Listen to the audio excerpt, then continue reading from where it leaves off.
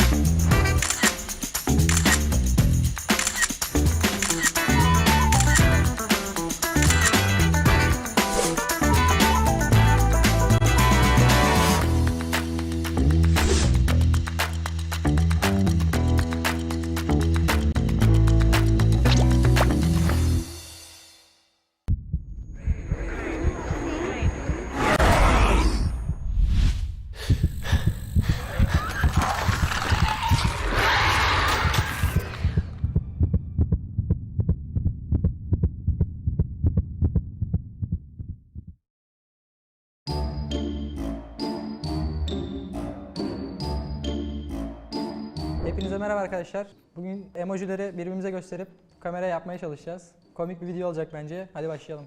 Evet, şimdi bunu Uygar'a göstereceğim ve ben bunu yapacağım Uygar. Sen ne yapacaksın bakalım? Tamam, yap bakalım.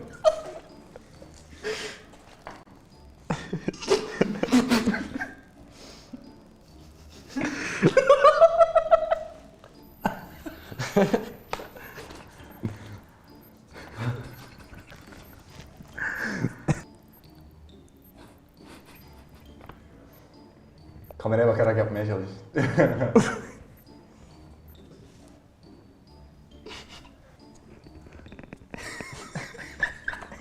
Hadi yap bakalım. Oğlum bu nasıl bir hareket kanka? Hadi bir daha yap, bir daha.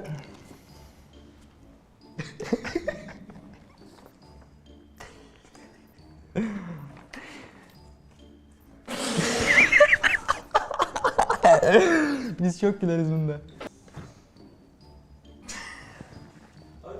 Benim her zamanki attığım emoji zaten.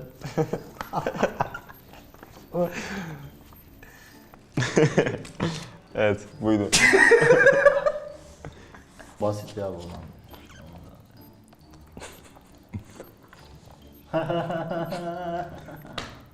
Oğlum bunun da aynısını yapasın var ki.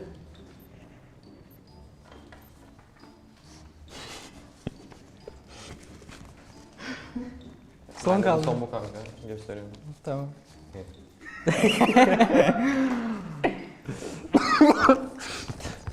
My emoji was this one. Tam benlik poz bu. Tamam. Tam benlik. Direkt sen yaptın ya. Bak.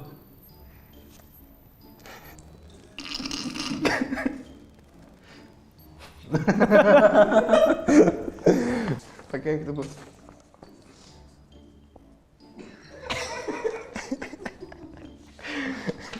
Tamam. Tamam bu normal ya. Yap çabuk yap.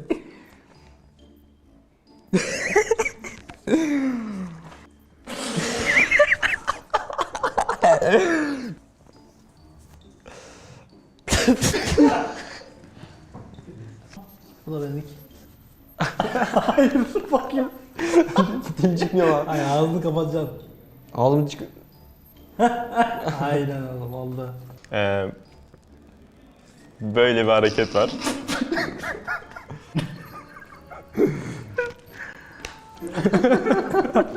Köpek gibi. Şu an sıra sende. Dil çıkaracağım sadece. Snapchat'te köpek efekti vardı Çok ya. zormuş.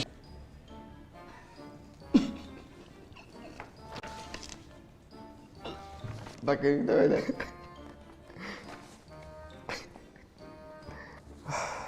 Çok kötü.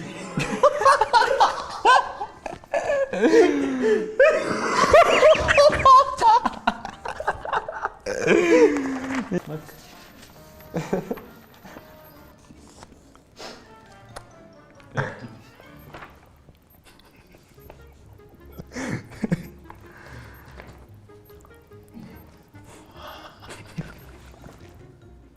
Oo yapsana. Kameraya kapat. Oğlum böyle yayınlanmasın ya. Oğlum bana çok güzel bir şey geldi.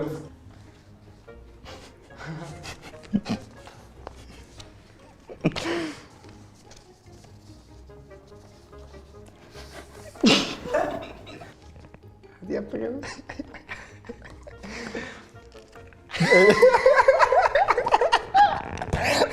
Fark edip seyircilere de gösteriyor onu yaparken.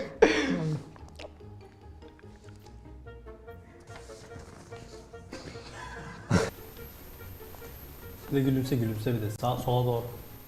Şöyle. Evet, sen nasıl yapacaksın? Yaptım.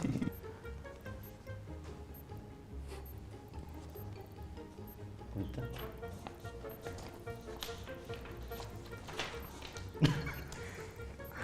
Ağzını boş mu açayım? Bileyim direkt. Kanka tam o şey ya. Yani Şimdi Caddebostan şey ya. Gülümse biraz. Tamam oldu.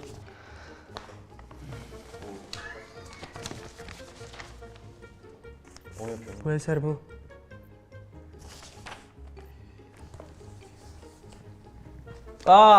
Şun.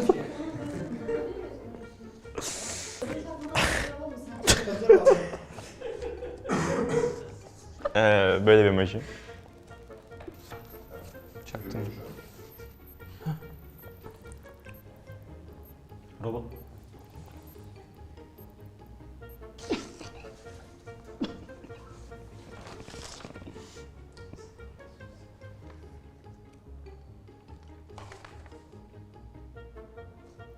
Bu var.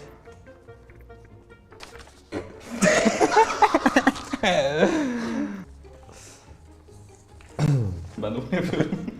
Yap. Oğlum hepsi gülmeyle alakalı ki gelmiş buna. Hepsi gülmeyle alakalı. Onu nasıl yapacağım? 32 diş. Bu gösteriyor. Tam sensin işte o. Yani böyle. kanka bununki basit.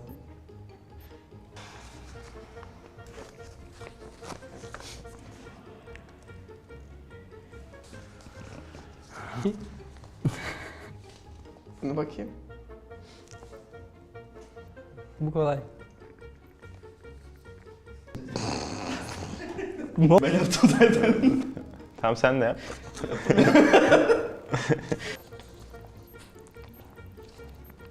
Şuna bak. Bunu nasıl yapacaksın? İlkin oldu şu an. Yaptım.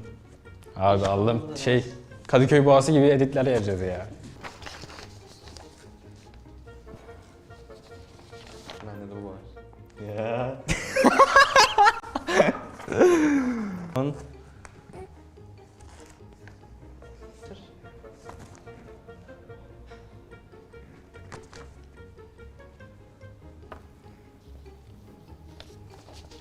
Takayı da böyle. Oo, aynen. Hah. Gülme. Güleceksin abi bunda. Hayır gülme oğlum. Gülme. Oğlum çok zorlanacaksın ama onu yaparken. Kanka bunu nasıl yapacağım ya? Çok zor ya. Oğlum kaşın gözükmüyor ki, şöyle kaldır bari. İyice gördün. Gördüm.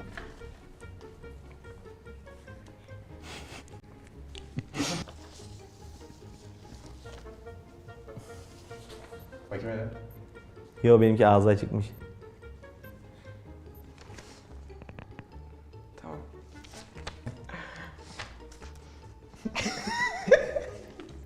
Bu kolay.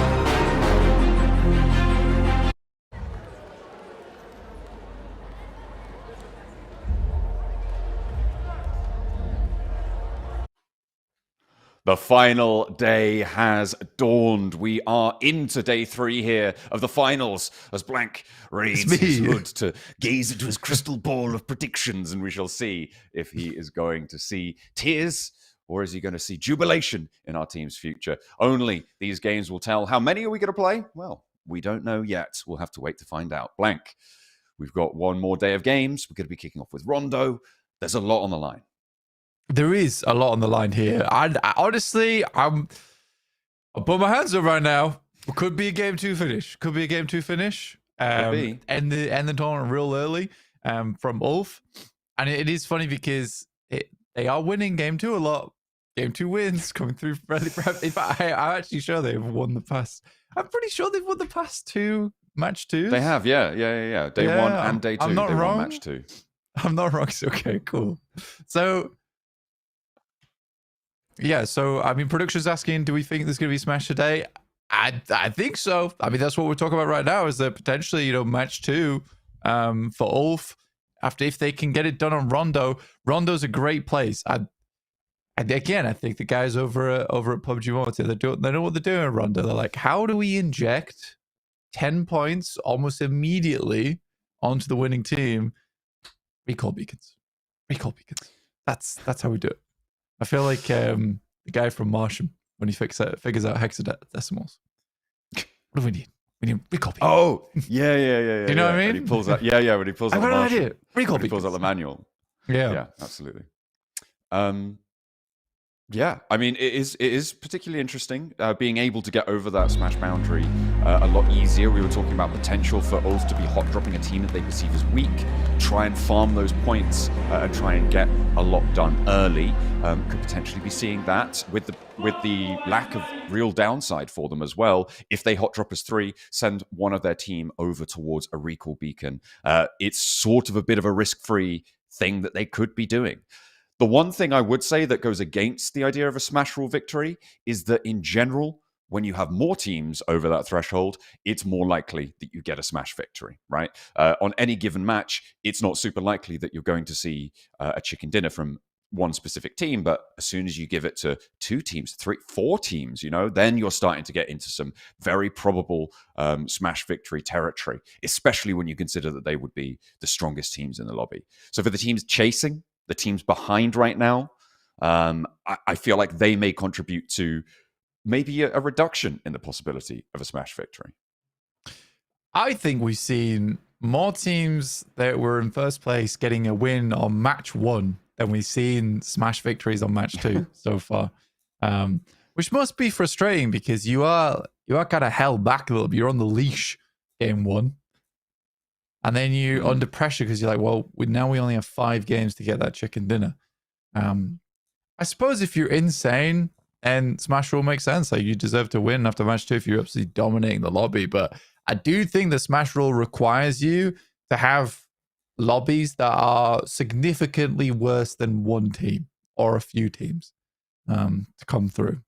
Then again, I could be totally wrong here. ULF could come out swinging. They've done enough so far. Right, I think it was 134, which is the smash rule target, which is almost 40 some points ahead of second place. Very difficult for anyone to get into smash ruling. I think it's likely going to be around about match 4 or 5 if anyone makes it. In which case, you only have match 5 to make it happen. For Regnum Carya, they're typically quite a slow team as well, John, where they don't go for like these Hail Mary games with the massive elim counts. They are very much going for consistency, placement points, maybe 7 or 8 elims per game.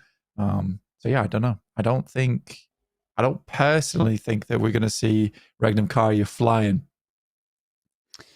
But we may still see them flying to the gauntlet in the end of it all. They don't need to win, of course, to be getting one of those spots. I think that would be certainly something that we'll have to consider. I still haven't got clarification on how the points qualification spots get transferred down. I am definitely going to have to double check that. for now, the main chase that is happening in my mind is the TheNoisyBoys still hounding down the Boars. On 105, the Boars got in the spring finals and obviously didn't qualify from the knockout stages to this fall finals, which means that the TheNoisyBoys have a chance to catch up here, but they would need 64 points today in order to make up that difference and draw level. Yeah, but not really. And at this point, no. I think you're right. I think that assessment is fair. They've had one good game, and that was a military circle where literally no one else had a look in. They were on observatory. Everyone tried to cross, and it went badly. But They were donezoed. that's the only good game they've had. They haven't really showed initiative in other spots. It is sad. It is sad for the TheNoisyBoys. But again, I think that we have a lot of teams here who are good at surviving, not great at thriving. I think that's the way I describe this finals right now, where you had the likes of XSLAY, who we absolutely do not think are going to win, but they are making it happen towards the bottom of the lobby. In the meantime, we're going to head to the stage with Sandstorm as well as Bill. The void expands, echo drips.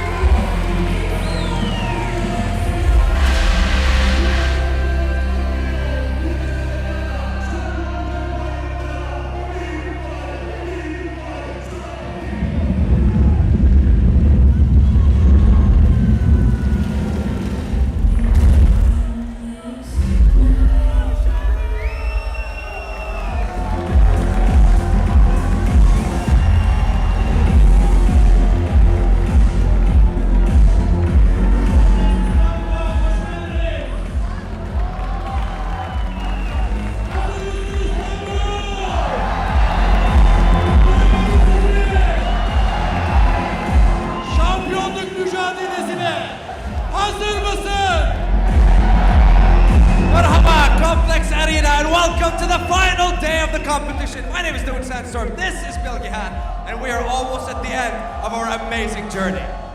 Davut'la birlikte sizlere bütün heyecanı yansıtacağız. Yer yerinden oynayacak.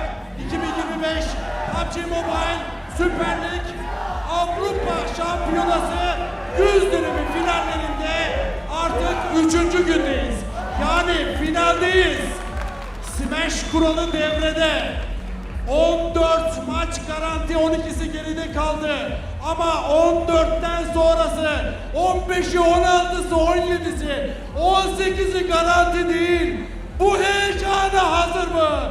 Bu salon, takımlar bu heyecana hazır mı?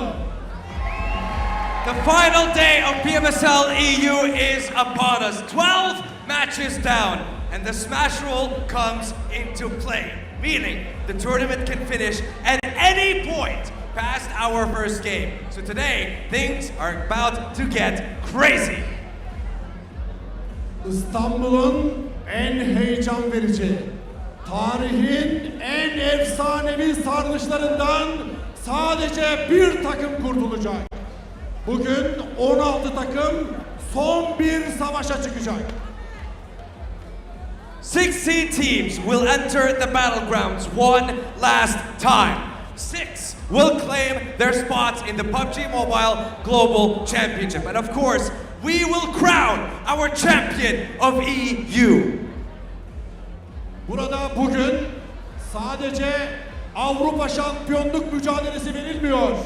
Aynı zamanda Dünya Şampiyonası'na altın bilet kazanabilmek için de olağanüstü bir mücadele söz konusu. Ve 200.000 dolarlık ödül havuzu olağanüstü. History is written by the victors, and to the victor goes the spoils, the lion's share of the $200,000. And now it's time to bring out our gladiators one last time to this arena. Istanbul, are you ready?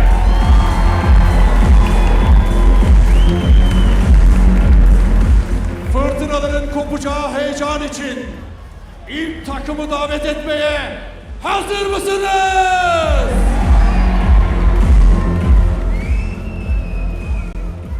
Rakiplerinin tek duyduğu şey boğanın ayak sesleri. You mess with the bull and you get the horns. And here comes the bull, Fenerbahçe Esports!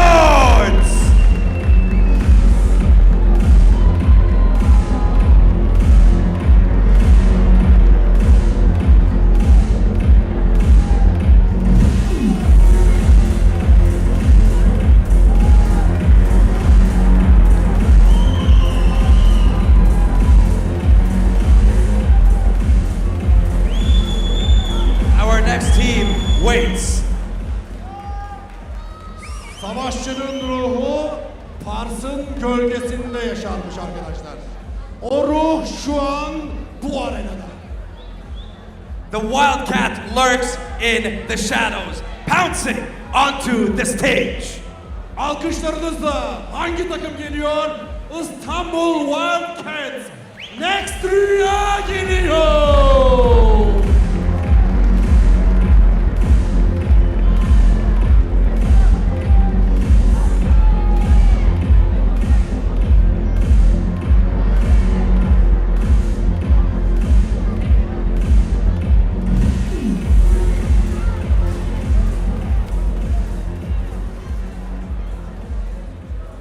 Sessiz, sakin ama çok iddialı. XSLAY herkesi bir kez daha şaşırtmaya geliyor. They slayed to get to PMSL, and now they're ready to slay their way to PMGC. XSLAY Esports!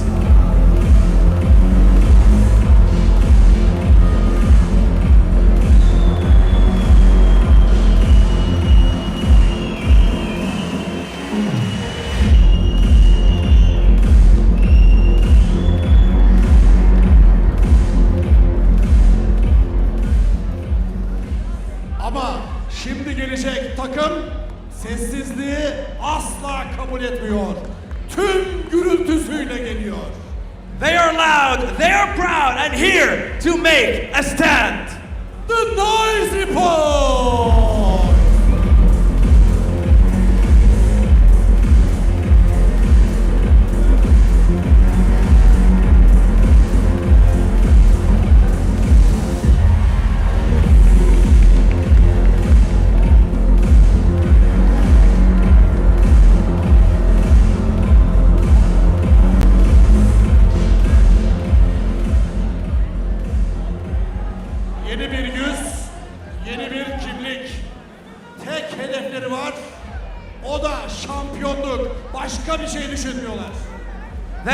the Alpha and the Omega, with eyes set on the trophy, ULF Esports!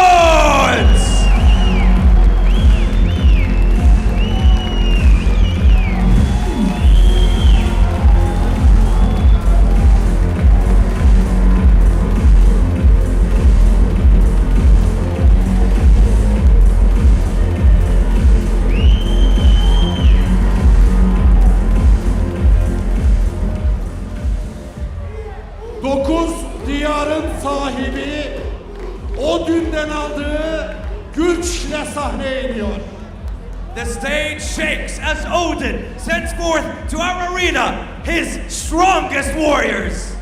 Asgard Esports geliyor.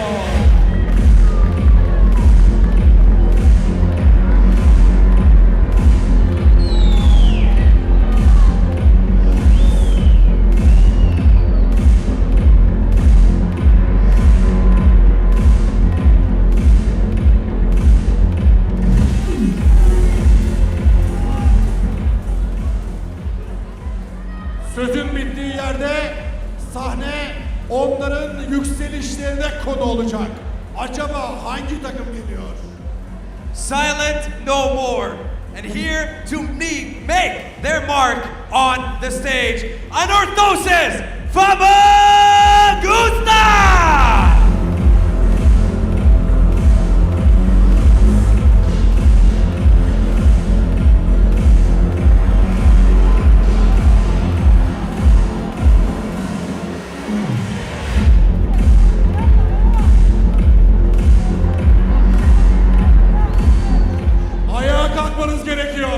Ayağa kalkmanız gerekiyor.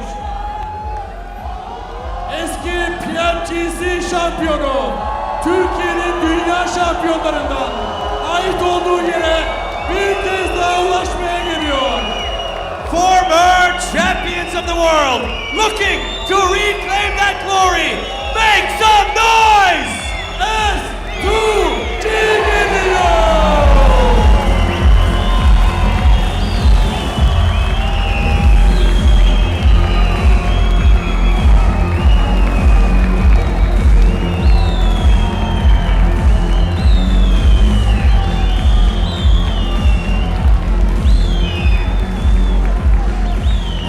Kalmaya devam edin. Son şampiyon geliyor.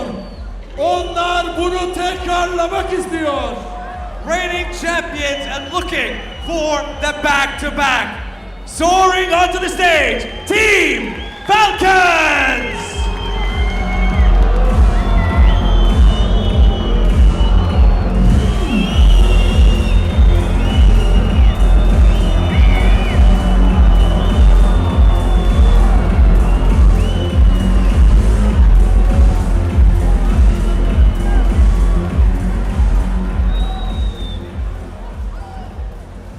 Mücadeleleri bir mesajdı.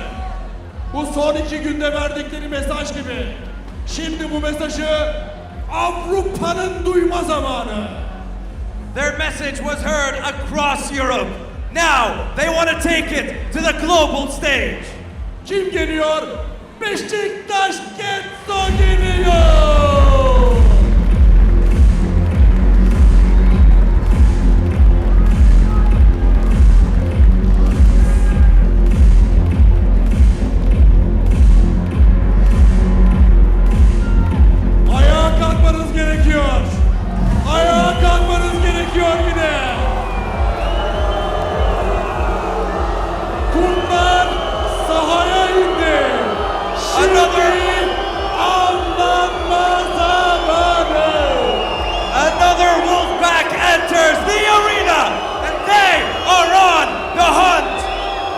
Carya Esports!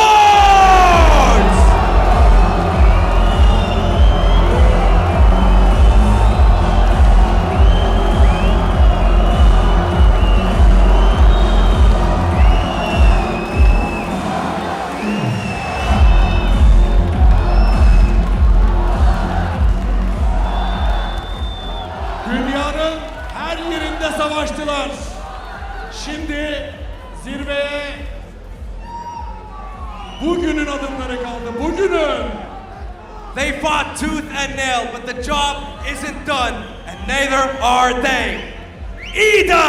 Esports!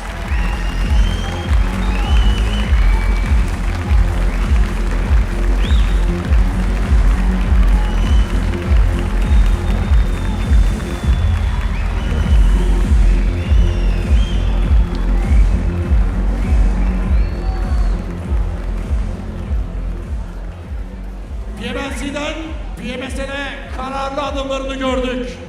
Şimdi onlar destan yazma amacındalar. Kim geliyor? From PMNC to PMSL, a few more steps, and they're on the global stage. Jetgo Esports!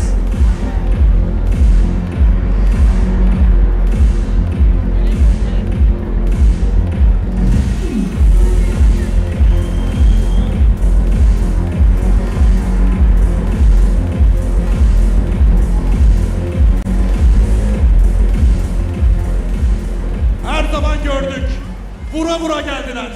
Şimdi bu sahnede de kupanın peşindeler. They dominated the league stage and their hunt for the trophy continues. Bayanlar baylar alkışlarınızla Papara SuperMassive geliyor.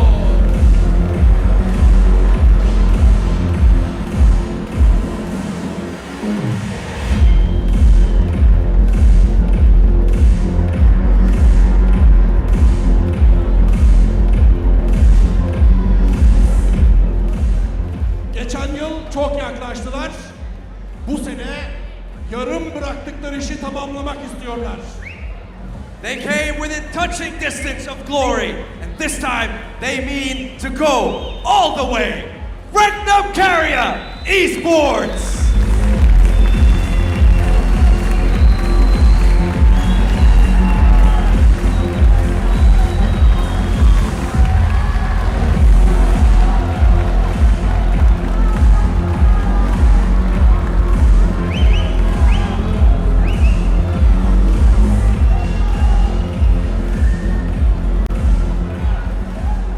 Gençlerle yenilendiler. Şimdi bugünden, dünden ve cuma gününden itibaren küllerinden doğmak istediler. Renewed with youth, and it's their time to rise from the ashes. Papara Esports!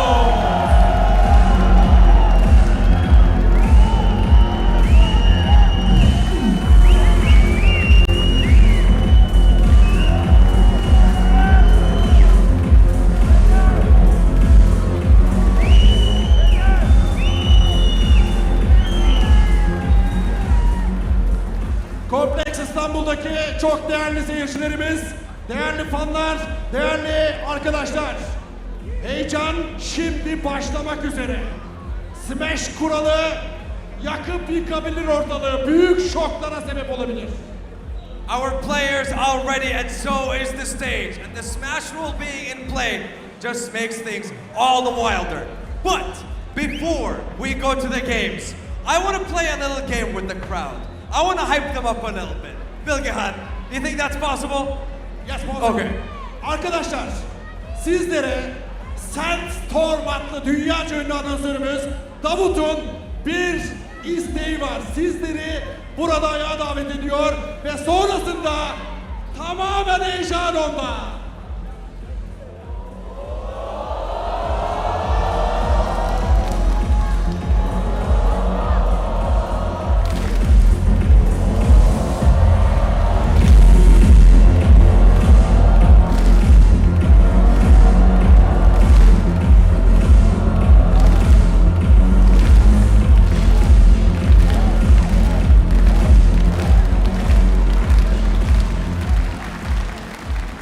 Şampiyon bugün belli oluyor. Bu muhteşem kupanın sahibi birazdan belli olacak arkadaşlar. Smash kuralıyla birlikte heyecan dorukta. Analiz masasında çok değerli arkadaşlarım Gökhan, Yargıç, Tony ve Tankut Hoca var. Sözü onlara bırakalım. Davut. The games are ready, so are we, and so are the players. So on to the analysts we go.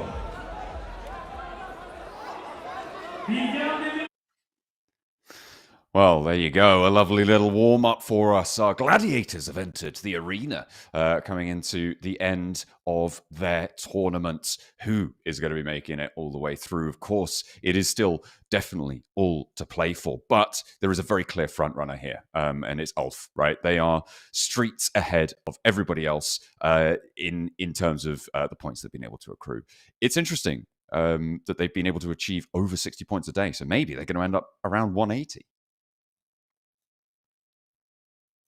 It would be a pretty ridiculous margin to get up towards 180. But I think that overall, what I'm looking at the moment is that for ULF, they might not end on 180 because they might just end the day early. And that's all we're really thinking about today is just ULF ending the day early, which they certainly could do. It's a massive possibility for them to make it happen. In just a few short games, even maybe a couple. But it all starts here on Rondo, which will be the final Rondo we'll be playing of the entirety of PMSL EU this year. Just making it a little bit more grander there. But I think for at least ULF, this is certainly their opportunity to get 10 points. And I'll be saying this a lot here, and knowing our luck, ULF will not reach the 10-point margin. I don't believe. I think that it's one of those things where you get into the first match of the day, you know you have a target to set, and teams, I think, really do crumble underneath the pressure of it a lot of times, actually. Yeah, it's always difficult to achieve those targets as they get set for you. Of course, all setting that target, 134. I was just crunching some numbers there. Regnum Carya, if you extrapolate just sort of fairly naively, sure, but if you just extrapolate their points earnings over the last 2 days, you sort of expect them to be on 130, I think it's 130, around 136 points at the end of today, which is just over that smash boundary, which, I mean, just goes to show you how unlikely it is that anybody other than ULF can get that smash victory. We are going to take a look at the smash ruling specifically. Of course, we've been talking a lot about it. Over the last 2 days, ULF have earned 124 points. That means we add 10 to that score, and that will end up as 134, which will set our smash score target. Now, if any team in the lobby hits that target, so if they get 134 or more after they've been able to achieve that target, if they then subsequently in the next games get a chicken dinner, they will be champions. It doesn't matter if there's more points on the board than you. It doesn't matter if there's more chicken dinners on the board than you. That's the only one that counts if you're able to do it, and it will be a smash victory. Falcons did it last season. ULF with a big opportunity to do it this season.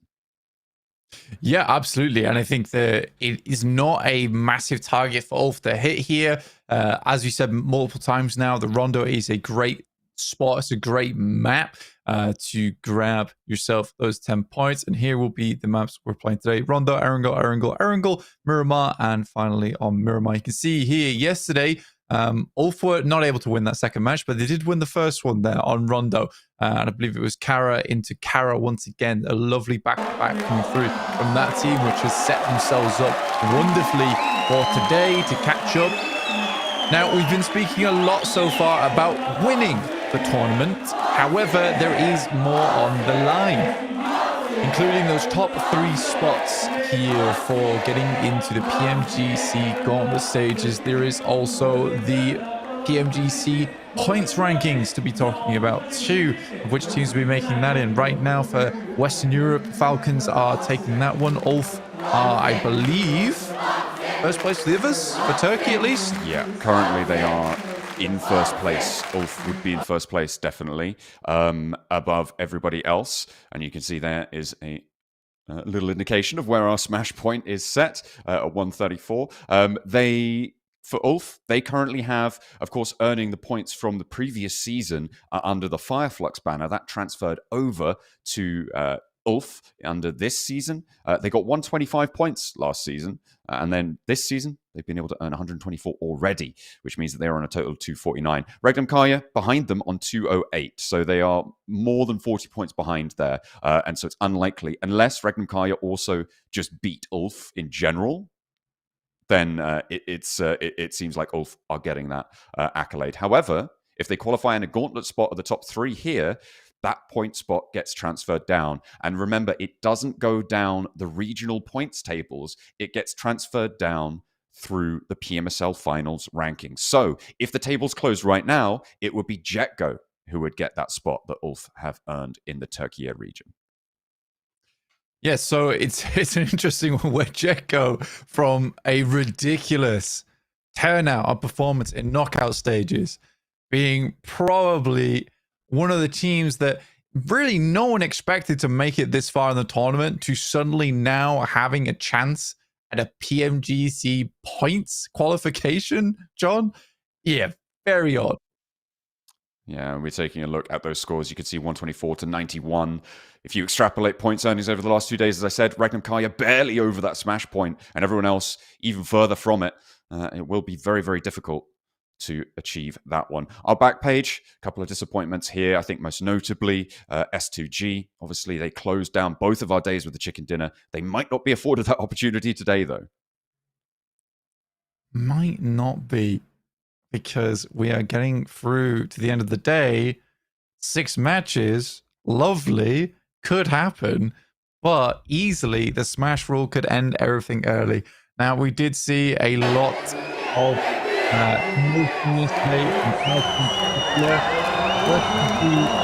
you have a step up at the beginning of the day today. I mentioned even after day 1 concluded that momentum might drag them through into day 2. It did not. It absolutely did not. They waited and waited and waited till match 6 on Miramar to pull something out once again. And it is a struggle when right now S2G's map history is Miramar being their most profitable map. Might not be coming around with it being at those final portions of the day. Yeah, it's always a little bit of a risk. But as I said before, the fewer teams in the smash point zone, the fewer teams in that smash zone, the less likely it is in general that you see a smash victory. Which means that if I was a betting man, I'd be saying we're going full 6 today. I think you'd be right in saying that. I think statistically overall it has been just multiple games, multiple tournaments where we have not seen that smash ruling, and especially with the amount of very, very strong teams here at PMSL EU, it is hard to say that any one team can dominate above the rest. I mean, ULF has been doing very well, but all things considered, still only 2 chicken dinners over the 12 matches. They're likely to get 1 today if stats are anything to go by, but sometimes they just are not when it comes down to all this pressure on the final day.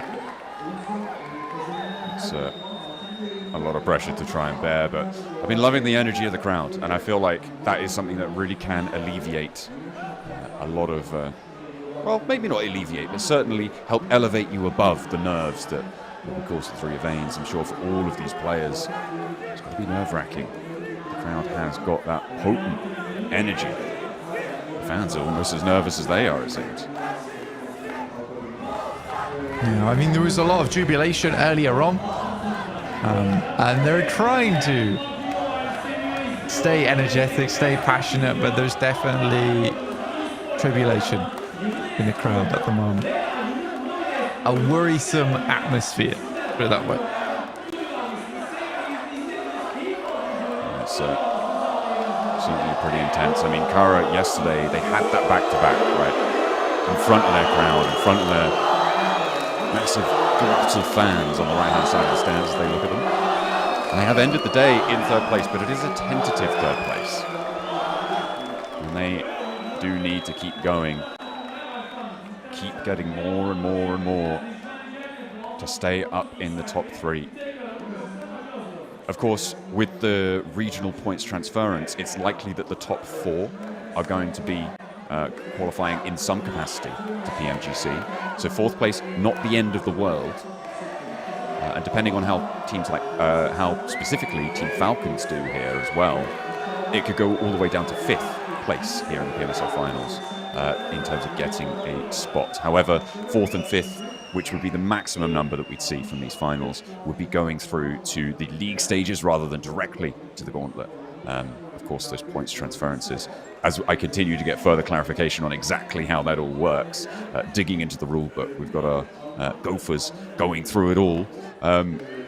That would be the maximum that we could see. So down to 5th, maybe. 4th, looking pretty likely, given that ULF will probably win Turkish region points.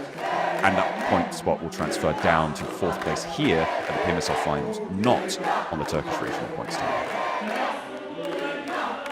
We'll check back on with that. We'll check back in with all of that at the end of the day. When things do settle and the dust sets itself on the ground. See Sandstorm down there on his phone. Oh, he's distracted. He's planning his next trophy heist, you know? He is, yeah. Got a very important bit of business. The venue layout. Unlock. We are just waiting for the first game to get started. I can see 64 players in lobby. I see a match lobby actually appearing on our screen. We're currently in the loading screen right now. As our bandpan security system gets prepared and ready to go. You'd hope none of these players are cheating. Nah, they shouldn't be. They've been watched like a hawk as well by our referees. No foul play to be seen. Of course, our first map up is Rondo, and we covered it a little bit, Blank, but this is a big opening. Do you know what I would do? If I was going to cheat, which I would never do. Yeah. If I was going to cheat, I would bring in a very subtle and small water gun. Okay. And I would just spray my opponents at random intervals. Okay. No one would ever know who it was. Help! What's going on there? And then they would go down. Glasses, and like tap it and it goes. Wow. That would be good, right? Not enough water for it to be like I'm being sprayed by a water gun, but enough water for it to be distracting. Well, they all think you're gonna cheat by, you know, aim hacks, wall hacks. I'm just gonna get physical. Yeah. Not in terms of I'm gonna beat anyone up, but you know, I'm gonna get the water gun up. Don't influence the game, influence the player. I yeah, like it. exactly. You know, don't play the game, No. play the player. It's a valid strategy when thinking in terms of game theory, doing reasonable and legal operations as well.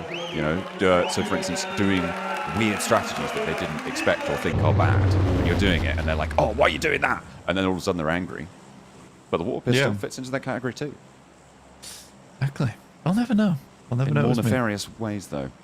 As we kick off our first match, Rondo, of course, with the recall system, a big points earning potential for all of our teams. They do need to make the most of it because this day could end at any moment. We'll see if ULF are going to be able to get the 10 that they need to cross that smash point threshold. That's exactly what we'll be looking out for during the entirety of this game. There will be nothing else really on our minds until, you know, maybe something spectacular happens. But up until that point, we'll be fairly focused on that. S2G dropping down towards Jadena City. Alongside with Carya getting out early. XSLAY pulling the old XSLAY Classic. Heading up towards Hime Town and the northeast side of the map in general. That's where they tend to like to play. Keep one player up here. Send 3 scouts out to get some points underway. See here, though, S2G dropping very close to Fenerbahçe. And I think that this will probably be the proving grounds for me, for S2G. Over many, many games of Rondo so far, they have been terrible in the early game. Kalsi and Hamzi G both going down very, very early.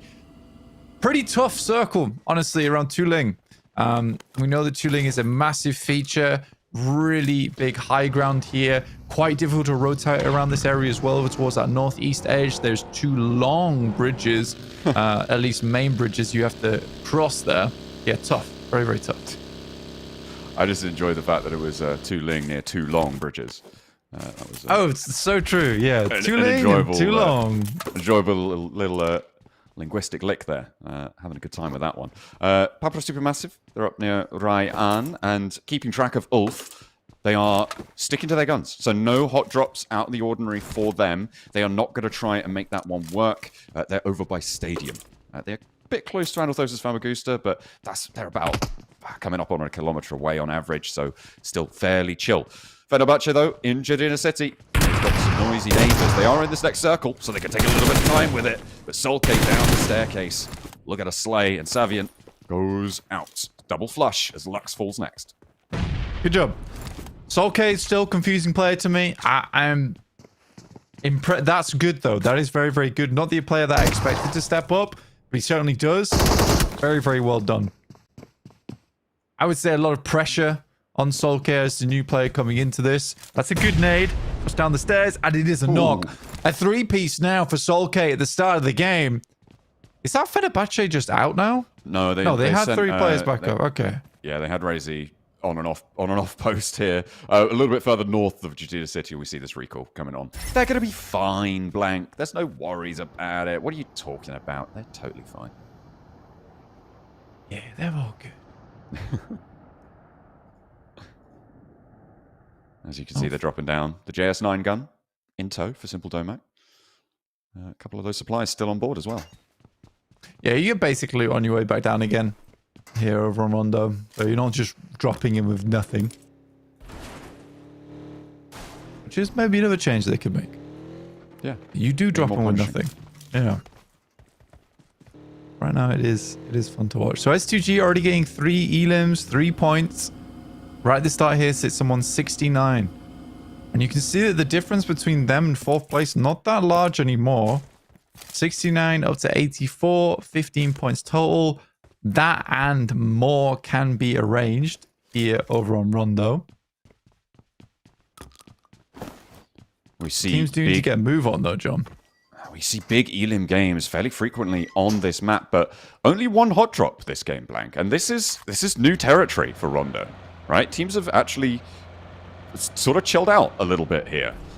Which is curious. You know, we normally see at least 3 or 4 different hot drop situations, but we've only seen the one with S2G and Fenerbahçe.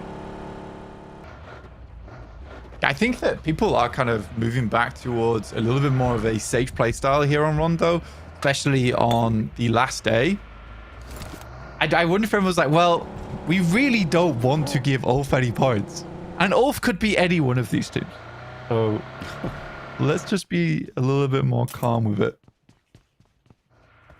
But again, like, we've seen 30-point games. We've seen 27-point games here on Rondo. For a team in 8th place, a 30-point game would put you in 2nd.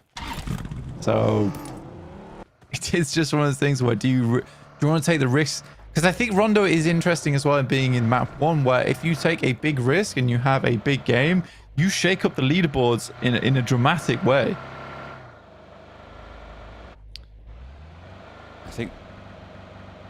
I mean, it's so dynamic here in the middle of the tables as well.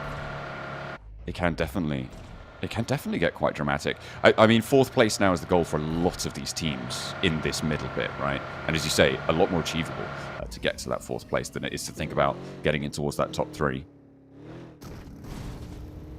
Although for IWNRX, I think even then it might be unthinkable. Especially when you're bisected by the roof of the car. Yeah. For a short while. Yeah, for IWNRX, it is... I think it's too late for that team. Yeah. They gotta go a little. They gotta do something insane to catch up. But I am somewhat counting out now teams like XSLAY, IWNRX, and TMB from getting that 3rd place spot today. Yeah, it's going to be very difficult. As I said, the only way that TNB could make their points totals is by getting up to over 105 points, which, as I said, needs 64 points today. That would put them probably actually in with a shot of just being way up the tables anyway. Not necessarily up towards 3rd or 4th. So, yeah, I think on both counts, it may be time to count them out. unfortunately, because they had a really, really abysmal day yesterday. It has to be said, they just kept getting shut out. Yeah, it's like, it's one of those things where mathematically, absolutely, is it possible for TMB to get into the top 3? Yes. But you have to also go by like their gameplay and what we've actually seen from them in the past. And what we've seen from them in the past is not great. Yes, it's not been ideal. It has really not been. As you see, what more can ULF do? They have yet to get a point on board. Ketch actually took a little bit of damage there, and they're diverting away from, I think that was IWNRX on their north side, as they rotate towards the cherry blossoms through the valleys. Down to Ling. Carya taking shots out their way as well. Taking a little spike out that direction. Carya, I think, is probably one of the more interesting teams in this scenario, right? Looking to challenge for a gauntlet spot directly. And they've had some really blast out games. We'll see if they could do that before the day ends. Back-to-back chicken dinners yesterday was very impressive. And again, for Carya, but that's the thing, is that even if they had back-to-back chicken dinners over on Erangel and the smash point doesn't change, you're still not making it, are you, really? It'd have to be... Yeah, you would make it to the smash point ruling on game 3. Unless they have a crazy game here, of course. Oh, that's true. That is true. I'd love to talk about the map right now, but my cat is in the way. Okay, well, I can tell you, there's a big south shift on this circle, and ULF have just managed to get a very central ridgeline. The S2G position on the east side of it, a big old mound to the southwest of Jadina City, just over the river, is going to be nice and powerful, but who's going to contest for it? ULF actually going further, and I mean, fair enough. They don't want to receive all of these teams moving in from that northwest side. I think teams will be glad that it's moving away from Tulane, right, on that plateau, but there is still a recall beacon there for the next couple of minutes at least, so maybe someone will try and prioritize that. But for now, this is the calmest we've ever seen Rondo be. Yeah, I think everyone really does not want to go out early. Everyone's gunning for that like 18-point game, aren't they? That's the thing. Everyone knows that it is certainly possible. But it's crazy to me that ULF makes this rotation. They get to a very outstanding place on the map. Good high ground around them. S2G, the team that's close to them, and S2G, I don't know how much of a threat they are going to be to ULF in the future. But give ULF and Scarface some high ground, you're good to go. Could be. The TheNoisyBoys currently rotating actually all the way out to the east, though, on this one. Playing Jadina City. It looks like they're going to come through late. S2G are aware that this is a possibility. And they are still backguarding that, so it could be a threat to ULF if they aren't aware of it. We'll have to wait and see. But the pop-offs are starting to come through. Regnum Carya actually over towards Ida, who are down to... Is that one player? No, 2 players active? Or is it 3 and they're just on slivers of HP? Now, I think that Ida are in a really rough spot here. In fact, I know that they are. Regnum Carya have control of the Tuling recall beacon as well. There is a lot of teams over towards the west side. Very, very difficult to make happen. But you're right, Ida slowly getting peeled apart here by Regnum Carya, who are reluctant to leave that north position. If Regnum Carya can get some good points on this game, they'll be quite happy, because I think that for Regnum Carya, a lot of times Rondo goes by and then they play catch up after that, right?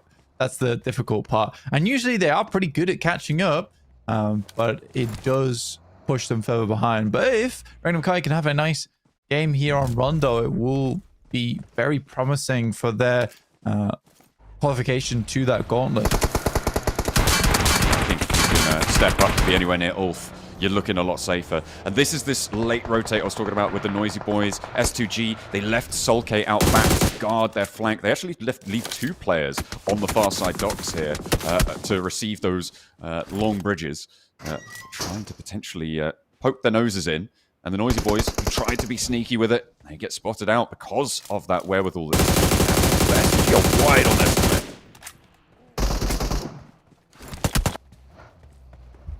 TMB. They're down. Goodness me, what a shift on the circle that is over towards the northwest side. think Regnum Carya will be able to get a lot done with that one. XSLAY coming through on the northeast, as we know they usually do. In the meantime, Fenerbahçe been taken down. ULF is on our screens. Scarface knocked. No. Not likely getting a res here, though. Eren down as well. Ketch and Solus now looking for the fight, but with Eren down, with Scarface down, these are the two heavy hitters on the team. The rest of them, sure, they're potent. What can they do here to pull themselves back up? There are still recall beacons available, not for long though. And into the vehicle, Ketch goes. Yeah, I think this might be a recall situation, because ULF may have been denied their 10-point opener. Yeah, ULF actually has to dip out. And Fenerbahçe will get away with it after holding them. They will have to go for the recall beacon, as you say. Damage on the approach towards it. There's so many teams at stage 3 that should have really good control over these beacons. You sort of really can't afford to have just one player going out there to pick it up. Most of these locations are picked up. I mean, S2G's spot down on the southeast side, probably one of the few last remaining areas that's safe to go for. ULF just has to hope that by the time they get to it, S2G's already left. 0 points so far, John. I'm looking no at... game 2 smash. I'm looking... Well, hang on a minute, because I'm looking at Ketch. He's getting to a beacon. They can survive in the stage 3 zone in the parachutes. They can potentially still make this one happen. There's the recall. And they're coming back in. Blank. All 4 of them are there. You can see they're dashing through. It's not going to tick super hard. This is a big pickup. The question is, where do they fall? Where do they drop? Do they have the vehicles? Because they're all going to be in one at this stage, Blank. They're not going to have the mobility that they would have wanted to. But they have still got a little bit of leeway to be given. I think they were very lucky that S2G left when they did. But yeah, I think for... honestly, the boys over on ULF, they've got really no loot to work with. They're playing with JS9s. They sort of need a close quarters engagement to make this happen. I just think that even though they have 4 players, it's likely that going forward, they're not going to have huge amount of firepower on side. They would have to backstab some teams to make this work. Side, the next circle goes to the bay. Look at Regnum Carya's position. Blank, we're talking about them having a good game here. With the high ground that they've got, they've still got control of a recall beacon for the next few minutes. It's really not that long now anymore, though. And there go... Ooh, no. The Noisy Boys popping up with Eren. But Regnum Carya could be chasing this one nice and heavily. As well. They can't go back for another recall. There's really nothing doing. They're playing on the 3 now. I think it might be game over right now for ULF. I don't think they're getting past TMB, who have just sat down the south side for so long, just have not moved, and they expected players to come from behind. Watching out for parachutes, I imagine, leaving ULF now just on the 2. Ketch is able to find Emre and finds another. Eliminates Ida by himself. Goodness me. Well played. All right. Okay. Fair enough. So there's 2 points for ULF. He's got a med kit as well. So he's going to go all the way up. Does lose Solus. And it is all up to Ketch. How many points can he earn here? That is the big question. Without a chicken dinner on 2 points, you cannot get 10. So he is going to need to earn more. Or get a chicken dinner solo. But I think that one's a lot less likely. I mean, for Ketch, what is it? What do you need? You'd need... If it was second place, he'd need 4 elims total. Yeah. Third place needs 5. That's a pretty tall order for Ketch. Frustratingly as well, the only recall beacon still in play is the one that's controlled by Regnum Carya in Tu Ling. Ah, what a rough start for ULF. Not the team I thought was going to be going down so early.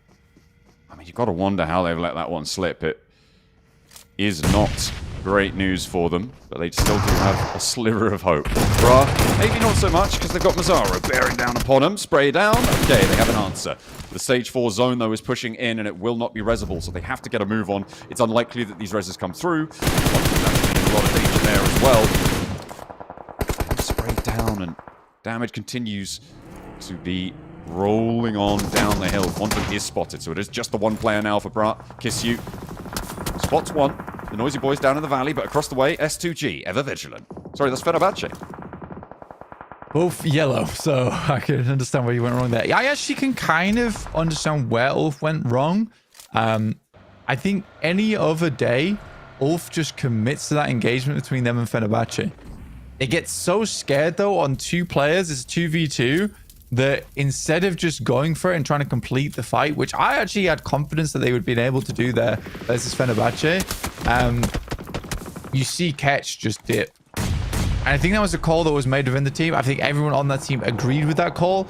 I personally think that that call was made in weakness. All right, well, the nerves are getting to him. The clash of the 2 yellow teams, though, atop this hill. S2G having a lot of nades sent down and a lot of red bars flashing up. This is brutal from Fenerbahçe. They lost the fight in Jadida, but they want revenge and they're going to get it. Goodness me, what a way to go. But S2G losing the majority of their players. They're playing as 1 now, Blank. That nade was ginormous. S2G getting cut to bits. I mean, they were able to get 6 elims on the game, but that's all it will be. Regnum Carya looking likely to earn the win off the back of this one as XSLAY starts to take a lot of damage, almost immediately getting cut apart. Beşiktaş are on their western side. Luckily, for Ketch, the circle does come down towards the south. You can continue to play alongside the road here. That little bit of a glimmer of maybe, but it would be really something special to pull 10 points out of this game. On the southwest side, these 2 teams are going to have to leave from this position. Asgard scrapping with IWNRX. And IWNRX have been a little bit lackluster. Asgard had their moments, but can they make it happen here? Around the side, Pine finds 1, but it's traded off as they dip out for another. Then another shotgun shell lands as well. 2 players waging war. Forwards they go. As Real now the last standing in a 1 versus 1 with Swain up the top of the hill. Has a nade in hand. 2 in the pocket. Will look to put the first one around the side of the tree. Breaking out wide. Real gets into the line of fire and Swain just about clings on. But it's not all roses for them. They still only have 2 players and a long way to trudge. The blue zone pushing. It was almost some real steel in that moment, but not meant to be as he cracks under the pressure, the weight of that engagement between them and IWNRX. Swain goes down to 2 players on his team, is not able to pick his friendly teammate back up, leaving 2 prominent teams within the circle, Carya and Regnum Carya, and an outside chance in Falcons down on that south side. Did he just run them over? Yes. That'll do it. That'll work. Carya with the 1 elim so far. On the southwest edge, looking for the Falcons. They have been knocked, and again, these are the teams now really up against the blue zone, under the pressure of teams like Fenerbahçe, like Carya, trying to move in this area. The Falcons having a tough time. Beşiktaş as well, just been eliminated. A very tough time indeed. More placement points getting closer and closer for Ulf. Big game from Fenerbahçe. 9 elims after they will take down Ulf earlier on. There is 2 solos over towards the northeast side of Ketch in Jetgo Merciless, as well as I believe there's Hamzy G from S2G right now. I want to see him make this work.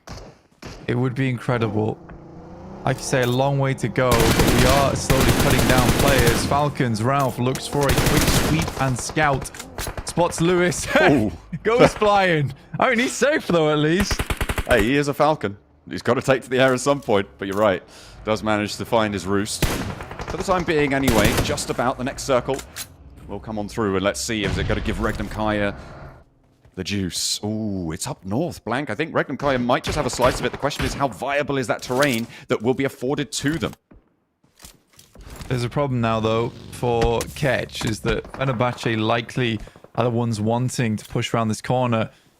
Hamzy G is spotted by Loxy, which likely means sooner or later Ketch is going to be visible by Regnum Carya also. He still has to find 3 more elims at minimum. That's for 3rd place. I mean, if he gets the chicken dinner, it's done there and then. But you know, That's not happening. be reasonable. Yeah. Be reasonable. Second place, even then, that's going to be very, very difficult. But would mean that he'd need 4 elims. So 3 elims would be safer. But we're talking about a solo surviving through for the next 5 teams. The position that he's in, though, I mean, it's not impossible. Good. I think the saving grace for Ketch right now is that Fenerbahçe is breathing down his neck. Eventually, though, Fenerbahçe has to pull Savian off that position to help with both Carya and the Falcons. Can't remain here forever. You see the nades start to pour in, and you see Savian start to back up this way, which leaves Ketch feeling a lot better about his prospects. Not now, though, because Regnum Carya, they spotted him. Catches in the Firefly, and dear Regnum me. Carya taking him down. Silas and Loxy both move forwards. They're getting across the river. They don't like playing on that northern side. And as this fight unfolds, Ulf will not cross that smash boundary. Not this game. Falcons scrapping it out over the hill. Carya wanting to try and take this opportunity to find position. And Regnum Carya all the while making waves on the north side, leaving themselves 2-2, but 7 elims blank. They're starting to turn up on the afterburners. 100%. I mean, they need a pretty massive game to get close enough. Yeah, that's not happening. But they can set themselves up well for Erangel. Coming up next, 8 elims so far. There's still, 11 more elims remaining in the lobby potential.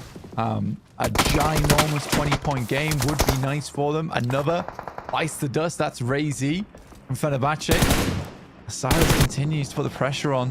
Merciless behind will happily sit this one out for as long as possible from Jetgo. Considering their 4th place. I mean, so the terrain that sits before Wild and Zedwolf is exactly why Silas and Loxy have done this, right? It's low, it's sloping terrain in front of them, completely open. So using that third-party opportunity when they knew there was fighting on the opposing hill to send 2 people directly across. This is heads-up gameplay from Silas. Again, he's really impressed on the rotates. So funny to me as well, where Regnum Carya, they're like, oh no guys, we're really weak at Rondo. We can't play this map. It's like day 3. You thought? Oh dear. Well, will the duo be able to hold off 4 Falcons? That's the question. They're rolling around the other side and actually isolating the fight with the duo. Could be dangerous. We'll see what Regnum Carya pull out here. Either way, they have really good backup. And the range is not that significant coming through from the other 2 players on Regnum Carya. Good thing that they did push down this way, though, because their circle does not help them in the slightest. Hey, over to Narvalo. Info for Silas. Really well found. Oh, the answer not quite complete, but is certainly going to bow his head a little bit. A nade over. And the first aid is getting popped here. Nades now, again, cooking for the Falcons. Trying to land on towards Silas, but the healing's coming through, and he's repositioned. Loxy falling a little bit further back. Playing a little bit more further away. What's Merciless going to be able to do here, though? Because there's the snake in the grass on the northeast side, playing in the water. That's frustrating. I mean, Loxy just switching weapons back and forth there. If I was Silas, I'd be quite frustrated because he was his fallback, right? Absolutely was the fallback for him. Silas likely will get shut down here. He's desperately crawling up towards that top side, but the rest of the team's calling for Loxy to move across. I don't know how Silas is still alive. I think Falcons are very worried to crest this ridge. Good nade should be the end of Lewis there, and it is. Silas has a little bit of smoke cover that was launched earlier, but I'm assuming that's going to be burnt away fairly soon. Carya just getting bled out here. And this is unfortunate because Jetgo is still alive. And remember, this is the fight for 3rd and 4th place. For Carya, currently in 3rd, but if Jetgo are able to outlast them, maybe get an elim or 2, they could jump up into that 3rd place. And the Falcons as well. I mean, they're very likely to be already in with the points, with a regional points qualification spot, but we'll have to get a gauntlet direct. And out they go. 3 players now remaining as Ralph did get flushed away. Narvalo, though, not so lucky. He's been spotted by Zedwolf and flushed too. Regnum Carya are on a tear. Blank, they really want that smash boundary. I mean, they're getting very close to it. And Marso goes down to Regnum Carya. Stolen away once again. Now just 2 Falcons remaining. Have they still not res Silas? Like, come on, guys. He's ready to go. Get my boy back up. Get him back in the fight. He has held on for so long. And if they're confident just to finish it. No, they get him up. They get him up. No, he's dead. He's out. Is he actually? Yeah. They'll just let him bleed dry. Oh my! Why? Well, either way, it's merciless still. In the water. On a solo gameplay. And I don't think Regnum Carya know about it. They've moved across this open ground before. They think they've scouted it. I wonder what impact this could have. The Falcons could be able to snatch this away with a little assist from the 4th place team. Yeah, to be fair, if Regnum Carya want to have like a big push... Ooh. Oh, he knows. Yeah, Okay. I think Wild knows, yeah. If Regnum Carya want to have a big push going into the last couple of matches, yeah, and gone under. Snatching a breath while he can, but yeah, I feel like denying the point here. I mean, it's reasonable. And he will go down, so no more snake in the grass, and Regnum Carya can fully unleash their presence to be felt by the Falcons atop the hill. Yeah, if they want to make that big push towards the middle of the day, yeah, Regnum Carya needs the chicken dinner on this one. Those extra 4 points might feel quite minimal, but they're a lot in the long run. Especially if you're trying to streak out to get yourself into Smash ruling early, which they are, by the way. They were 43 points behind at the start of this match. With both of these elims and a chicken dinner, that would give them 28 of those points blank. That would leave them on 15 more points needed and only 5 points behind. Well, actually a little bit more than 5 points behind now, behind ULF. But what it would do is make them feel very safe in the top 3. Regnum Carya. We'll just wait this one out. No reason to cause any panic. They know that they can just wait for Falcons to have to move down. They're all out of utility as well. This would be a pretty miraculous turnaround. And I would blame it on the fact that they didn't pick Salas back up again. Falcons having to move forwards. They've got all that deployable cover to finagle their way around and hopefully find an opening for Redox and Koa. Navalo and Ralph have done the work so far with 1 and 3 elims. But now it's up to them.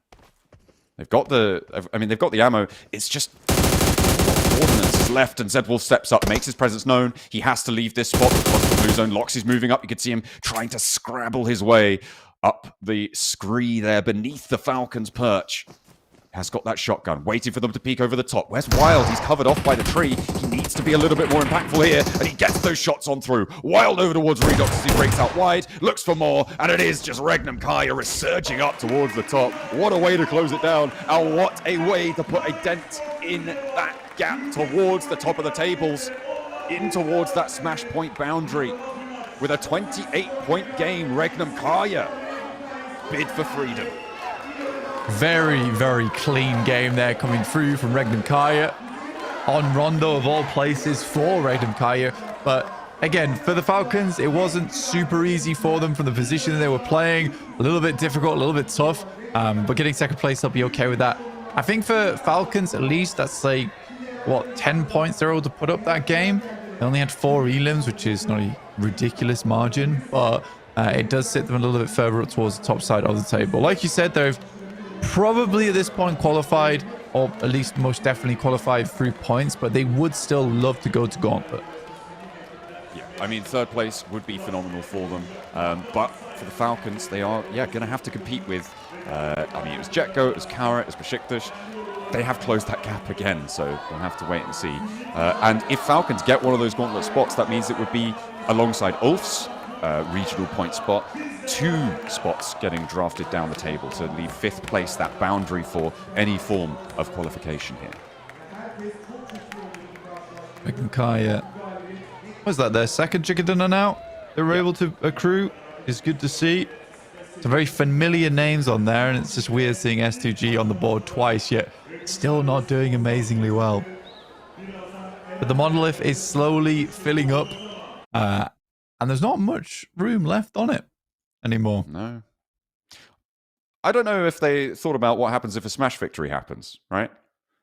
Because there'll just be empty slots. There will be empty slots. Yeah. But you have to, maybe you could just like put their team their team logo all the way through. Or maybe they've got like a special little smash win placard that goes in the empty spots. Yeah. That'd be probably What the happens best solution. to all the money that you would earn for chicken dinners as well? The $250 per chicken dinner. Who gets that? Well, you didn't get it. You didn't earn a chicken dinner, so you don't get the bounty. Yeah, we're pocketing that one. That's for us now. That's going to pay for all the other casters. Yeah, that's In John. the show. That's the John and Blank Fund, right? That's It that's is, what yeah. happens to that. It's like So our tip- yeah, we need tip this jar. game, guys. We really need these games to end right now. So Regnum, Carya, ULF, just figure it out. Get 2 really strong games in a row. One of you win, and then then we'll have a Ideally. good time of it. The soonest now that we can have a Smash victory is in match 3, which would mean that 3 games would go unwon, leaving us $750 to split between us. What are you buying? Yeah. I mean, I might grab a singular AirPod. Just the one. Yeah, right now my right AirPod does not work. So So I'd quite like to There you go. replace that. That would be Okay. cool. And okay, fair enough. Yeah, that's probably within budget. We can put that on the expense. Yeah, I for think it's in budget, Yeah, 100%. But yeah, after that last game, sad that ULF didn't make it. Again, I think that I think the pressure got to them. Personally, I think it's absolutely reasonable to say the pressure got to them as well. Yeah, I really would have liked them to go for, and this was the only opportunity they had to go for it, was go for a hot drop, right? Go for a 3-player hot drop onto just anyone, really, and see what they could do. I mean, for instance, I think it was Bra in the midst of all that who were fighting a lot early. They got 10 points this game. But MVP, Zedwolf, at range, able to do so much work from across that valley, up on that high ground. They played in that position for so long. And they were brilliant on the assist going across the river for the forward duo. Yeah, I think for the guys on Regnum Carya, they're slowly utilizing this guy better and better every single game. Still kind of annoyed no one picked Silas up. Whatever. These things happen. But I think overall, 28 minutes and 29 survival time, very, very good for Zedwolf over the multiple games he's played. I'm pretty sure that game was like 30 minutes long, though. Anyway, Zedwolf with 967 damage. Zedwolf with 6 elims. 7 was here the 2 grenades got after that massive one he sent down towards S2G, which cut their game very short. Yeah, and they had a little bit of retribution found, of course, for their hot drop in Jadina City. But with the recall beacons, they were able to go back up as 4 and exact their revenge there and then. No waiting around for it. Yusuf, 361 meters. I felt like we might have seen a little bit of a longer elim coming on through, especially given that open valley, right? It could have been potentially a little bit longer range. But no, 361 is going to be there for Yusuf. 967 damage there for Zedwolf, crazy stuff. But Loxy not far behind with 5 eliminations of his own with 868 damage. It was all around a very, very good game.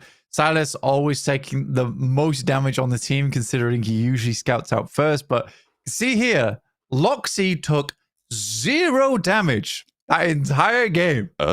You do not see that very often. Yeah, with I know. Silas. Wow. Pretty crazy. That's why Silas went down, by the way. He was trying to keep his perfect, flawless record. He was like, if I go anywhere near you, they're going to throw an aid and I'm going to take 5 damage and that's going to ruin my day. I wonder if that's the first time we've seen a 0 damage chicken dinner from a player before.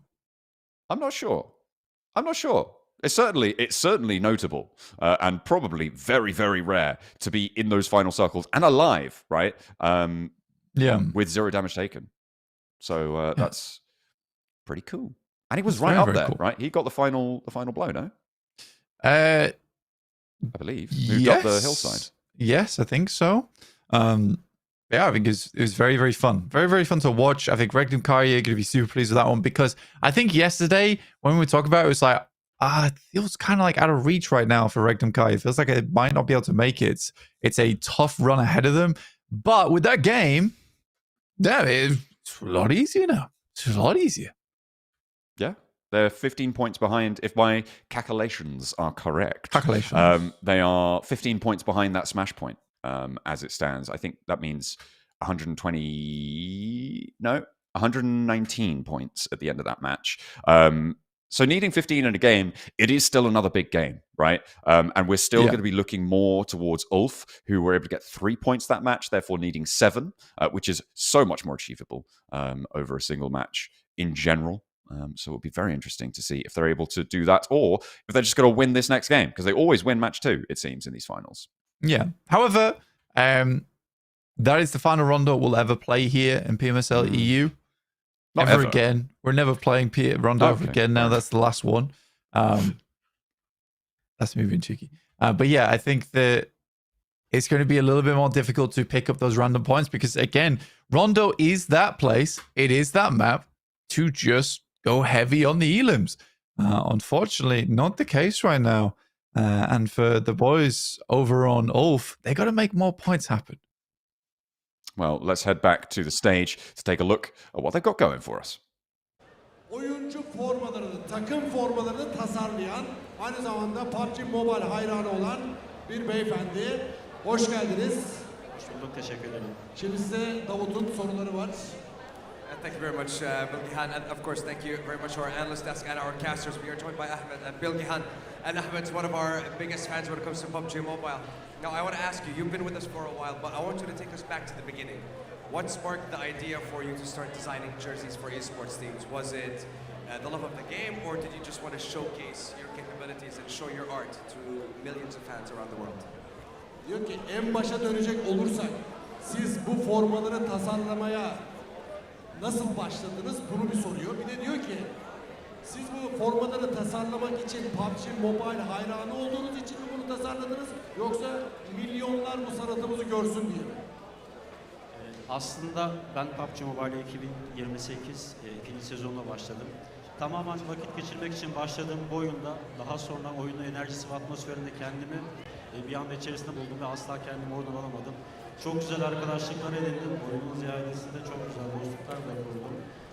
Daha sonra PUBG Mobile yayınlarını yapan arkadaşlarımın yayınlarını izlemeye başladığımda bir logo tasarımı yaptım. Ve böyle bir eksikliğin olduğunu hissettim. Yani böyle bir ihtiyacım olduğunu hissettim. Logo tasarımı yaparken bir takımdan forma tasarım teklifi aldım. Aslında hiç yapmadığım bir işti ama deneyip kendimi sınayabileceğim, görebileceğim bir aslında neden buldum, bir sebep buldum. Ve o şekilde başladım. Tamamen sevgiyle başlayıp aynı şekilde tasarlanan formaları oyuncuların üzerinde görmekten ve böyle bir organizasyondan olmaktan onur duyuyorum, severek. Şimdi dünyaya çevirecek. First of all, it started a very long time ago when I first started playing the game. I made so many friends online, playing with them day and night, and randomly I got the opportunity to create a logo for someone, and I tried it out. I really enjoyed the process, and they really liked it. And I would say a little while down the line, I was given the opportunity to create a jersey for a team. And then I dived into that again, and it was just a very enjoyable experience, and I'm very honored to be here on the stage at a tournament like the Pmsl. Now, and honestly, I love that the fact that you've been here for a while, and you yourself, you play the game quite a lot, and the fact that you yourself have had an impact on the community because of your jerseys, and I absolutely love that. Now, I want to ask you, there must have been an incredible moment seeing your creation, the jersey that you made on a professional player at an event of this scale. So, can you tell me, what was the reaction, you and your family, seeing that on a stream at a competition? How did it feel? Senin tasarladığın formayı bu profesyonel oyuncuların giydiğini gördüğünde ailen ve sen ne hissettiniz? Yani senin tasarladığın formaları oyuncular giyiyor. Bunu gördüğünde ne hissettin? Çok heyecanlandım. Gerçekten emeğimin karşılığını öncelikle aldığımı hissettim. Ve organizasyonda tabii ki oyuncular takımlarının beni çok gururlandırdı ve onur etti. Aynı şekilde ailem de beni bu şekilde destekledi ve onlarla çok sevindim. Özellikle küçük kızım okulda arkadaşlarıyla paylaşırken bu benim olmak derken çok mutlu oluyor, çok gururluyum. Bu beni de sevindim ayrıca. I want to say it's incredibly honor. It's an incredible honor for me to see my creations, my designs on these players at these competitions, and I have my family supporting me. I even have my young daughter who shares my designs with her friends, and it's just a beautiful process, and I'm very happy about it. Now, I want to ask you, you mentioned your daughter, I want to ask, you have your wife, your daughter, your son with you as well here watching the competition, and I want to say everyone has become a PUBG Mobile Esports fan because of what you did so far. Now I want to ask you, the house seems a little bit divided because everyone of the family supports a different team. So how's the family dynamic in the house? Does it get a little chaotic when you have different members of the family supporting different teams? Duyduğum kadarıyla senin kızın senin sayende e-sporu sevmiş ama başka takımları tutuyormuşsunuz. Aranızda aile içinde nasıl bir rekabet oluyor? Sen başka takım tutuyorsun, o başka takımı tutuyor. Nasıl oluyor onu soruyorum. Ben oyunu oynarken çok oyun, yani telefonumda bilgisayarda çalıştığım için eşimin başta böyle önemli oluyor. Daha sonra onun bir parçası olduğunda ve yaptığım işleri ekranlar karşısında olduğunu görünce benim kızımın da sevdiğini görünce o da sevmeye başladı. Kızım aşırı S2G falan hayranı ve şarkısını değiştirmeyi çok seviyor. Tabii ki biz de S2G'yi çok seviyoruz çünkü bir dünya şampiyonu getirdiği için. Ben ayrıca bir takım tutmuyorum ama çünkü birçok takımın sahiplerini tanıdığım için genelde bir taraf tutabiliyorum ama şu an ULF Esports'da Amigo kardeşim, arkadaşım diyorum, onlara çok yakınım. İnşallah birinciliği hak ederler diye düşünüyorum. Well, at the very beginning, my wife didn't really enjoy the fact that I played a lot on my phone and on my PC at home.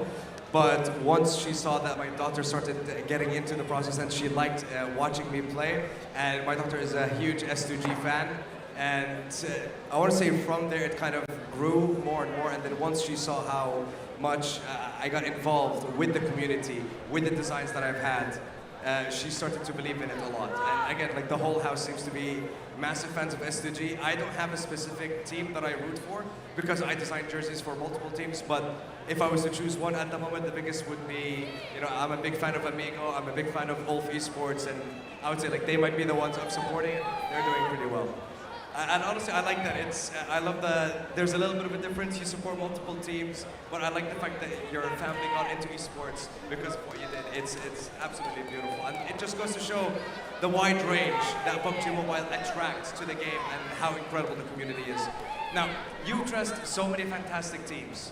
Well, I want to ask you, beyond just looking cool, what is the most important thing that a team's jersey should say? Sen bir sürü forma tasarladın. Çok güzel formalar tasarladın. Tamam. Bu formaların güzel gözükmesi de çok güzel bir şey. Ama sence en önemli anlatması gereken şey ne? Formayı tasarlarken. Aslında ben sade formaların aslında daha çok hareketli ve formanın simgesini, logosunu tasarlayan, gösteren tasarımları yapmayı daha çok seviyorum. Aslında forma bir üzerine sürekli takımın simgesini ve kimliğini gösteren bir oyundur. Ve yaptığım tasarımlarda o oyuncuların formaların kendileri çok güzel hissetmesi için tasarımlar yapmaya çalışıyorum. I try to focus as much as I can on a minimalistic design. I would like the logo to speak for itself because that's the most important thing about the jersey and of course about the organization. And I want the players and the teams to feel proud of the jersey that they are wearing and the organization that they are representing. One final question for you, Ahmed, and then we'll leave you be. If your daughter came to you and asked you and said, Mama, I want to work in esports, what would you say? Eğer kızın bir gün e-spor oyuncusu olmak isterse ona ne derdin? Kesinlikle desteklerdim. Çünkü PUBG Mobile diğer meslek dalları gibi diyorum ya da diğer spor dalları gibi gerçekten kendini kanıtlamış ve dünya çapında mükemmel bir organizasyona sahip olan bir oyun artık.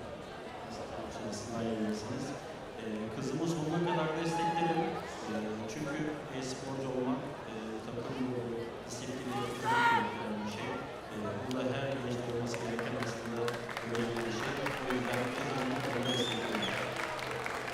I would definitely support her 100%. I would love to see her follow her dream in esports, especially in PUBG Mobile, because the esport has proven itself time and time again.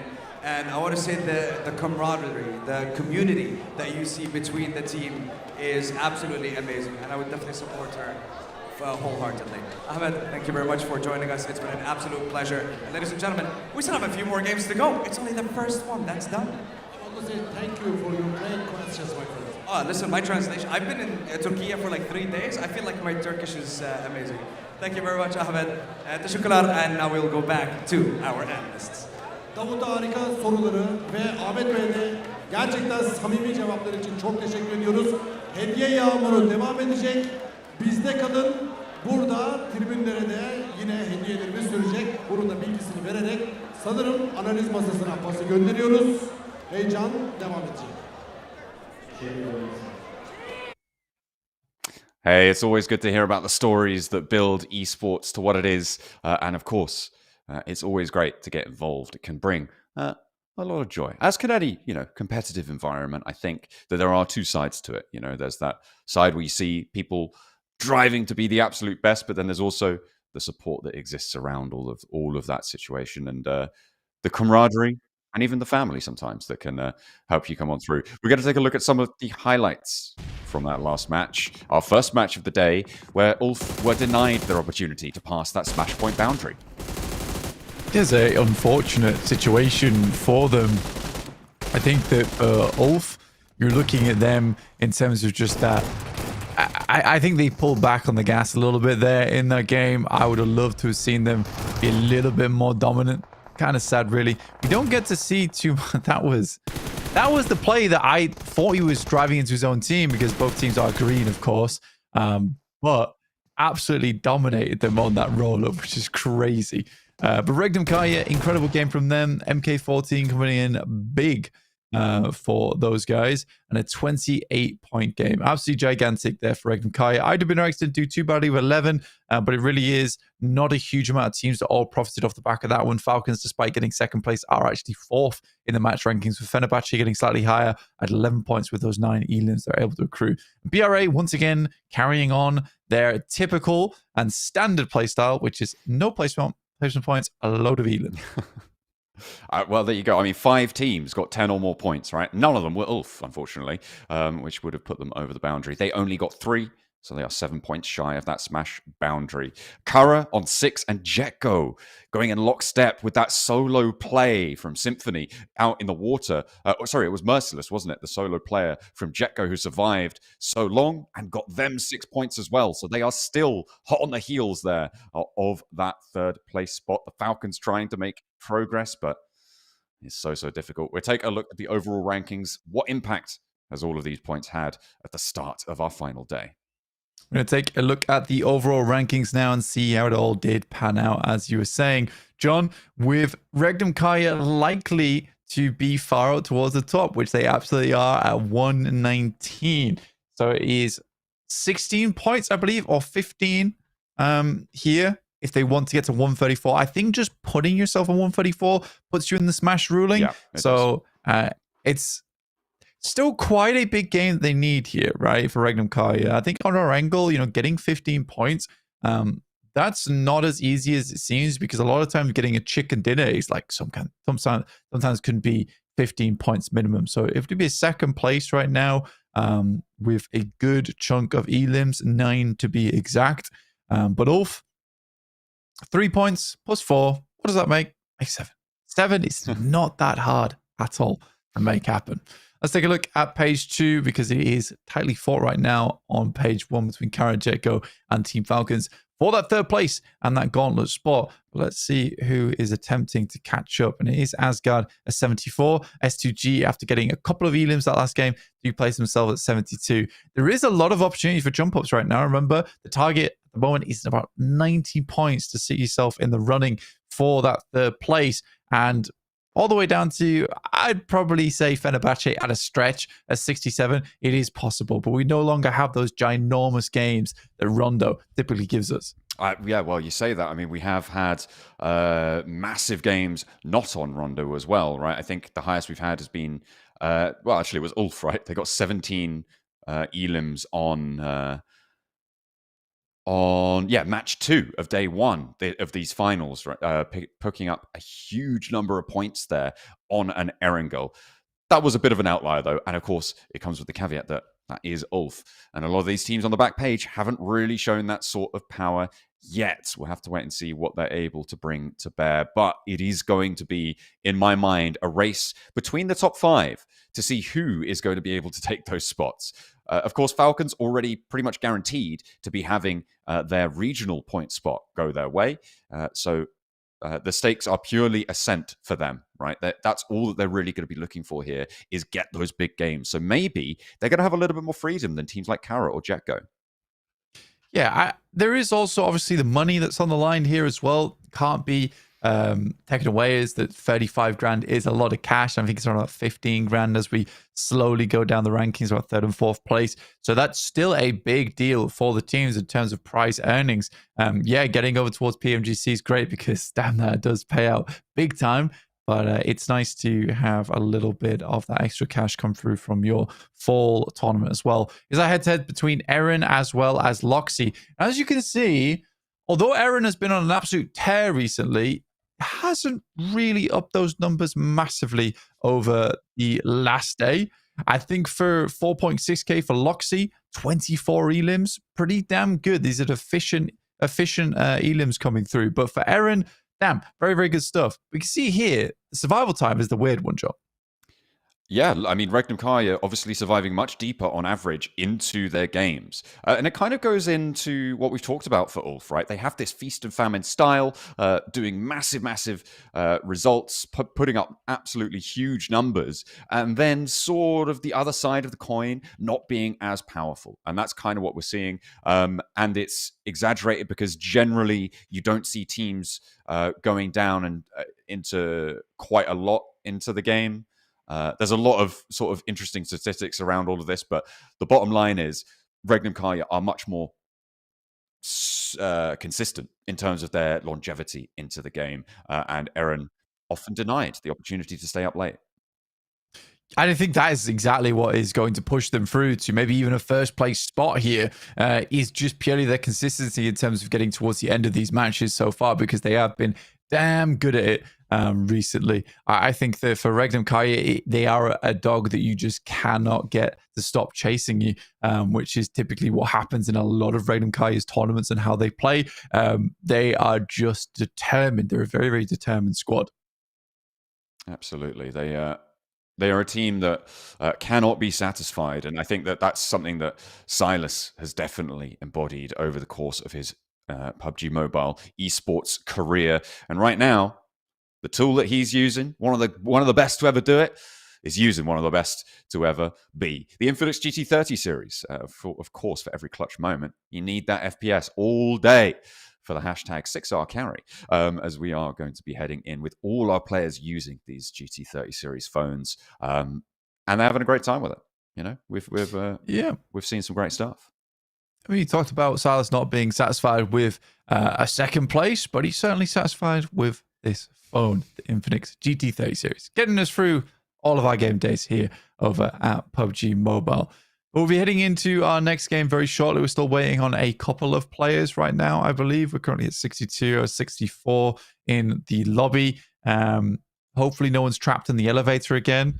That would be problematic. Yeah, someone get the getting crowbar. underway with it as soon as possible. Yeah, get the crowbar out, absolutely. We need one of them tough security guards to get that bad boy open. But Erangel next. More regular in terms of gameplay, less point scoring potential for a lot of our teams. I think for Erangel, it is squads like Regnum Carya, it is squads like Jetgo that I'm looking at. Carya as well. Carya is a very, very good Erangel team. And I think that I do have a slight issue with the current map rotations. As I always have, I think everyone who's listened to me cast knows I don't really enjoy having back-to-back maps every single time. For the specific reason of, for instance, like S2G, great Miramar team. But with the Smash ruling, there's a potential they don't get to play their Miramars until, well, they just don't get to play their Miramars at all if we finish out games on map 3. So it kind of takes away teams that have specialities because they don't, sometimes might not even be able to get to play those specialities until match 6. Again, I think that me and you are both kind of aligned that this is a tournament where it's 70%, I'll say 70% likely to go to match 6 here. I don't know how likely it is we'll get a Smash ruling. Yeah, it's I mean, you can still technically get a Smash ruling on match 6, right? That's potential to happen. So we'll see if it doesn't change anything other than the fact that you do go to the top even if you're not in first place.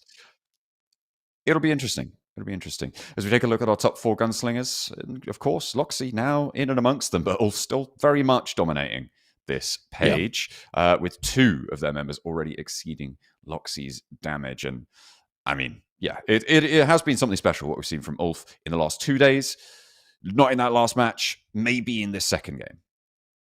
I think that although you say it doesn't change too much in that last game, if a Smash ruling does come through, sometimes it can, especially if a lobby is very volatile and say 5th place was 134 points and they get the Smash ruling, suddenly they're in Gauntlet when they weren't in it before, right? Yeah. That's like the big change that could happen. But there's a lot of coulds and maybes and potentialities with Smash ruling, how things work out. Yeah. I just kind of want to see one of those things happen because I think recently, most of the time when we get a Smash ruling, it's very inconsequential. Yeah, and I think that the impact of a Smash ruling here was severely tempered, of course, by the fact that ULF were, nearly 30 odd points ahead of everybody else in the entire tournament. Generally, you see the top of the tables a bit closer, ending on 12 games. Several people in that over 100 point bracket. That just wasn't the case this time around, which was fairly unfortunate for Smash Rule fans around the world, or more specifically right now in Europe, I suppose, but also around the world. If you're watching, you're very welcome. Thank you for coming. We're maybe now going to see Regnum Carya be able to do something, but it's a question of conversion, right? And maintaining. And what we spoke about with Regnum Carya is the consistency of getting to that late game, right? And that is going to be a massive asset to them now, where they need to get 15 points. That's a big second place or a modest chicken dinner, right? Which is still quite a tall order, but definitely possible. Yeah, and I think for Regnum Carya, they'd love to get it done here, right now. Oh, yeah. Because it would just give them so much more chance to do it the rest of the day. But then again, if they get the chicken dinner, match 2, the Smash ruling to happen, now they've had to had almost half of the games won by Regnum Carya on the day, which will be that's when we can start to talk about statistics where that is very, very unlikely to happen. Throughout the many years that we've been covering PUBG Mobile, 3 chicken dinners in a day. I think that's come around maybe 2 or 3 times. I think the main one that I remember was Vampire EWC. But again, Vampire back then, maybe not so much now, but Vampire back then were the tippy top of the world. I don't think people understood how to play against them. And they were the first to, I think, properly utilize a full set of fraggers on a team, have good off angles. But we are getting into the game very shortly, around about 20 seconds away here before we get to see who's going to be coming out on top on Erangel. And will Regnum Carya be able to pass that boundary? Will ULF be able to get 7 points? I know it's a big task, but we'll see if they can happen. And of course, you've got to remember that Regnum Carya and ULF drop pretty close to one another, Blank. So potential for some skullduggery there as well as we head into match number 14. Goodness me, that fraction keeps getting bigger and bigger. 14 out of 18. We're nearly there, but not quite. We've still got a little bit more to go. Playing path very south on the cut again. No one really enjoys these kind of playing paths either, John. It's not fun for anyone. And a lot of times when we've had these playing paths, it has been a pretty southern circle, so it hasn't mattered too much. But for instance, we get a Severny circle on this one. A lot's going to change very quickly. Teams are going to get a little bit stressed out on this, but we are over to Mills Power from Pmsl. It is easy.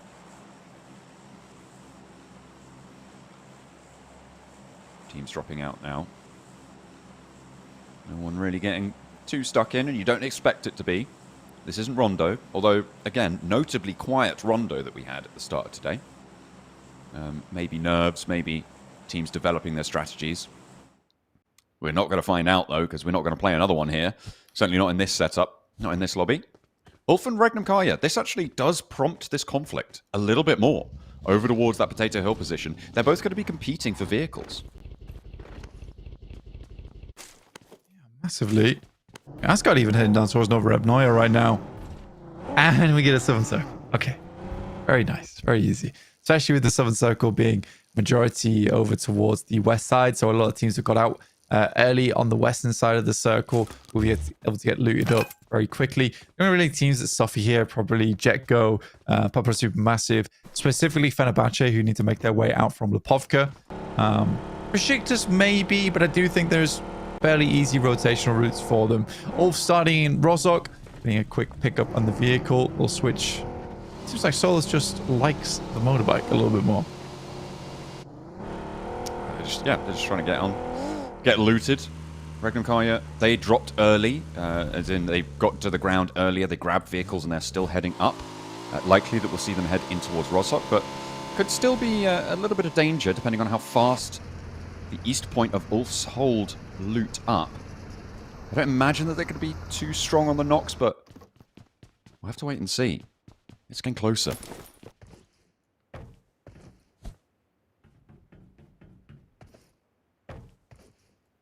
Carya 91. Again, I think I say this every single game, but I'm still so surprised that Jetgo's here at 4th place, 90 points. There's a real world where Jetgo goes through to the grand finals into Gauntlet. I think in Gauntlet they're going to get mashed, if I'm perfectly honest. Yeah, it would be an interesting dynamic to see them come in, because what we said of them here is that they feel a bit timid, right? So, well, that's certainly what I've said of them. I'm not going to put words in your mouth, but they do. For me, they felt a little bit timid, a little bit reluctant to get stuck in on opportunities when they've been presented to them, and that is not a global mindset. That is not a mindset that you can really take into PMGC and expect to do well with it. So I think you're right on that assessment. I think, especially if they went straight to Gauntlet, I think they'd get absolutely rinsed. They might be able to do something in the league stages, but even there, that's going to be really tough. Ida from Rita from Ida. Been taken down there by the Falcons as the rest of Ida attempt to come on over, but they think better of it, realizing that the player's gone. No reason to continue on that one.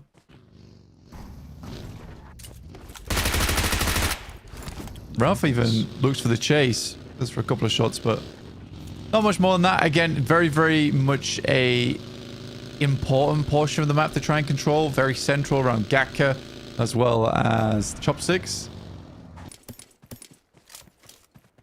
Yeah, moving in, trying to take control of it. Falcons, of course, on the chase as well to go directly to Gauntlet. They've almost certainly locked down their guaranteed, at least, league stages position with the regional point system for the Falcons. So, sort of no matter what, they're going to be getting that. The question is, can they make it up to top 3? And right now, they're only 3 points behind Carya in 3rd place, which is got to be daunting. Although you've got to remember, Carya, with 2 chicken dinners, do have a little advantage on that tiebreaker.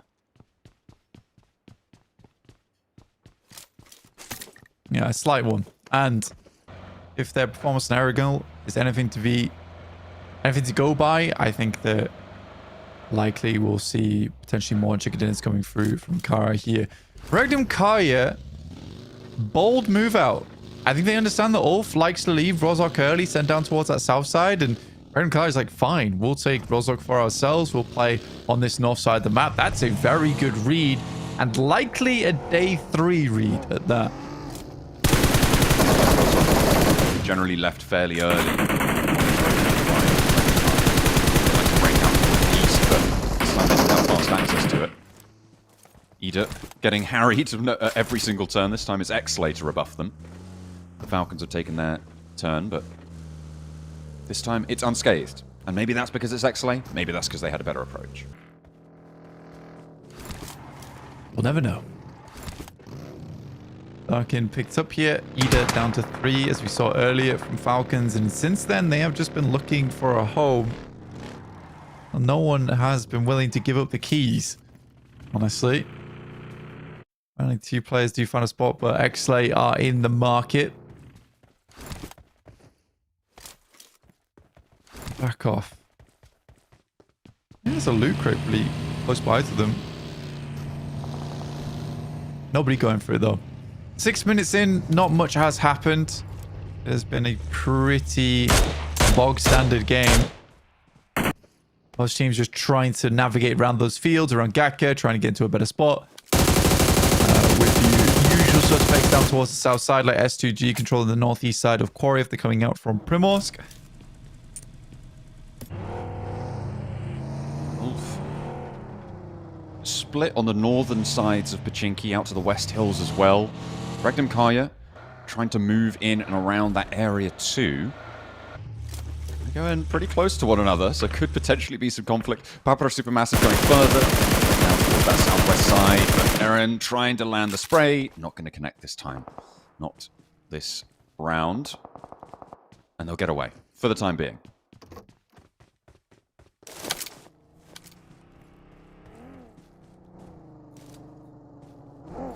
Still looking for someone to stay, honestly. This is not a terrible spot for ULF going forward. Can easily play this one out. Try some time just on that split.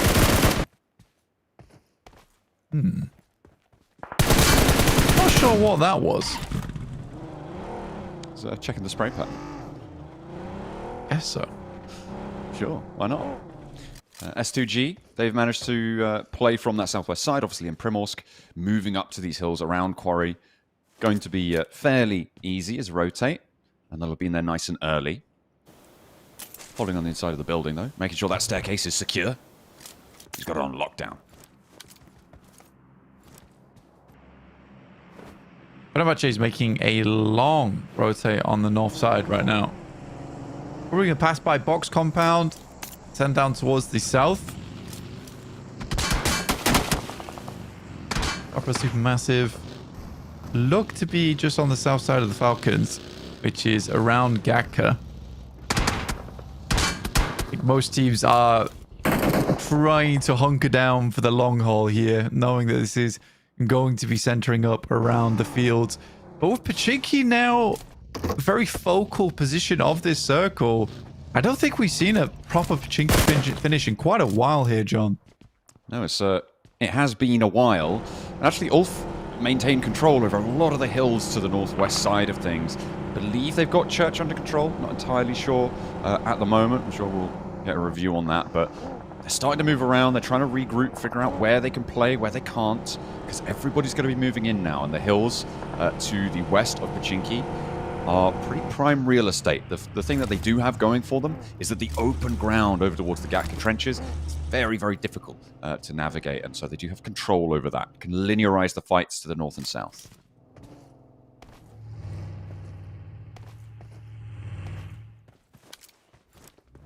It's just it's definitely a weird zone too on this one, where because there is so many positions now, because we went over towards the east, that are available to play in and just aren't really that dangerous compared to the fields of Gatka. I feel like a lot of teams aren't going to get stuck in versus one another too early, unless it's to try and defend Pachinki. That's not a bad spot from ULF, though. I don't mind that one at all. And at the moment, it is just posturing. I mean, we've seen the second elim of the lobby for S2G. Over towards Papara SuperMassive. As we enter our 11th minute. Pachinki now. 3 teams inside. Regnum Carya lining the northeast. Probably the team with the most mobility out of their position. They can step out, rotate away with the vehicles that I'm sure they've sequestered in the alleyways. Whereas for the other two, they're going to be heading out, but towards a lot of other teams. And out on that west side, it is a lot more full, especially when you consider the open fields that sit to the west of Pachinki. It's going to be very, very difficult. But Beşiktaş equally could control Regnum Carya in this spot.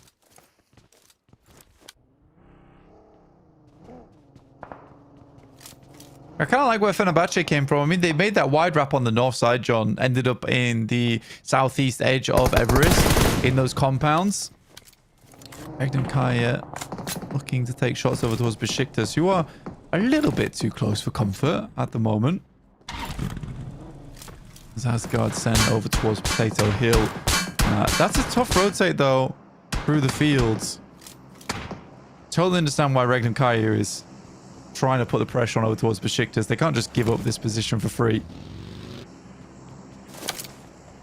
Yeah, it's a necessary outpost, but Falcon is now up on the high ground in the building as Beşiktaş continue to move towards Pachinki. Circle goes southwest here, Blank. That opens the Pachinki fields to the southwest side. This is really nasty. Those Gatka fields as well extending into this valley. S2G fairly sequestered on their western side, and that ridge hill that sits poking into the west of this next circle is going to probably be a very important feature of this next phase. Yeah, again, it's just a weird one where right now it's a super slow game. 12 minutes, only 2 players gone down, so that's an elimination every 6 minutes, which is pretty crazy. Regnum Carya, Zedwolf does get knocked, as does Ulf. Zedwolf's down. It's going to be another one of these games, isn't it, John? Oh, it may well be. The question is, who's going to get their big game this time around? Is it going to be Jetgo finally being less generous? We'll have to wait and see. Falcons. They're out right in the middle here on these longhouses, on the barns. And they do have a team trying to push down into them, but either they lost a player earlier, so they are playing on as 3. Regnum Carya. They've sent Loxy and Wild out. I think there's still 1 player left over in Pachinki. So they're playing 2 and 1, but basically 2 separate squads.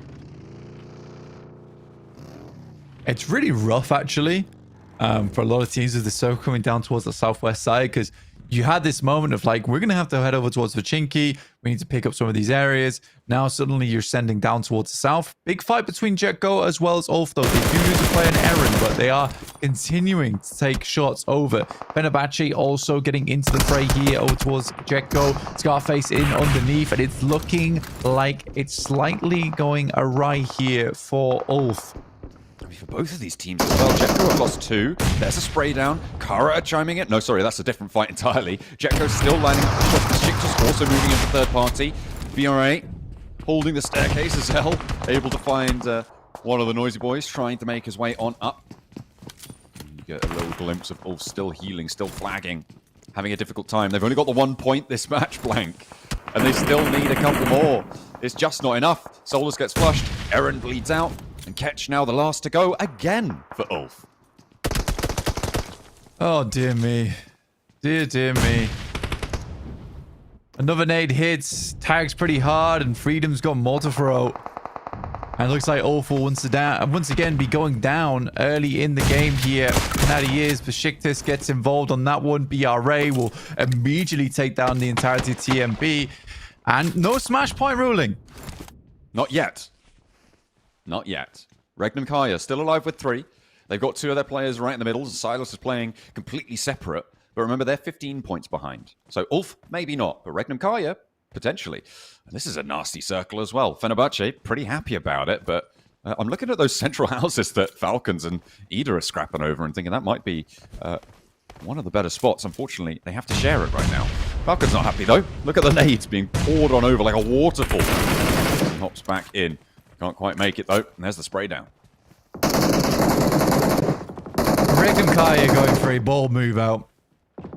It's the best they can do of a bad situation. The fact that Silas has been left behind with realistically no vehicle to work with. But 1 player is taken out. Regnum Carya puts 1 more on the tally. I think Silas, it's sort of a case where Regnum Carya are playing as 2 now. I don't think Silas is getting out from that position. I think he's stuck. Yeah, it's a very difficult route out, right? Those open fields to the southwest side of Pachinki. You know, the storm drain on the edge of Pachinki. I'm sure you guys at home have played it. It's really difficult to get across that. And if he doesn't have a vehicle, all the harder.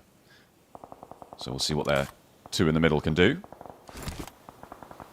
I think the big news after all of that, though, Blank, is that Jetgo are now in 3rd place. Carya need to respond. Falcons still looking to chase him down.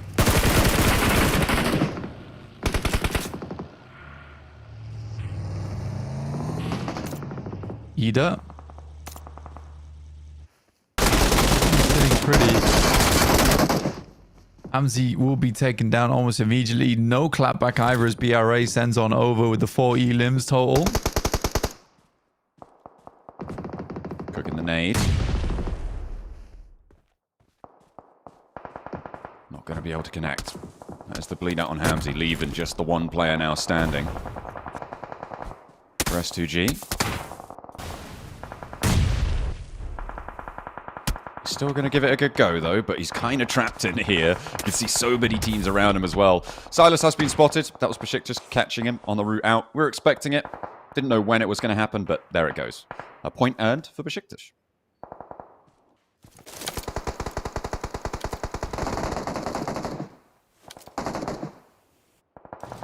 And Carya, you can see there. I mean, like I said, Silas is going down eventually. You're right, Beşiktaş will pick up that point.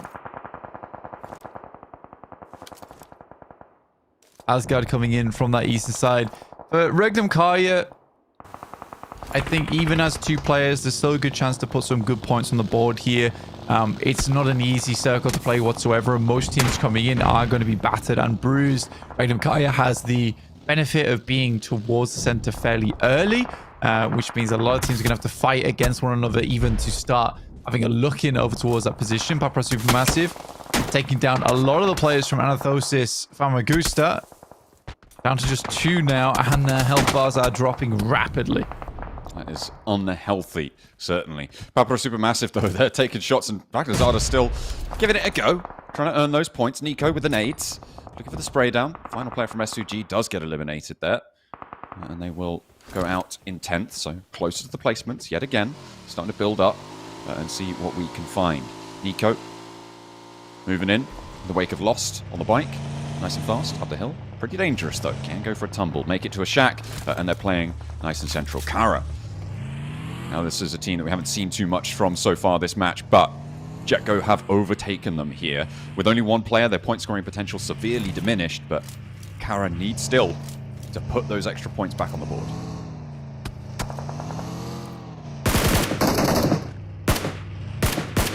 Carya taking shots down. Anorthosis. Attempt to live on as long as possible. See here, Regnum Carya on your screens. Loxy is locked in at the moment. Hovercraft being repaired a little bit. Very much necessary towards these circles. Regnum Carya went for a 2-man split. Correct. Looking to try and crash here on towards the southwest side of Falcons' position. Be nasty, especially with Ida still in the mix of things. But there's spray downs. Anorthosis Famagusta chiming in as well. And it is going all out, all ways. Falcons losing 1, IWNRX losing 1, and a knock on the approach. Ida not really suffering too much here. And there is going to be a crash on that northern side as well. Goodness me, everyone wants to try and get involved there. XSLAY potentially trying to bite off a piece, but Papara SuperMassive slowing them down. There's 6 teams or so involved in this fight, Blank. I mean, fair enough as well. You want to try and get in here and get as much damage done as possible, earn as many points as possible. But I think a lot of teams had the same idea at the exact same time, understanding this is one of the few areas left remaining that might give you some sort of sanctuary into the future of this match. Ooh, okay. Another nade on in, and it's now starting to put pressure in. To make this one work. Koa, good with the pump action. Will find the shot, will find the knock, and looks for the flush as well. Kain on the outside, can't really do anything about it. This is getting messy on the southwest corner, Blank. Nobody's having a good time. Falcons, they've lost 1 guaranteed. 2 more are bleeding out. Narvalo unlikely to get back up, especially with Kain standing guard.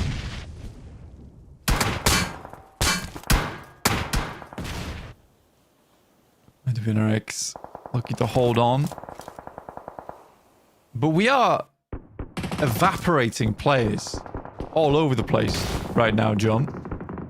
That is true. Asgard now out. Yeah, it's good news for Regnum Carya. I mean, obviously, they would need more points, and there's one of them. We're going to try and earn... I mean, it would be great to get over ULF. It'd be even greater to get over that 134-point smash point. That boundary beckons. But it may just be a little bit outside of Regnum Carya's reach. Another team falls, though. We are once more closer to those placements. Jetgo closing out their game on 93 points gives Carya that clear window as to what they're going to be looking for. And actually, Carya are fairly isolated, not really getting stuck in too much right now, but the circle shifts away and out into the open blank. I mean, Regnum Carya is not too displeased about this. Gives them a good spot to play around them, and even as two players, they can really put a world of hurt on a lot of squads attempting to make their way in. And for them, if they can make their next game even easier to get towards a smash ruling position, good for them. Beşiktaş also attempting to hold on to some semblance of a spot towards the top, but they are taking shots from many different teams on an absolute lineup and a half. Actually, moving in towards Beşiktaş, who themselves are on the chase. Fenerbahçe not so much. A knock already sent over towards Beşiktaş makes them a little bit of a softer target, and Savian steps up for the spray down on the rock. Finds Falconist on the back line. The off angle for Beşiktaş is being assuaged. Now, 3 players up and kicking. I think they did get the res on the front line, and Savian has been responded on towards. That is a big help for Beşiktaş on this hold on the northeast side. Looking to try and keep these nades rolling and keep them flowing on up to the hill. Do they put them in for the flush, or are they trying to suppress the rest of the team? I think Septimus really wants to try and confirm this one, and maybe just add that point to the tally. Make sure that he can't be a threat anymore. Fenerbahçe downhill, sends a nade in. Not much information gathered off the back of it, though. Just layering the Molotovs down, making it uncomfortable to move. You can see here Regnum Carya squeezed in as Loxy had to reposition. Getting to a point now where nades are going to be very dangerous for Regnum Carya going forward. And there we go. Carya. But Carya back in John, third. yeah, I was going to say, yeah, back in third with 4 players. Potential for a big game here. Definitely could be. Maybe they'll join the 100 club on the end of this one. Boran holding fairly firmly against Fenerbahçe. Felt like maybe there was an inroad towards Beşiktaş. They had a knock. Savian found another, but it's all been picked up. It's all getting healed away, swept under the rug. Another nade in for Simple Domak. He doesn't have any more left now. The shotgun trying to find something, but the more you step out, the more Regnum Carya could get involved. And there it is. Over towards Septimus. Looking for more. It's Fenerbahçe to step up with the Boran. That's 2 down now. And this is Fenerbahçe's single to go. Falconist needs to hold strong as he drops down in towards the smoke. Rookie as well at his back. And Septimus is not going to be long for it. They're going to potentially be falling here, but can Regnum Carya extract stolen points? That's what Regnum Carya needs to do, right? They just need to pick up points left, right, and center. Lewis is sending in. Talon says 12k. Absolutely wreaking havoc on the likes of XSLAY. Marceau getting up close and personal with that squad. Despite everything, Regnum Carya does make the way up towards a top 6. Loxy takes some shots with the barrel. Bit of a laser, but hard to handle at long range. But they know they're here now. It's an ammo issue now for Loxy. He's only got 26 in the mag and then the shotgun in the back pocket. I imagine that Wild's searching through his inventory right now. Have you got any ammo for me? Can I, please let me shoot at him? Because Loxy, you know how much he loves to inflict that damage on the lobby. More so than almost everyone except for the gold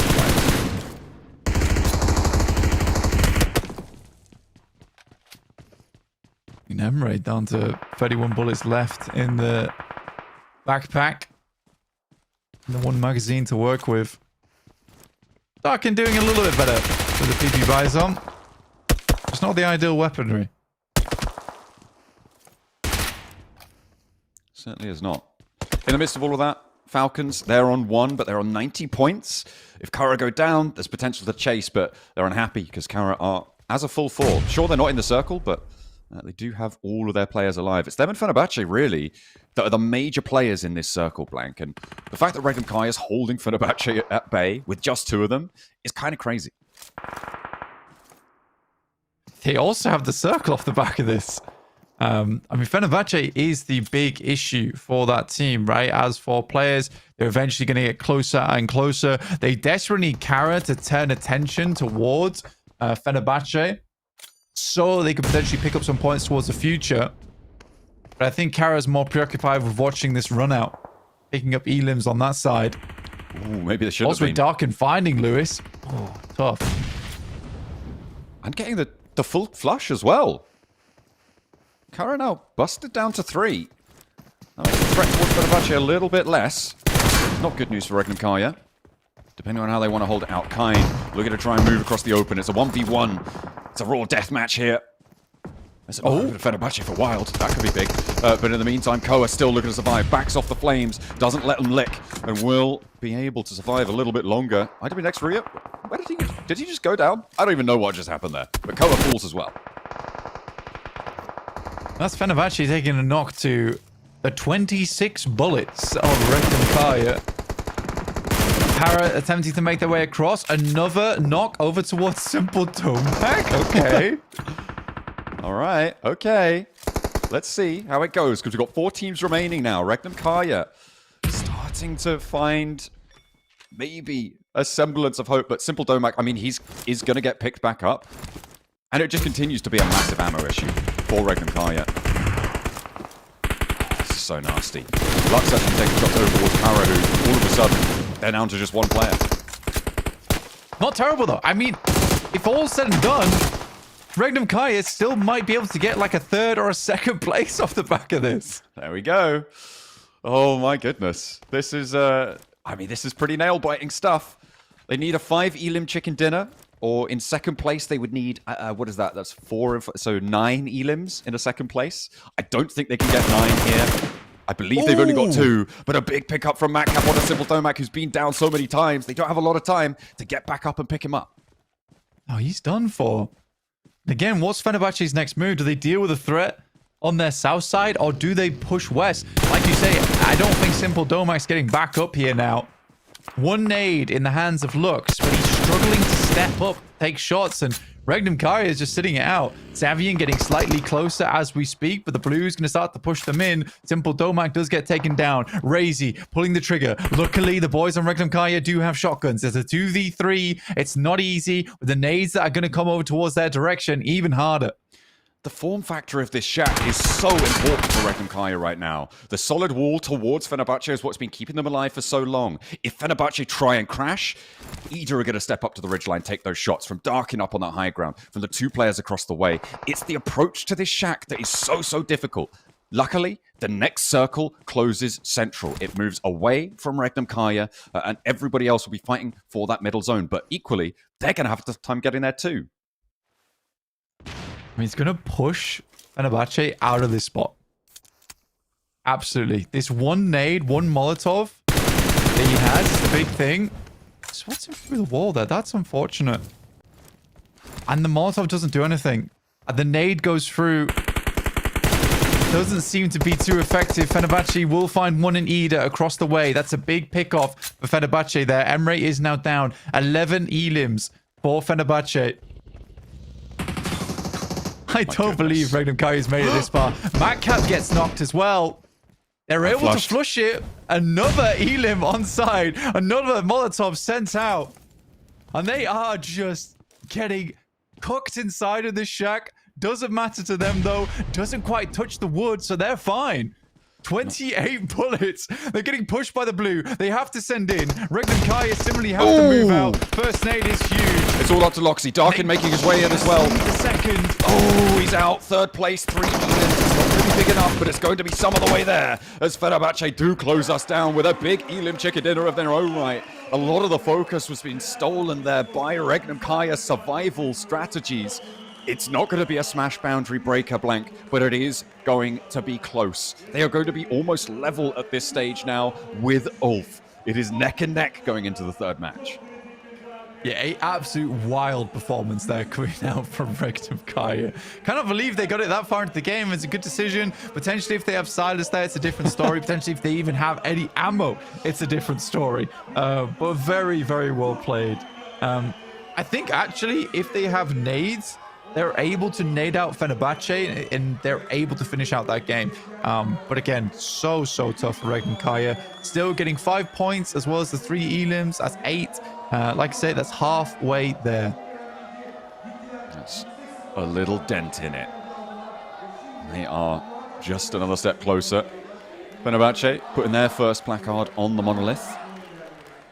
And we're now pushing back our potential smash victory to maybe gain 4. Of course, they need to pass that smash boundary before getting a chicken dinner. Goodness me, that was very, very intense right up until the final moments there. But again, ULF fumbling in a couple of these situations. It's not ideal, especially when they had the easiest time of it. Yeah, I mean, for ULF, I think they've lost that confidence coming into today. And I think it is purely because they're worried. They're worried the pressure is getting to them. I think they were able to just play free and loose over the last 2 days. But coming into today, it's like, oh, we could win this, I guess. That does start to wear on your mind a little bit, because I think that because they came into this tournament not being one of the favorites, we had Fenerbahçe, we had S2G, I mean, Fireflux have a down their look. They had that roster change. They had the team change as well. They kind of just got to play this out however they like. But now they get to the point where you need to have that mental fortitude. You really do. Yeah, it's going to really be a big test here coming into the second half of the day. Obviously, on match 3 still to be played, but we're definitely going into the second half of our day. Yeah, I mean, it's kind of crazy that this has happened. It also is very interesting that it's not likely we're going to see a 180-point day as well, right? Because that's sort of where we were thinking maybe we could end up, all things considered. But no, we are not going to have that opportunity. What we do have the opportunity for, though, is a quick break. We'll be back with our third map.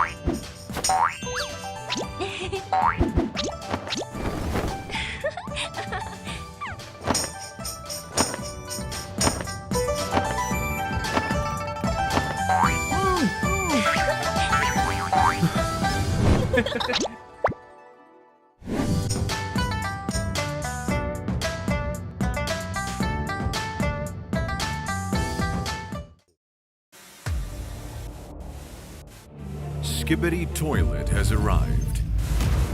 New Skibidi Toilet object. Powerful enemies. Thrilling battles. Protect the base. Use WoW's powerful creation tools and build defense towers to your heart's content. Engage in intense battles. Various defense towers. Earn points in battle. Unlock more defense towers. Tons of strategies. Epic battles. Play now.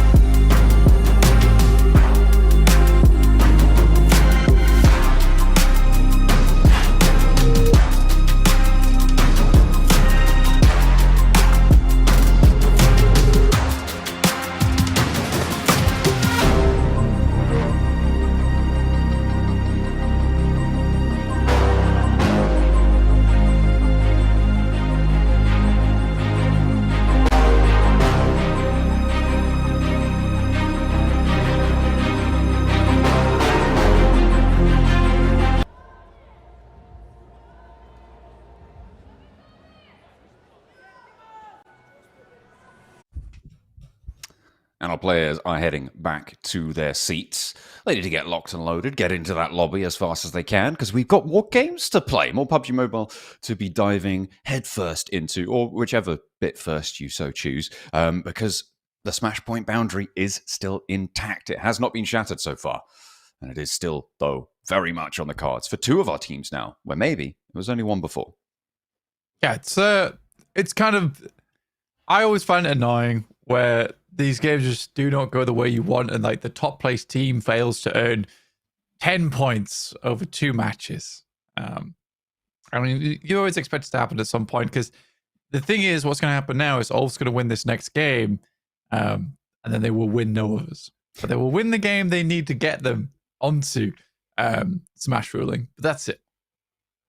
Yeah, maybe that could be certainly the case. We'll have to wait and see, though, because we do have plenty of other teams looking to try and make their way up the tables. I mean, we saw Fenerbahçe able to get a pretty big chicken dinner there, and whilst they're probably still very much definitely still very much an outside chance for the top of the tables, it's getting a little bit easier as time goes on, right? That boundary between Carya and Jetgo still fairly firm. The Falcons as well, trying to push on up there. It's getting a little bit out of reach for a lot of our teams, but Fenerbahçe getting a chicken dinner. What was it, like 16 elims or something? A pretty high elim count chicken dinner. I mean, it could actually put them in the running here.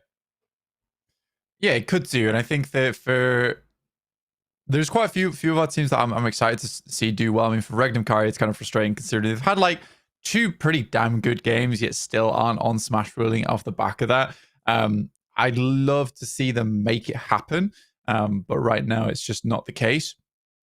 In the future, though, we may see something. Better come out of the likes of Fenerbahçe, S2G, who are really trying to keep up. I think Fenerbahçe is doing a good job today. Honestly, it hasn't been like super standout performances, but especially from that last game, it was pretty well played. I mean, very tough until that last moment. And you're so right to call out the fact that shack and the direction that Fenerbahçe was coming over to it was so well.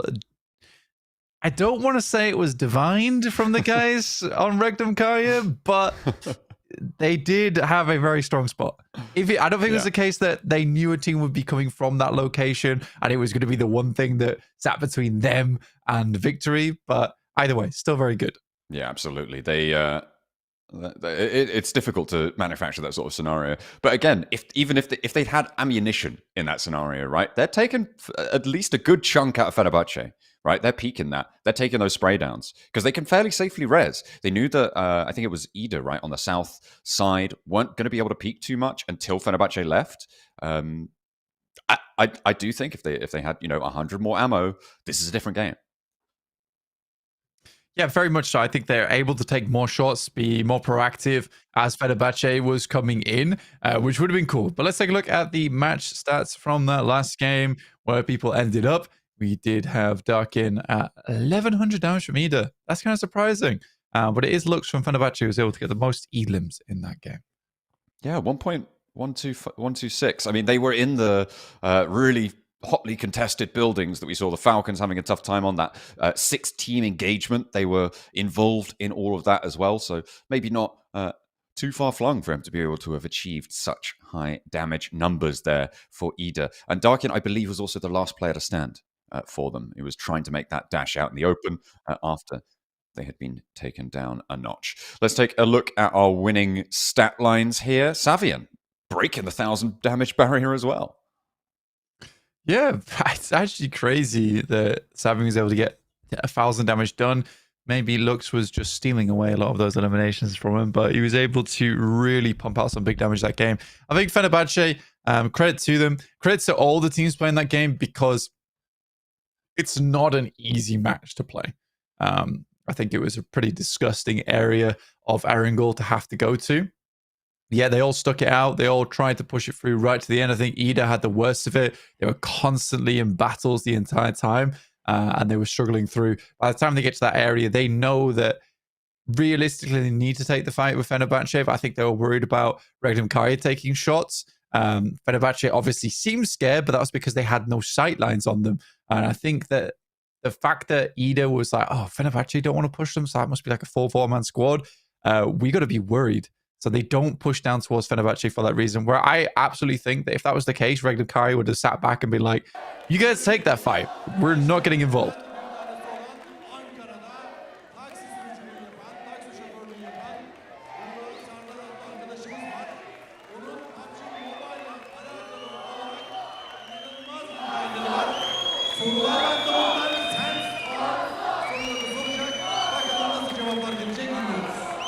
Thank you very much, Bilge. And we are joined by Bora, one of our lovely PUBG Mobile fans. And you know what? He also works as a taxi driver at Ankara as well. So I want to ask you, how did you start playing PUBG Mobile, and how do you find the balance between working and playing PUBG Mobile at the same time? PUBG Mobile oynamaya ne zaman başladın diyor. Bir de Hani Ankara'nın trafiğinde falan böyle nasıl dengeliyorsun yani vakit nasıl buluyorsun oynamaya? Bunu soruyorum. Öncelikle PUBG Mobile oynamaya arkadaşlarımın önerisiyle başladım. 5 veya 6 yıl önce. Ankara'nın trafiği yoğun oluyor evet ama durakta sıra beklerken, müşteri beklerken vakit geçirmek için oynuyoruz genelde. Müşteri geldiğinde ne yapıyorsun? Müşteri geldiğinde belki biraz bekletiyor olabiliriz. So, my friend recommended the game to me around 5 or 6 years ago, and honestly, driving around Ankara, the traffic is wild. It's crazy. So, you know, there's always a chance, there's always an opportunity for me to get a couple of games in. And when someone, like, when I have someone jump in the taxi, I sometimes make them wait. I finish the game, and then I take them on the ride. And you know what? I like that. You know, he has his priorities in order. Finish the game, and then get the job done. Now, is there a favorite team that you're supporting here at the competition?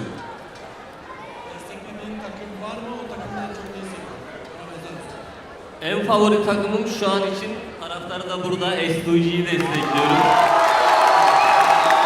I don't think I need a transition for that one. It's pretty obvious. He's a massive fan of S2G, and we have a lot of them with us in the crowd today. Now, I want to ask you, do you think that, can you tell us if there was a specific moment when you realized that PUBG Mobile has become more than just a game?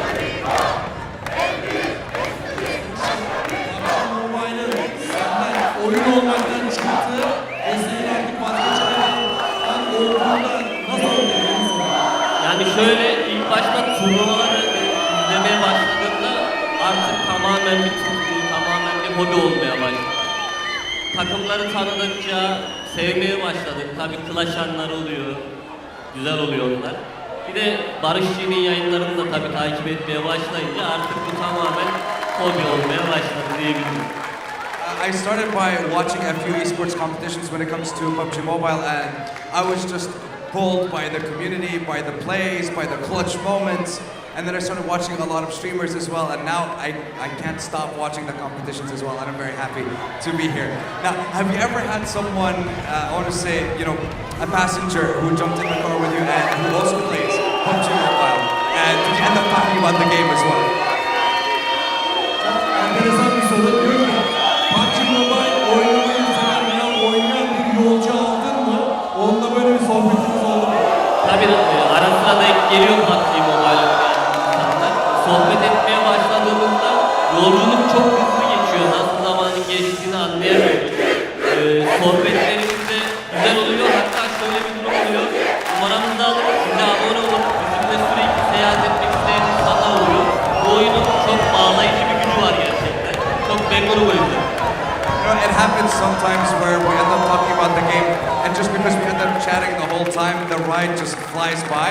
And you know, sometimes we actually add each other and we play together as well. Again, it's just one of the ways that we see PUBG Mobile bringing everyone together as a community, and I love to see that. One final question for you: if one day you find yourself driving and a PUBG Mobile World Champion was in your taxi, what would you want to say to them? Bir gün arabana dünya şampiyonu bir PUBG Mobile oyuncusu binerse neden olur? Ne dersin? Öncelikle başarısı için tabii tebrik ederim. Daha sonra sormamız gereken birkaç soru var. Bunu nasıl başardı, nasıl bu şekilde ünlendi, nasıl kendini geliştirdi ve belki bize de birkaç tüyo verirse biz de bir şeyler yapabiliriz. I mean, first of all, I congratulate them on their success on reaching such a high level, but then I have so many questions. Like, how much time did you put into the game? How were you able to reach such a high level? And how were you able to compete against some of the best players? And you know what? If I get the chance, once we're done, maybe here, maybe at PMGC, I will ask those questions for you. But, ladies and gentlemen, that's a wrap on this interview. We've finished 2 games so far. Our third awaits, and we still don't have a team that passed the smash point rule. So we're still waiting for our champion to be crowned. I have attention. Do not play PUBG Mobile when you drive the car. Yes, yeah, don't do that. Yes.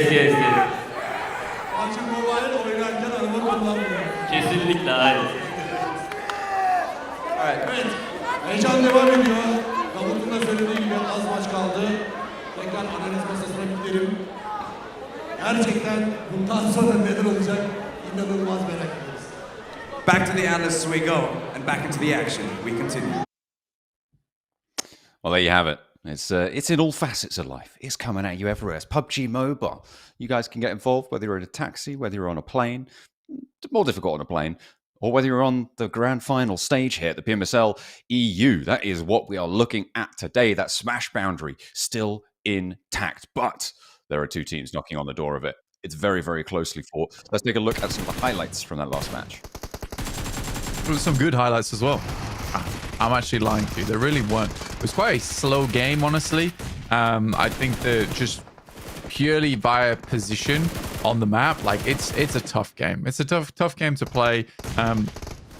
Regnum Carya, they had really no choice. I think that was the last nade as well from Fenerbahçe that came out to finally finish things off. But Fenerbahçe, as soon as they were able to dismount Regnum Carya, they were able to leave, which is very nice for them. 24 points total that they were gaining on that one. Regnum with 88 points total. Carya getting 8 as well. Good points for Carya overall, despite only I think that's a 4th place they're able to get there. Still 8 points added to their total does keep them in the running for that 3rd place. Yeah, it certainly does. As does the Falcons, 6 points. As does, well, yeah, everyone around that bubble really looking to try and keep hold of their chance. But Fenerbahçe jumped up a huge amount on that. 24 points there. Let's take a look at where that has landed them. On the overall rankings, they are going to be elevated. Certainly, I think off the back page, the question is, how far have they gone? Regnum Carya very close now. 1 point behind ULF, with Carya Esports still just about in 3rd place at 99, 7 points ahead, both Team Falcons and Jetgo. Like I said, I think Team Falcons, although they don't always have the craziest of performances, and they're never quite in the limelight, they are a force to be reckoned with, and they just constantly remain as a good team. I think that they've got a lot of international experience. They have some very good rotates, as we see constantly come through from this team. You got to be proud of them if you are a Falcons fan. Yeah, well done to Team Falcons. We'll take a look at page 2 now to see which teams can still chase, but we are getting towards the end of our day now, you know, halfway point after this next match. BRA, 22 placement points, but 57 eliminations.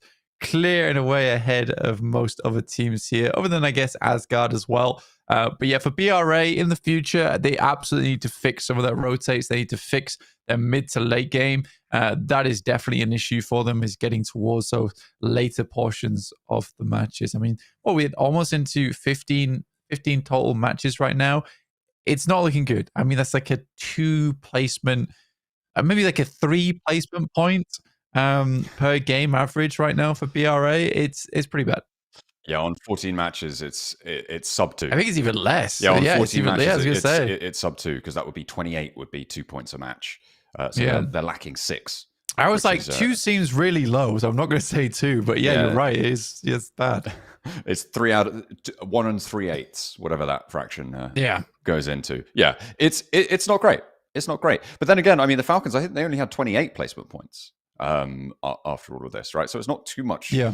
Too much gap there. They actually notably had a lot of eliminations, which is interesting, right? Because we've talked a lot about Ralph being a really solid IGL who's had great strategies in the past, but it's kind of a little bit on show that maybe he doesn't quite know how to rotate around this lobby. It's not well, I'm not going to lump all the blame onto him. The Falcons don't seem to know quite how to get into these later games.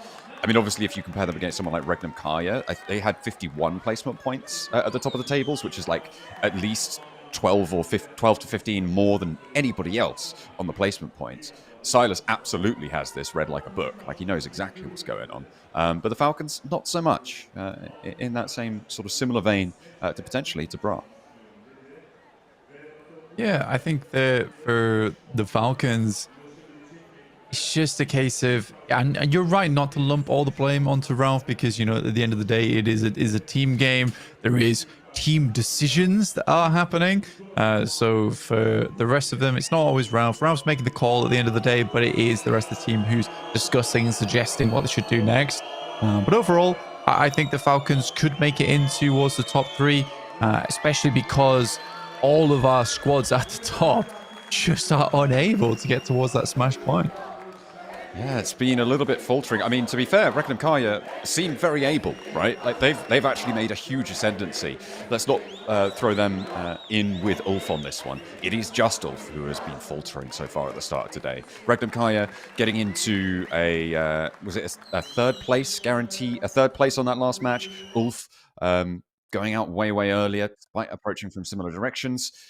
Regnum Carya getting the chicken dinner on the first match of the day as well, with a really big elimination count to boot. They seem to be the ones with the pace to them. Sure, they're a point behind now, but where will we find ourselves at the end of match number 3 on the day, match 15 of our 18-game set? Yeah, we're getting to the point now where we are coming to the close of Erangel's. We are heading into the game right now. Lane path underway, and it is heading over the top side of the map. Oh, no, it's from Primorsk all the way up towards Kameshki. It's an interesting one. I think this is more of a reasonable playing path, I would say, compared to many of the others. Yeah, it's definitely more favorable than all the south cuts we've been seeing. But areas like Lipovka may be difficult to get over towards, but I don't think that's going to be too much of a problem. And it's much better, of course, for our two key teams, our Ulf and our Regnum Carya, who will be seen around the middle of the map. And we'll see if they return to normalcy. Expect Regnum Carya and Rozok. Expect Ulf further south of that, school and apartments on that split. Well, honestly, Ulf's been the one who's taking a lot of control over Rozok recently. I think it's Regnum Carya who's just been like flitting into Rozok after Ulf's leaving, which is more a case of something that's been happening recently today. Because they do both fight over it for quite some time. I think that Ulf is now giving space on that position. You can see here that like the rest of Regnum Carya do drop a little further down towards that south side, and they have one outpost over towards the north. Ulf very close by. Looks like they're dropping down towards the south side now around school. Getting forced out. Again, yeah, I think Ulf just doesn't want to take the smoke this early. Fairly content for now. Circle up towards, well, kind of the middle of this whole shebang. Well, why not? Let's keep our tournament leaders in the middle. See what they can do with that. I don't need that many points, but it seems like the circle's going to help them out a little bit there. No military circle. Only one team on the military island as well. That's, TheNoisyBoys going to be maintaining themselves there. Ulf. Just going to be grabbing these split loots. Yeah, pretty lovely stuff. I think for TMB, it's been a little bit of a while since they've had Sosnovka to themselves, with a lot of playing paths heading over towards that south side where teams are forced to play on that south side along with them, which is always the most fun, in my opinion.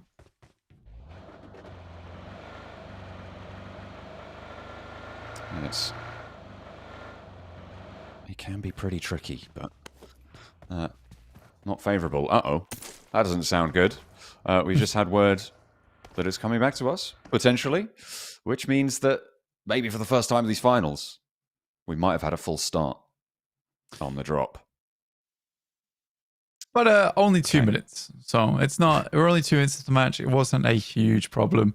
I think most teams are fine to wait around a little bit longer. Not one of those things where every single team has suddenly got 4 elims. There's 4 important teams already out of the game. Yeah, this is fairly early remake. It's just a bit of a weird one where I guess it's all right for a lot of teams where they get to see roughly what would happen if we get a more northern playing path, a more northern circle. Yeah, well, that's the thing, right? On a remake, we've had a decent playing path and an okay circle, a pretty good circle. Now we're going to get hard north playing path, military island circle. It's just how it's going to go, which would be very, very interesting, actually. Especially a situation like that might actually be better for the teams at the top, right? Because they're not necessarily looking to win right now.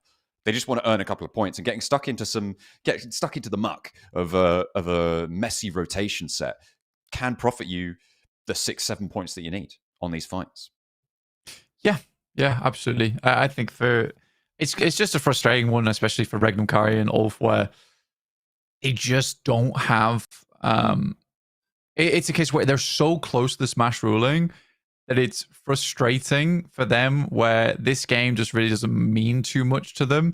Obviously, if they went down with 0 points, it's a problem, but it's not too difficult to play it really safe, play it really slow, and just get smash ruling. But you're also allowing other teams to catch up now by doing that.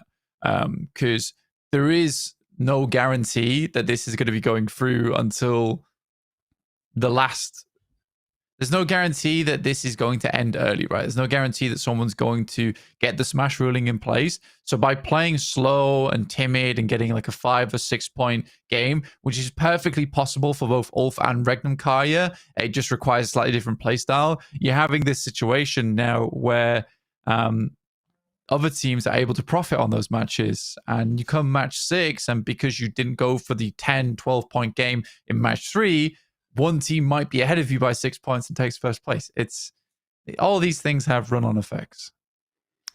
Yeah, it's I mean, it's all such a big dynamic system, right? You've got 16 moving parts, and in each of those 16 moving parts, you've got 4 further moving parts. So degrees of freedom are pretty insane. We're just taking a look at what information we've got about getting this lobby going.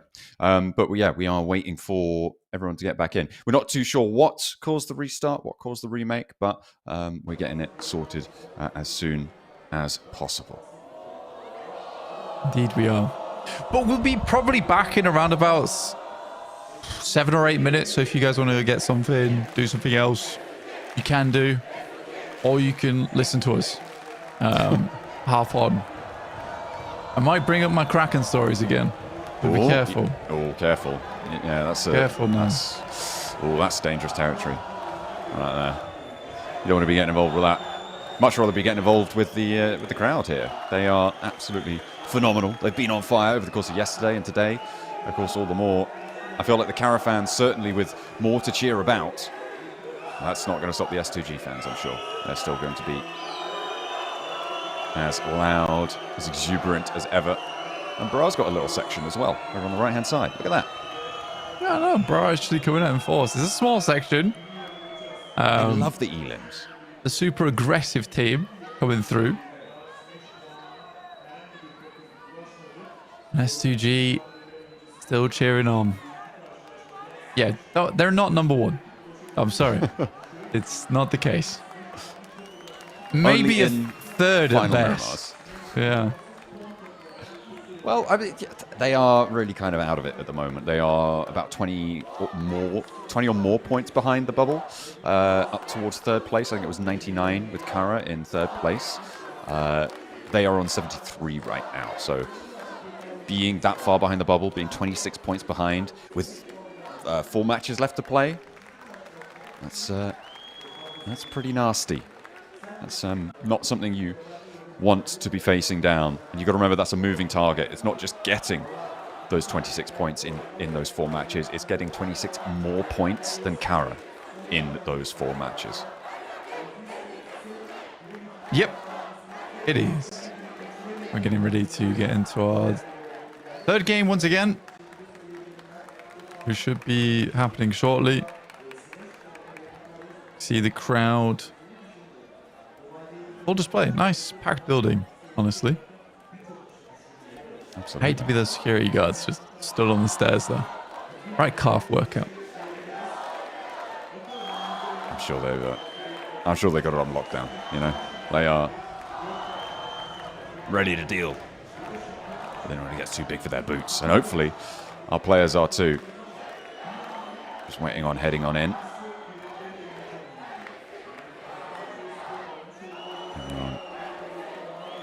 Building up the tension. They want to get in. Actually, I'm not sure if they do. They're having a great time, just sort of chanting back and forth at each other. I wonder who's winning. I wonder who's winning in the crowd. Yeah, I know. Seems like we're getting back into the game pretty shortly. Zooming straight into this one. And we're back in. Lovely stuff. Over towards Erangel. All right, our plane path this time is going to be coming from the south. It's a deep south cut, Blank. to Deep South cut plane again. We're going from Primorsk over towards the Miltopau Peninsula, this time just touching over the military base. Goodness me. They love a South plane path. That must be why they did the remake, you know? Just to make sure you've got that plane all the way on the south side. It just has to happen, apparently. I know. I mean, this is a horrible plane path. I mean, most teams are probably quite frustrated about this. Going from Primorsk up towards Stalbert to now getting a south plane path it does really suck for a lot of our teams. Probably quite a few heading down towards Sosnovka, I can imagine. There's definitely going to be that scrap. Anorthosis Famagusta dropping on over. But I feel like at this point, they're very aware of each other's presence. I'm more interested in where the circle's going to go, right? We've seen bridge camps happen. More by Anorthosis Famagusta, because the TheNoisyBoys do tend to just maintain C block. And Anorthosis Famagusta stay out very late in order to catch them if they think they're going to get away with it.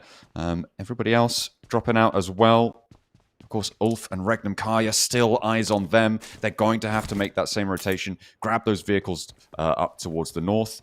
And it's an east side circle. Almost certainly not going to be a military island finish on this one. But you never know. You never know. It could still be. More likely, though, we're going to be seeing ourselves outside of Milta, up towards the north, potentially up towards Shelter, this sort of area. I mean, Eastern Circle here is not bad, right? It's really not bad. Doesn't encompass a lot of Sosnovka, so we do cut out a lot of playing space early, though, because I think a lot of teams won't want to be playing in that area of the map anyway. So they're likely more to be a case where I'm just fast-forwarding my map feed, catching back up. Oh, making sure you're on live rather than backwards compatible research. Asgard. In the meantime, whilst you catch up, are on that Novo position. Could potentially be a roadblock for the two teams on the south side. Or maybe the TheNoisyBoys are going to try and go west again, and Anorthosis Famagusta are going to catch them again. Yeah, maybe. I think there's quite a few teams, actually. I mean, I said this last time, right? There was no real reason for multiple teams to be in Sosnovka, but this time around there is. Going back to my original point, this is one of the cases where a lot of teams are going to be moving across over towards north side of this circle. Not a massive reason to play in Sosnovka other than at the beginning of your game.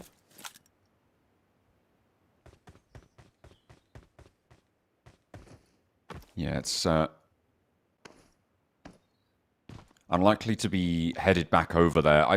I mean, I give it maybe a 5% chance that it's a Sosnovka finish. I think that it's very, very unlikely that we will be ending up there, but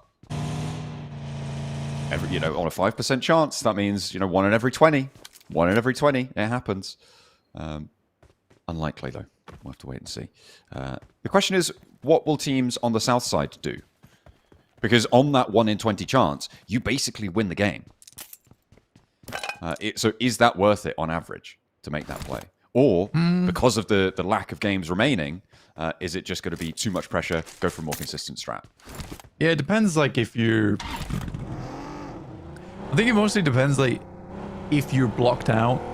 For instance, if TMB gets ahead of Asgard early, Asgard just makes that play to stay down on that south side.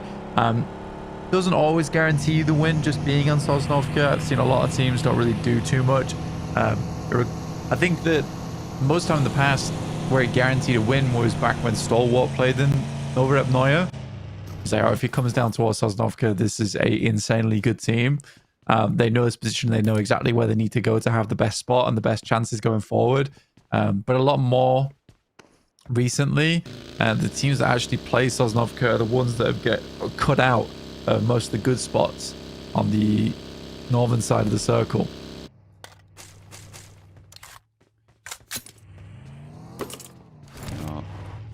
Going to be difficult spots to cut out as well. They're on funneling in fairly soon. We're coming up to minute 5. Boys, spotted one. Tries to zone in. Pops the swap. And will be defending the observatory.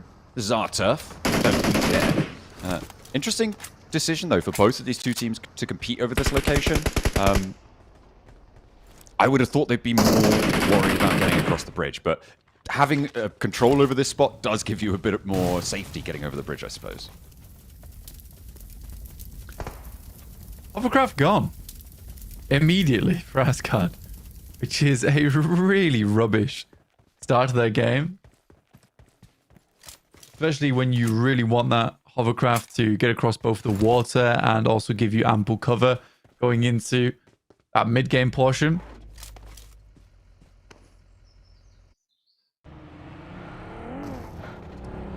Are the TheNoisyBoys just convinced that if they stand on an observatory, they win games? Do you think that's what's happened here? Yeah, man. They're like, we're going here. We're going to win the game. You'll see. You'll all see. Well, and now it'll be a Sosnovka circle, and we'll be fine. Also, maybe TMB are going to get the chance to overtake the Boars after all on their regional points.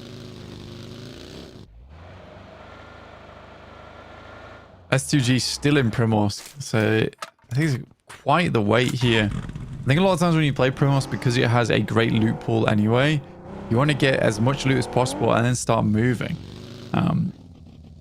I know that there's the case where there might be teams ahead of you, but there's certainly a big capability to start moving much faster than this.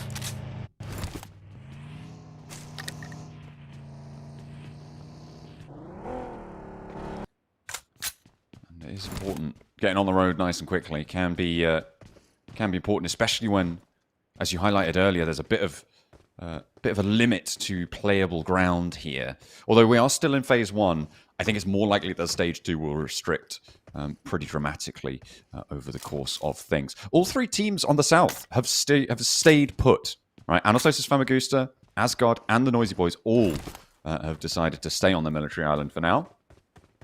And I don't think that they're going to be able to get across to the roads. Certainly not easily at this stage. Carya are on the far side. That's going to be a difficult barrier to try and push through.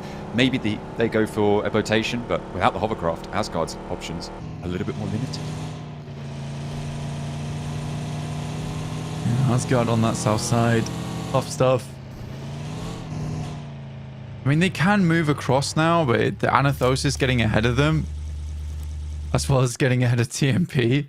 I think you are right in the sense that I think TMB is just determined to try and stay on Nova Revnoya, or at least Sosnovka, as long as possible and hope that so comes down this way. But the amount it leans over towards the north side, I find it very unlikely for that to be the case, John. Yeah, it's pretty much guaranteed not to be on the island, right? 100%. Never going to be on the military island. It just never happens. Never, ever has it happened on a circle like this. We're going to find out where the next zone comes on in. You can see that timer counting down on the top of your screens, or the side of your screens, depending on what orientation you're looking at. We will see where we are going to end up going. Nobody going down just yet in this game. No one really having too much trouble sent their way, except for that early scrap on the south. XSLAY takes us down to the blue zone as they enter late. All right, we're going over to the west. We're keeping Potato Hill in. We're keeping that farm area in. This is good for S2G, and the rest of the players are all descending now. Yeah, they certainly get lucky off the back of that, and are happy with it. But it's a massive amount of unplayable space, right? Yeah. Huge amount of water involved. Still a little bit of Sosnovka involved there. Anorthosis is going to get ahead of both TMB and Asgard very comfortably. Depends on how hard PRA, Carya want to hold them out. It's pretty even at the end of the day. You see a hovercraft there on your screen as Carya begins to take some shots.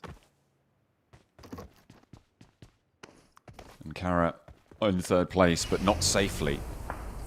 We're going to try and extract as much value as they can. They're right next door to Bra, Beşiktaş as well. They're close by on the opposing compound here. Looks like they are going to come into conflict.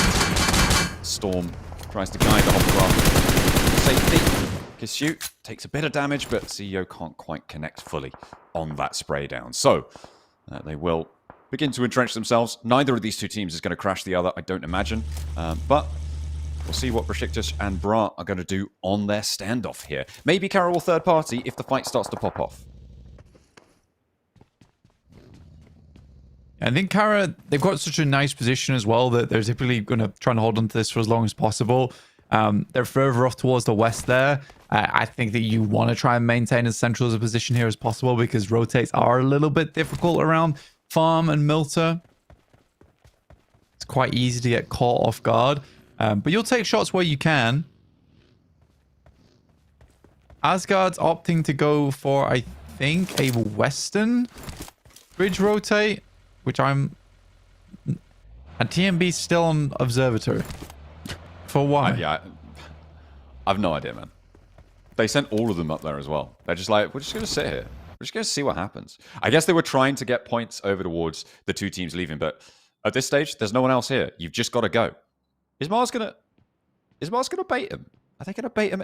Are they gonna pretend to go for a Westbridge rotate, draw them down, and then turn around and kill them? I don't know. I don't really know what either of those teams are doing right now. Like, for me, you could be mind gaming the hell out of each other for all I care. They need to get in the circle. That's the primary goal of the game. They're just wiggling about over there. Yeah, so I am confused. I am very, very confused. But we are more concerned with what's happening on this north side with IW NRX fairly central. They still haven't been able to climb too much. Those are our three teams that haven't done terribly, honestly. I think getting anything over a 50-point margin here in the finals is decent. And I don't think we've had any one team that I've thought to myself did not deserve to be in the finals one bit. But those are the two. Those are the three teams that just aren't getting in. But yeah, this next circle heads all the way towards that north side. It's kind of not that bad, honestly. I think most people assumed it would be locking in over towards one of the areas here, and it locks into most of the teams. The teams that are really suffering here are Falcons, Ida, potentially. XSLAY's got to move in. ULF's going to wrap around on the north side. But these guys still need to get 6 points. Oh, yeah. This fight continues to pitter on. The TheNoisyBoys and Asgard yet to even find a knock. Macron, finally! First blood is drawn in the engagement. And that is a point for one of these two teams.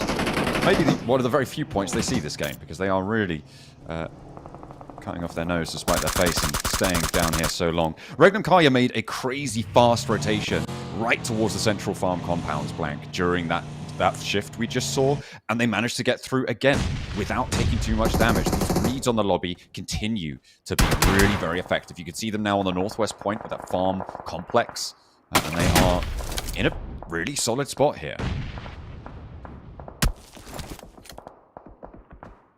Regnum Carya, like you say, really good spot for them. Mozero knocks himself on the vehicle.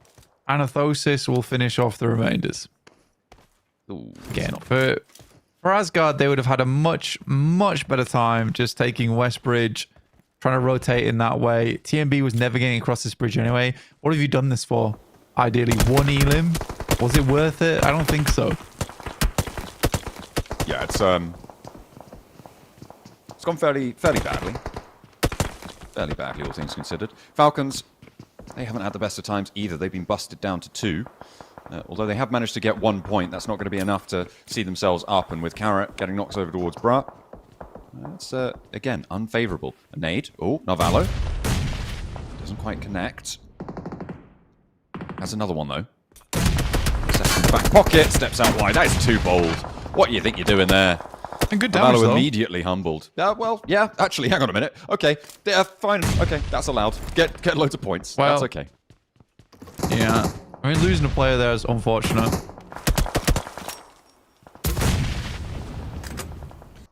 First nade was good because it knocked the door off, right? And then I don't think they expected him to peak for the second nade. Yeah, at least get 3 elims. But it's just Redox remaining, which is really sad. And Carya is starting to get some points on the board, and they just hit the century there. 100 points accrued for Carya over this finals. This is easily looking like a Regnum Carya win. Man. Which is unfortunate, considering last game. Imagine if they'd have passed the boundary in that last game as well, right? Like, this would be absolutely insane that this is happening. I'm also still wary of ULF, right? They're on that northeast side, sorry, and they are rotating down now towards Milter, trying to move into the hills on the east edge of this next circle blank. But still, this farm complex is just such a difficult position to be moving in and around now that most of its corners are filled with deadly players. Yeah, I think for ULF, they are trying to rotate as far out on that eastern side as possible, limiting vision away from a lot of our teams. They may run into Anorthosis Famagusta, needing 6 points to get towards the Smash ruling. Ideally more. Again, though, for Regnum, Carya, if they win this game, it's not the end of the world. With the way that we're seeing ULF play, they might not get to Smash ruling until game 4. So for Regnum Carya, it's not terrible if they get a chicken dinner here. It just means that they will set themselves in first place. 35 grand almost secured. A few more games to play after this one to make it happen. At the moment for Regnum Carya, I think the north side resolving is the most dangerous thing that could happen right now. There's 3 teams up here on board with Papara SuperMassive. Of course, you've got Jetgo, and further out west, you've got Ida, who are trying to make things happen. Oh, okay. S2G. Fine. Sure. That's 130 for Regnum Carya. Didn't even see them coming in, but they've gone immediately. Evaporation sent their way by Silas and Wild. Yeah, and it's the first time we see ULF dismounted from first place. So Regnum Carya now our first place team inside the lobby at 130. 4 more points required for them to set themselves towards the top. Merciless also getting knocked by them. ULF finds Fenerbahçe. That's Savian. That's a backstab coming through from the east side as ULF really huffs and puffs to try and catch up. They definitely need to be big and bad in this game. To try and make sure, well, it looks fairly certain now that Regnum Carya are going to, with their position, be able to pass that smash point boundary. Still need 6 points. Peter trying to get out of there. IWNRX going to let them. They didn't manage to connect on the spray down, unfortunately, but where do we go? Where can they try and make their way towards? Because it is just open season. And there's a 4th point as the Regnum Carya tally. The rest, not too sure where they added up on towards, but they've gone to the lobby nonetheless. Yeah, Macap just, I think, again, out of the vehicle too quickly, runs himself over, and goes down. 3 more points is all it'll take. But you're right, I think for Regnum Carya's position, it's highly likely we're looking at least a podium finish here for them. And even if it does switch down towards the southeast, the only team, I mean, I say team, player in one of those southern buildings in Farm is Redox and Falcons. So that is more open than potentially teams assume. ULF now starting to get stuck in on the southeast side. Can they earn their 6? First nade over to Wagnazada. That will be a knock for Scarface. Hopefully they can confirm that. And get those points starting to flow. Because they've got that high ground, but they do have to leave it. 30 seconds they've got over here. Circle heads over towards Regnum Carya. Oh, yeah. I'm feeling like a Regnum Carya win here. Again, that would mean if they were to hit Smash Ruling today, it would be 3 chicken dinners, which would be insane. It really would. 3 overall. Yeah, they managed to obviously open up with a big chicken dinner. Only a 3rd place in the 2nd match. 3rd match though, back on top. There's a point. There's a point for ULF as we come up towards that 130 mark. They've started their game, and they are still on the hunt. But their next move, I think, is going to be one of the most crucial that we'll see from them. How effective can they be there? Russian pose over towards Asgard. Akron being a little bit too aggressive. And Jetgo getting pulled apart by Papara SuperMassive. Nico doing some good work for his team. Only Kamikaze lost there. 6 elims now for Papara SuperMassive. They are so in the open, John.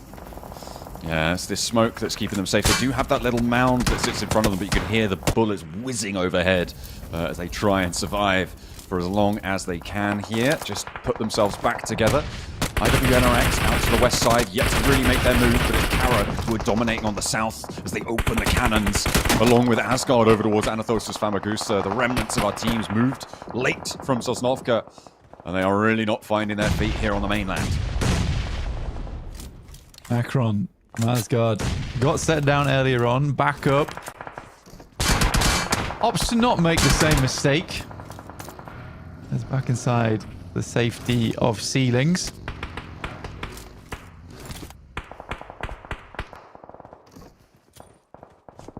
ULF have managed to get in. Nades from Asgard, though. There's 4 players who know that they're here. They're waiting to try and find these angles. Shots as well over towards ULF's position. The step up from Asgard is pretty dangerous, though, because you've got Carya to worry about. You've also got Fenerbahçe off in the distance. So ULF are being kept a little bit safer by that, but it's still very precarious. The split that they have, not terrible either, but they're expending so many smokes to stay here. Carya, Southwest, playing it out for as long as possible. Remember, this is our 3rd place team looking to catch up and set themselves apart from the likes of Falcons in 4th place, who are now very, very close to overtaking. We're only Fenerbahçe chasing at 91, looking fairly decent, and I think Fenerbahçe on the next circle will have a tough time of it as they attempt to leave. Regnum Carya still have Silas playing on the south side of them, playing as early warning system for a south side push from Carya. The next circle, I think, does head over their way, but favors Carya much, much more. Alongside with ULF, I suppose. This is potentially going to help ULF's position. Remember how difficult it has been for them to play. They're right up against the wall, but you remove that east side threat, which is going to have to resolve, which is going to have to move. All of a sudden, they can use those ridges as actual cover, rather than just trying to hide behind the vehicles and sandwich themselves between those 2 spots.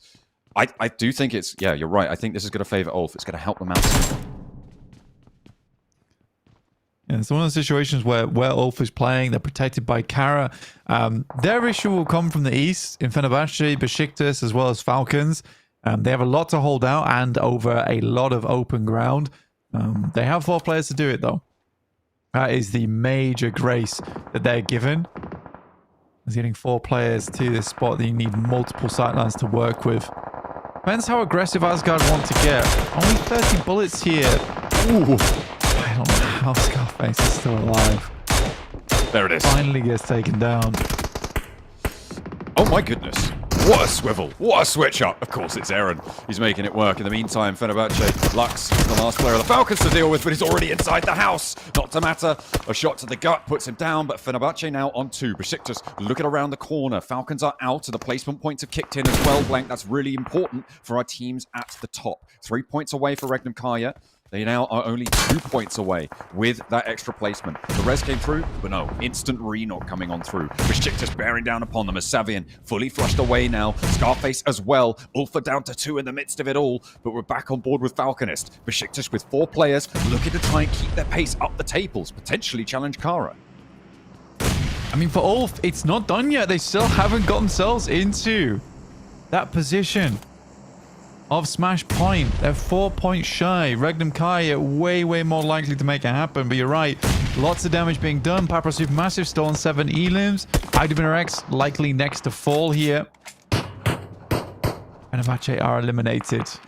Weren't able to really get too much done that game. Only 1 point. But I think it's a monumental rise, actually, from Fenerbahçe. From considering how they were doing over in the knockouts, the groups. Getting here to 5th place in the finals, I think that fans can be proud of this team. Absolutely. It is very impressive what certainly they did in the last game. And now they're up in the 90s. But Carya in the hundreds already, broken that century. Silas! Oh, no. Spotted by Papara SuperMassive. Of course, they only need 2 more points, Blank. One of them can come from... If a team goes out now, they get an extra placement point, right? For getting up to 6th. 5th place, at least, they are guaranteed to be on that Smash boundary, at least. ULF need a little bit more. They want 2 elims, and then they'd be drawing level. But it is... Yeah, I mean, right now, Silas... ULF guaranteed 131 with a placement. Yeah, I mean, Silas does get unlucky there. He runs into one of the best aimers in the lobby in Lost from Papara SuperMassive. So making that kind of sweeping movement in the vehicle and a slight delay, yeah, that does definitely affect him. And Lost will pick up that immediately. Regnum Carya continues to take damage, though, off in the distance there. And they're fully clear out of this next circle. Oh dear. It's a We tough turn of events. really not having smash ruling going into match 4. You never know. Maybe Carya could do it with this circle. I mean, you know, this would be very impressive. There's not too many points for them left to get in order to do it, but yeah, they might also join the 130s if they're lucky. Regnum Carya, though, still needing 2 more points. We'll see if they can make their train work. The smoke train is out. There's the rundown over towards Swain. Papara SuperMassive, 2 to a buggy, moving on out. IW Interact put another fight here as they roll up towards it. Kine, last soldier on the land, will try and make IW Next Rüya's time a little bit more favorable. But Papara SuperMassive now cut down to 2. Make that 1, because Kine is still on the tear. Looking for more, wants to bring out these flushes. They're taking them out, and another placement point would be huge for both of our teams at the top. Regnum Carya have taken a knock through the midst of it all as they try and make their break south. The blue zone is pushing. If Kine goes down and Papara SuperMassive, Regnum Carya would make it, but ultimately... Lewis with the pistol takes down 1 from Regnum Carya. Zedwolf is fully knocked, and Regnum Carya are out in 7th and do not make the mark on 132. Oh my goodness. We're up to 5th place now, though, Blank. We're getting close to the point where Ulf might just make it on placements. And look at their position, with Beşiktaş not daring to cross against Carya. But potentially, you get an elimination here. It could be the difference maker for Ulf. Yeah, a little bit further to go on it. They're really not moving, and Beşiktaş is similarly scared about pushing up over towards them. The nades are starting to flow through it, and I think actually Ulf's going down here. Yeah. Well, the nades go far. Okay. Oh, the little bit of chip damage gives them away. I mean, they're guaranteed 3 points right now for placements, Blank, in 5th. If another team goes down, Blank, I think that's it. I think they've just broken the smash boundary. They are over. Look, the scoreboards acknowledge it as well. They have managed to make it up into 4th place, and we will be having a team having that option available to them. Carya go for the rollout, and they give that smash boundary break to Ulf. That's going to take a lot of the weight off, I think. Now they can go back to playing exactly how they would normally. Okay. We get a little zoom out there on the team to break the boundary. But we've got Beşiktaş. We've got Carya. Both in competition for 3rd, but if Carya stay really deep into this game, this is going to make 3rd place really difficult to achieve. They could go very, very far here. Do a lot of work. Can Beşiktaş just take them down early? I mean, you're likely locking things in if Carya is able to get a chicken dinner here. And it will be the 3rd chicken dinner for Carya on Erangel, stamping this as the team with the most successful. Over on the side of Erangel, able to find 1, but another buggy is too much. Both players from Ulf get squished underneath the tires. And now Beşiktaş can start taking down Asgard. They went as far as they needed to go for Ulf. Exactly where they needed to find themselves. And they didn't need to go any further. Get set for the next game because they got an Erangel to play. Now the joust over the hills. Beşiktaş scrapping it out here as 3 teams remain. And Carya's just observing this from a distance. A bloodbath before them. And they're all too happy to let this one go in. They've got oversight onto a lot of it. It's a full front-to-back fight between these 2 rosters. Sequestered behind the hilltop. The stage 9 circles close. Beşiktaş fall. Asgard the last to go. This was, I mean, only 2 players there. Carya just going to be able to close this one down. Surely there's no way that they get slipped on this. Yeah, this is a really easy finish, especially with the MG3 in hands, but might not even be necessary.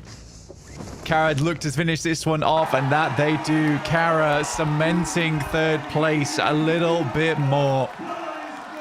As we head in towards our 4th game of the day. Last match on Erangel. Last match of being able to get a pretty reliable chicken dinner. Miramar, it's a bit more difficult. A lot of times, if the circle moves too far away from you, it is a look of the draw there. For Erangel, anyone can make that win, in my opinion. I wonder how many of the Carya fans have been booking their plane tickets after that game. Over towards Thailand. Hit the crowd stands there. See if they can help on out. Although I think that would need Carya to actually get to the finals as well, which is no mean feat. But in the gauntlet, that's a hell of a lot easier. Right now, they're looking pretty set. Carya able to place another one on the board for themselves here. Third one of the entire finals. Which is really cool to see. It wouldn't matter if they got another one on the next match. It just wouldn't, because they are not in. They've not made the distance. They have not made the distance. And I think for ULF, now is the time to show us that chicken. Right? It's time to get that win. Show me the chicken dinner. Because they don't really have any worries anymore. They don't have to worry about slowly playing things out. That's not their playstyle. It's never been their playstyle. Their playstyle has been very aggressive. And I think that Aaron's been chomping at the bit to get a bit more freaky with it in these finals. Yeah, I had to move that placard back over. Carya, a little bit inaccurate on their placement, but it will be on the board for match 15 there, earning themselves that third chicken dinner accolade, as you said. Yeah, ULF looking for the chicken dinner as we make our slower approach. We've got one more Erangel still to play after this one, and then we head over to Miramar if ULF don't win it. That's what we're going to be looking for. Yeah. And I mean, I'm so interested to see what this circle does, right? Because that will really change it. That will really change things up based on how accessible it is for ULF.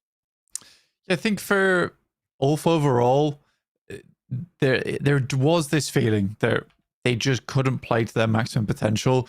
And I think now more than ever, they have to start figuring out where these points are going to be coming from. Because they can no longer really afford to allow Regnum Carya to be jostling between them being second and first all the time, with Carya now hot on the heels as well after a big game like that on Erangel.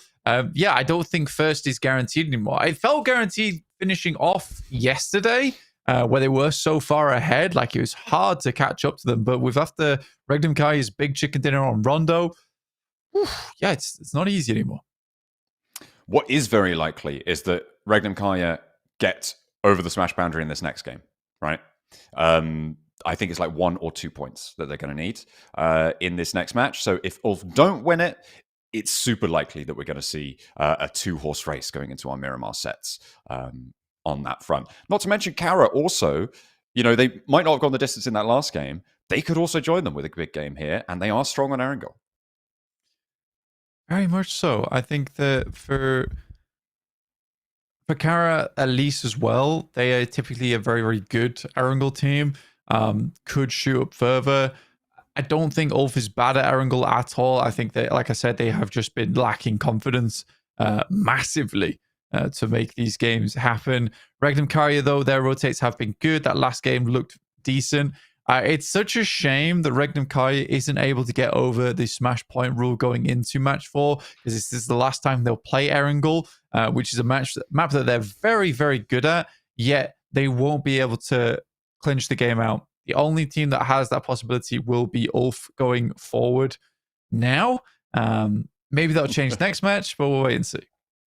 Hey, just to remind you guys at home, if you just tuned in, the smash rule is in effect. We had a smash boundary set at the start of today. That was 134 points in that last game. We just saw ULF achieving that metric. They got, actually, I think bang on the nose, 134 points. They didn't get 1 point more because technically they didn't need to. They are now in the area where they can win a game and immediately end and win the tournament. If they get a chicken dinner from here on out, the tournament's over. And they will be crowned as the champions of this season and get that qualification spot to the gauntlet at PMGC, which is that all-important prize for our top 3 teams who end up in the podium. Yeah. Bloody good stuff from Carya. TMB, on the other hand, terrible. Really quite bad. Was not entirely sure what was going on with them. I think that they thought the circle was on Sosnovka. That's the only thing I can think of, is that they had like a mind meltdown where they were hallucinating circles of where they might be and where they weren't. It was like, this is for sure that other day when we won from this spot, right? That's exactly where the circle is right now. That's what they were thinking. That what's going through their minds. I'm curious to know. I think Because we're going to otherwise- the stage at some point, but I don't know when. Could Oh, be. we might do. Could be sometime soon. Might not Actually, be. no. I It mean, might be. I think it's just break. I think it's break after this. I'm not sure. I mean, I don't think we've seen the rankings. But we gotta look at the rankings and etc. first. Yeah, I don't think we've seen any of the stats so far from that game. Yeah. So yeah, we've still got to go through all of those. But we will be waiting for them in the meantime. How is your day going, guys? Oh, there's a replay. Oh, of the final blow. And you can see there just the shutdown. And I mean, yeah, that was a very easy rollout for Carya. Exactly right. But it was Asgard to take the MVP title with Real, getting 5 elims, 767 damage. But it's not the most. It's not the most we've ever seen on an MVP card, but still very respectable. Yeah, it's tough circle though. There wasn't a lot of opportunity for fighting, and whenever fighting came down, it was a case of you getting moved out into horrendous locations of the match, of the map. Sorry. We'll be going into our match statistics next. See who's got the most elims, the most grenades, who ran the furthest. It's one of the main ones we want to look out for. But it is Navarro with 2 nades. Yekta. Wow, so far. 2 nades, Navallo. Poser, 805. All on Carya for the top of the tables there, but actually it was Asgard who got the MVP. Yeah, I mean, to be honest with you, if you put Marceau and Poser together, almost not quite as good as Real. Almost not quite as good. But you can see here that's very indicative of the map and the circle, with Spike only getting the most distance at 309. There really weren't a lot of long-range engagements that you could go for on that map. We're going to take a look next at the team statistics from Carya, who was doing the most there. And it's a lot of them, realistically. That's a nice spread in terms of damage from where they were playing. Really good proactive nature from the squad, totaling up to 12 elims on the game. So a nice 22-point match, which I think puts them in the 100 teens after that one. I think they've just broken 120. I think they were on 199. 99 at the start of this game, I believe. And with 22, I think they're on 121. I'd have to double check though. I believe you. As we head back to us. I'm banking on 121. So they're within striking distance. That's 13 points behind the bubble, behind the boundary. We'll see if they can do it. But let's head to the stage for a quick check-in. Bir tane daha mükemmel bir hediye var. Marshall kulaklık arkadaşlar. Bu kulaklığı kime armağan edeceğiz biliyor musunuz? Whose birthday is it today? Bugün kimin doğum günü? Bunu ispatlayan varsa hemen buraya kimlik kartıyla gelebilir. Kimlik kartıyla birlikte buraya doğum günü olan güvenlik arkadaşlarımıza göstererek gelebilir ama seyircilerimizin içinden olması gerekiyor. Personelden olmaması gerekiyor. Tamamen seyircilerimizden. Bugün kimin doğum günü? Var mı doğum günü olan ispatlayabilecek kimlik kartıyla? So we have quite a lot of prizes. I see someone in green over there. Gel doğum günüse gel. Kimlik kartınla gel. Kimlik kartınla gel. Is it your birthday today? We need to confirm.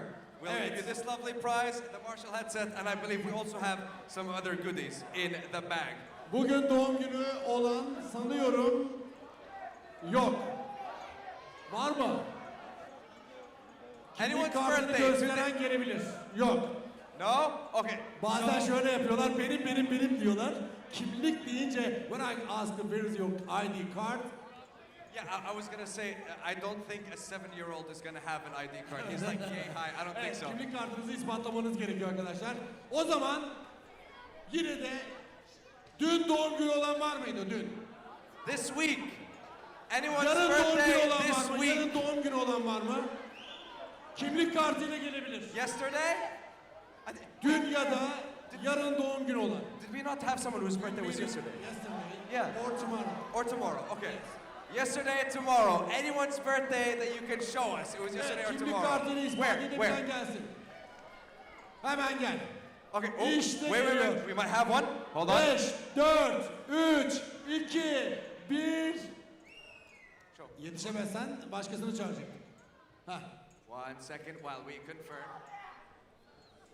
Yarın eğer doğum günüyse Marshall kulaklık onun doğum günü hediyesi olacak Burger King'den arkadaşlar.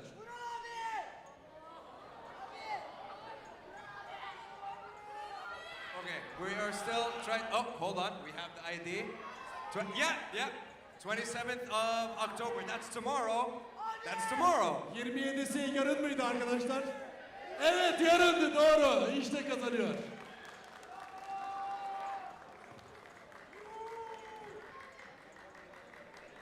Well, that was only our first prize. Gel. Wait. İsmin neydi? Sefa'ya doğum günü. Happy birthday to you. No. Listen, we're not gonna do this. No. Okay, that's our first prize, but I believe we still have some more. Evet sevgili arkadaşlar, gerçekten çok karnı acıkan doğum günü, bir dakika. Sen. So, at this moment as well, while Bilgehan hands out our Burger King coupons, I would like to invite our content creator from Carya Esports to join me on the stage. How are you, brother? So, I'm gonna make it simple. We have to give away mouse pads. Okay, so I will let you choose 3 people. 3. Why? Oh, 3. 6. I only have 5. Okay, 5. Okay, so I mean, first of all, congratulations for Ankara chicken dinner. But who do you want to give mousepad to? 5 gifts. 1, 2, 3, 4, 5. Pick. Start from there. Now. Tamam, ben seçiyorum. Ben iyice sürümde kaldım. Şurada küçük bir kardeşimiz var, şurada. Galiba kız. Bir kız çocuğumuz var, onu tespit etti Bural. Kara fena gidiyor ha. Efendim? Kara fena gidiyor. Allah'a şükür çok çalıştık. Umarım bir kaza yaşanmazsa olacak. Did you choose your first one? Did you choose one over there? Yeah. Okay, so now in the Carya corner, pick one. Here, okay. Which one? I pick Actually, for Carya, can I recommend one for you? Okay. Can I choose for you? Where is he? Yes. Biggest Carya fan I've seen. Him. Okay? Okay. No problem. But I pick here. You pick there. Okay. It's 3, okay. Biraz hızlandıralım. Oraya yakın gidip seçebilirsin. Tamam. Yakın gidip seçebilirsin. Oğlum. Şurada. Şu. Evet sen. Işıktan çok göremiyorum. Gerçekten çok az görebiliyorum. Şundan. Silüet gibi görüyorum. Okay, I believe we have chosen 3. 2 more. Okay, wait. Okay, do you mind if I choose one more? One. Yes. S2G. No, 2 more. 2 more? Yeah, Okay. 2 more. One here. Okay.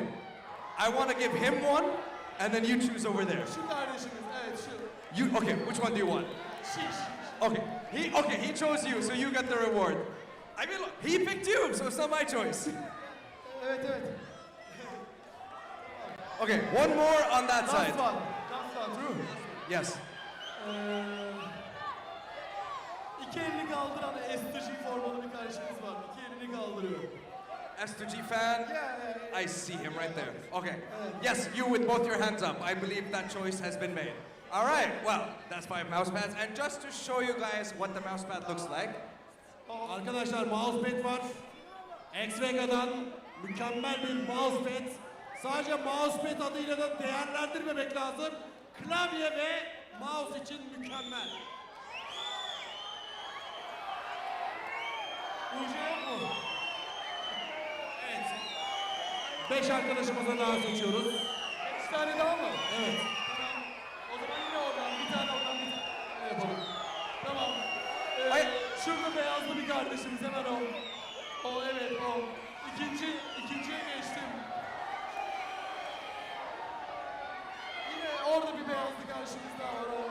Ben bir tane karadan seçiyorum. Burayı hiç görmüyorum. Samanyolu gibi burası. Şu. Evet sen. Sen orada. One more? All right, one more it is. Şu elinde ışık sallıyor şu an. Elinde ışık. Evet.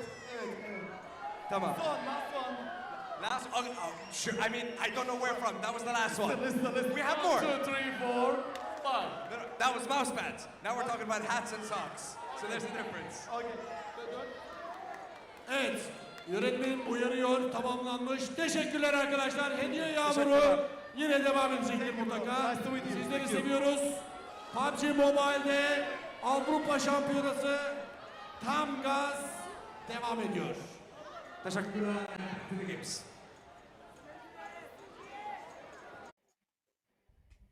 There we go, dishing out the prizes to the audience. Of course, the main prizes that we're giving out will happen later today when, well, we can't say, but it might be after this next match. ULF could close it down here without ever seeing the desert as they have the opportunity to go for a smash rule victory from match 4 onwards. We are now into the danger zone for everybody, which also means that everybody else needs to put as many points on the board as possible. Absolutely, because if you want to get towards that top 3 to go towards the gauntlet, there is still an absolute chance that this doesn't end until Miramar, the final one, in which case you have a big goal ahead of you to get towards that top 3. Falcons falling behind, but they probably made it through via Western European points anyway in terms of the PMGC rankings. But money's on the line here for a lot of these teams. They absolutely do want to pump out highlights from Carya that game, who were able to do very well towards the end there. But yeah, not an easy part of the map to play at all, Joe. No, it was that open area around the farm positions. I mean, even Regnum Carya towards the end, I mean, they had the tower, sure, but they had to lay real low. And in the end, weren't quite able to get the 6 points they needed. Instead, they only got 7 points, I think they needed. They only got the 5. ULF did, though, manage to get the 6 points that they needed and cross that smash boundary. So still in first place, but only by a hair. However, does give them an opportunity no one else has, that smash victory. Carya with 22, though, and that should see them up to 121 points and within striking distance of breaking that smash boundary as well. So them and Regnum Carya both have that opportunity afforded to them. The teams just beneath them weren't quite so lucky. I'm looking at Falcons here, not really able to keep pace, as well as Jetgo. 0 points on that game blank. This is a really nice breath of fresh air for Carya in terms of that space now in third place. Yeah, absolutely. And I think that's the main thing, is just the space gain by picking up those 22 points is a really big deal for them, and require teams to really push hard now. Because again, you have a situation where, like you say, if ULF is able to end it in the next couple of games, Carya's got a big distance between them and 4th place now. It requires Beşiktaş and Team Falcons to have chicken dinners in the next couple of games, and then a little bit more after that, because these are not small games that Team Falcons, as well as Beşiktaş, as I suppose Asgard as well, need to get. I mean, all the way down to Jetgo. I mean, all 6 of these teams have a chance, but only one of them can grab it. Yeah, I mean, 93 points there. And remember, 4th and potentially even 5th place are pretty crucial placings as well. If you want to get to PMGC, the opportunity is there to potentially, in 5th place, depending on how the Falcons do, get yourself a league stage spot into that tournament. So 93 was where we cut off that first page. We're now on 89 with Papara SuperMassive. So they're also, I mean, still in the running for those 4th, 5th place spots to try and jump on up there. And in fact, probably at this stage with 3 matches left, all the way down to Bra. I think from Anorthosis down, that's where it started to get close to impossible. Yeah, because I mean, 75 points might seem good, but you just lack the games to do it in. Like, for instance, if we had 12 matches, that's 12 matches of chances for Anorthosis to hit 3 big games. You only have 3 games left. So it's just there's not a potential there for them. It's super tough. Very tough to make happen now.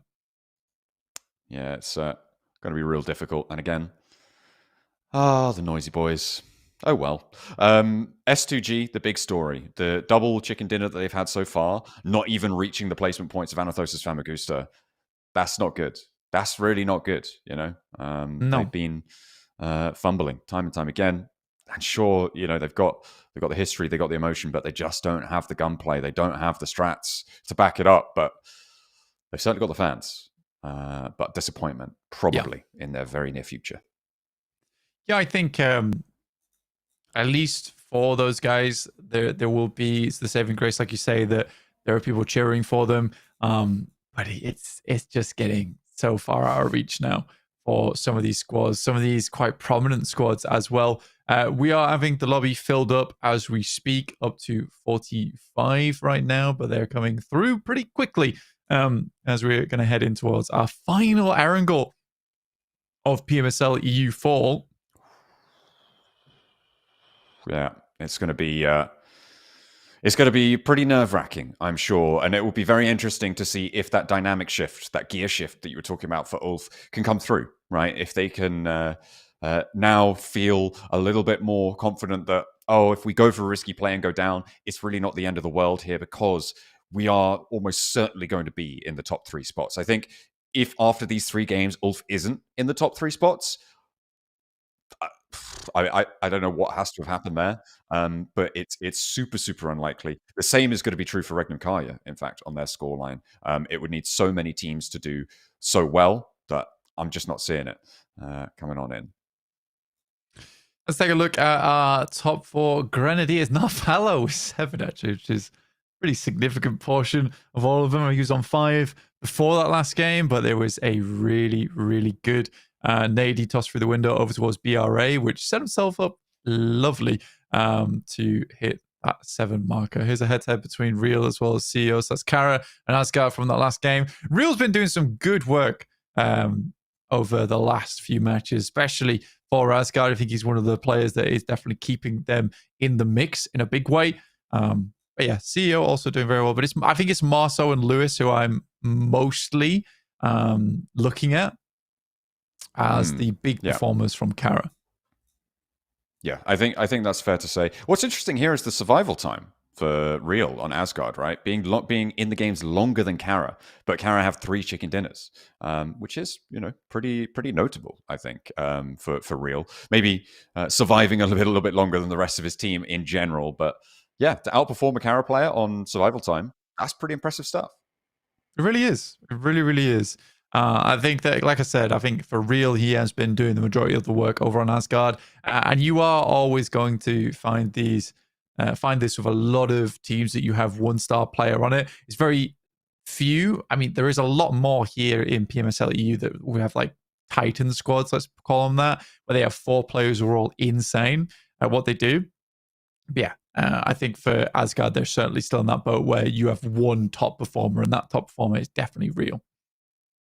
Yeah, it's been really good to see that from him, but unfortunately, it's just not being backed up right now with the match results. Right, that is what we're looking for. That's what we are missing for the time being, which is unfortunate. But you know, that's just the way it goes. Not everyone could be a winner when it comes to these championships. The PMSL does not hold any bars.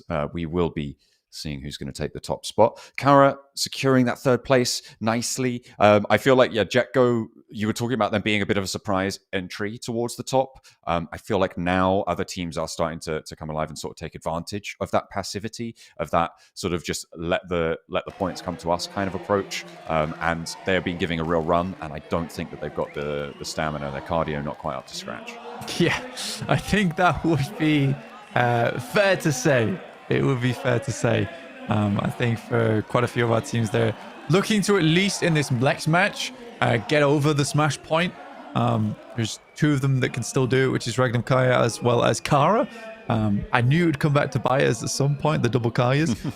But again, those require them to not have that same issue that ULF had, which is a little bit of passivity, a little bit scared in some of these matches, not make it. Again, I think this could be a big blast out from ULF, considering now they don't have that massive pressure on them to get over the smash point ruling. Yeah, they have a little bit more room to breathe. What happens if Regnum Carya take down Carya with a Kar 98? What happens then? It's a Carya getting dominated by the... God, yeah, never mind. Ooh. What about this? Regnum Carya take down Kara with the Car 98 out the window of a car.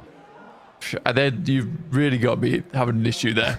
And I'm not prepared for tongue twisters today. That's a real tough one there. Might happen, you never know. But I feel like leaning out the window of a car with the Car 98 and hitting the shot to take down an entire squad, that's very unlikely, I would say. So we'll wait and see if such unlikely futures are going to come to pass. I wish I knew what that said. I'm sure it's lovely. Yeah. He looks very friendly. I mean, cheering for Kara. I think that there's certainly a team that has... I think this match is probably going to be the make or break match for Kara, though. Considering it's Erangel, I think that their Miramar is a little bit weaker. It's the case with a lot of teams that haven't consistently played an international format, that they have one big map that they're good at, and that map usually is Erangel. I think Alpha 7 is definitely that kind of the outlier that was always insane at Miramar, and that was their map. Everybody gearing up for the last Erangel. The last time we see the grassy pastures here for the fall season and for 2025 in Europe. Next time we'll see it will be on the global stages, but not all of our teams will see themselves taking to the skies over it.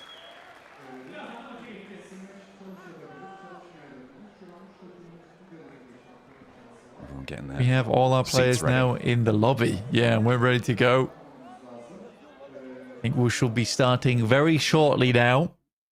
Ooh, getting into our fourth match of the day.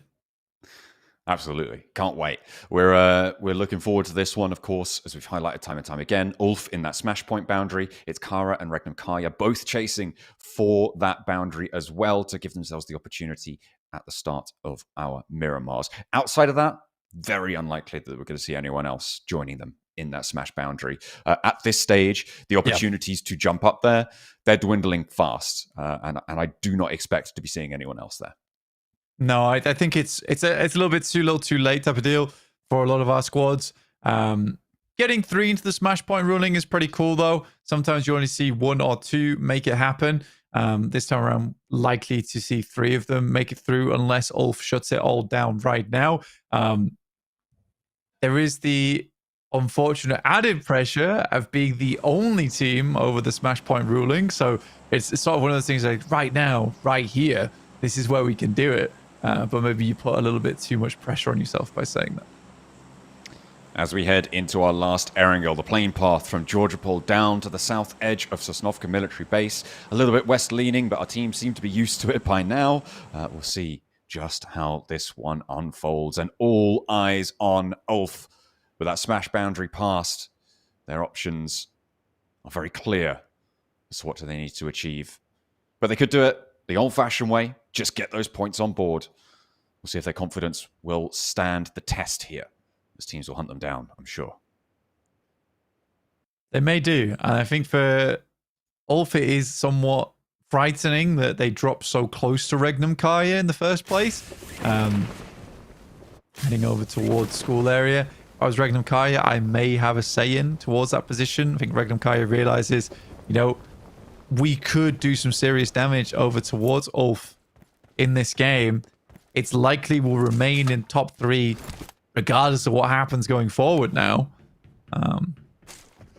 There is that chance. There is that chance. But we also know Regnum Carya to be a very much by the books type of team. And going out their way to eliminate others isn't really to their fancy.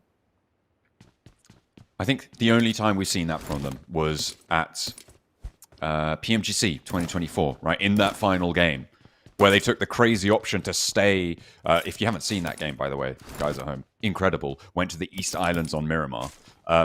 Regnum Carya was the only team, I think, that took the option to stay on the mainland and take shots at people going for the cross. And they got a huge number of eliminations. I think that's the only time I've seen Regnum Carya really go for that sort of strategy. And it nearly worked. It was so close. It's so unfortunate because that game right there is the one where Regnum Carya actually make a really smart decision. I hope it doesn't affect them in the future, because the only reason they lost is because E plus Kia went for the complete opposite, which was to play again by the books and just head across early and them getting such a high placement off that game secured their victory. I think it was by like 2 or 1 points. I think it was 1. I'm pretty sure. Yeah, I'm pretty sure it was 1 point on that tournament. But yeah, they can't. And it's great to see that Silas has kind of taken that in stride, and the rest of the team as well. Regnum, Carya have been just consistently strong ever since then. Taking down PMGO, doing all right at PMWC, and now here again, up into second place, looking to challenge for that first. TMB! I mean, they've given it their all, but I think their all is not enough. Won't be going too much further than this, but let's take a look in where teams are rotating, because typically both Regnum, Carya as well as ULF will need to start moving fairly shortly to get towards the circle. It is funny that ULF is literally on exactly 134 on the Smash ruling. Yeah, that's pretty nice to see that 4th place really doing wonders for them. And Carya delivered it to them, actually. They rolled out on towards Papara SuperMassive to take down the 5th team. And allowed them to go in before turning their attention to ULF. Had they not done that, we would be on a level footing for, well, mostly Regnum, Carya and ULF, but potentially to give Carya that outside chance. Nobody else over 100 points, though. Those 4th and 5th place spots, very, very important. 4th more than 5th, because it's the Falcons, really, who are going to be affecting whether or not that 5th place is in or not. Yeah, and it's funny that they took those fights in the order they did, because if they hadn't, you have this situation where they actually buy themselves an extra game. XSLAY, it feels like they realize their tournament's coming to a close as well, as they are the first team to get wiped over on Erangel. Asgard picking that up, and they will ladder off that into 4th place. Ida was actually able to steal away 1. Oh no, they're just taking shots over to Asgard now.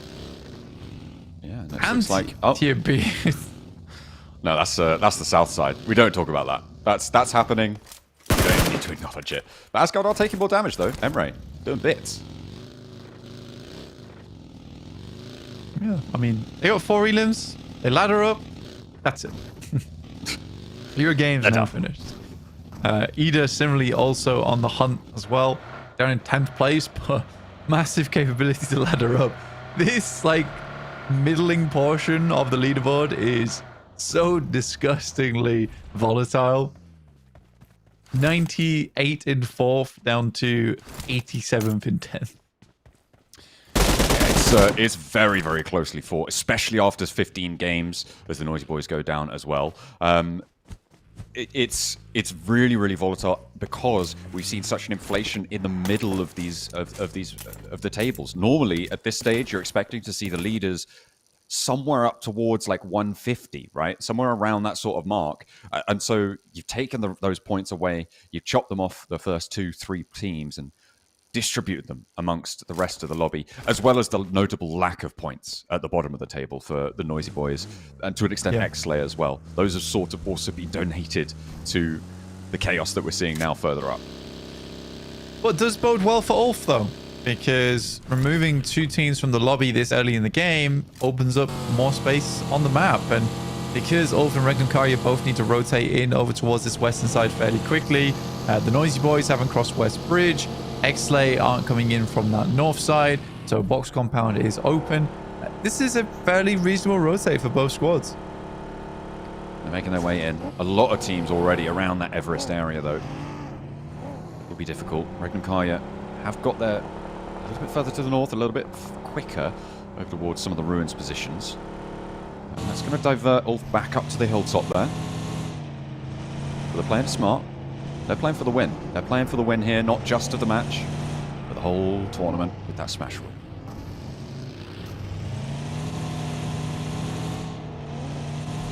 Still figuring out where they want to go. A lot of diversion going on right now. But they're going to take up the building that looks out towards Pachinki. Interesting spot to go for. I think Regnum Carya deciding actually they're just going to send further in over towards Southside Ruins, towards the compounds underneath Everest. I actually like that spot a little better.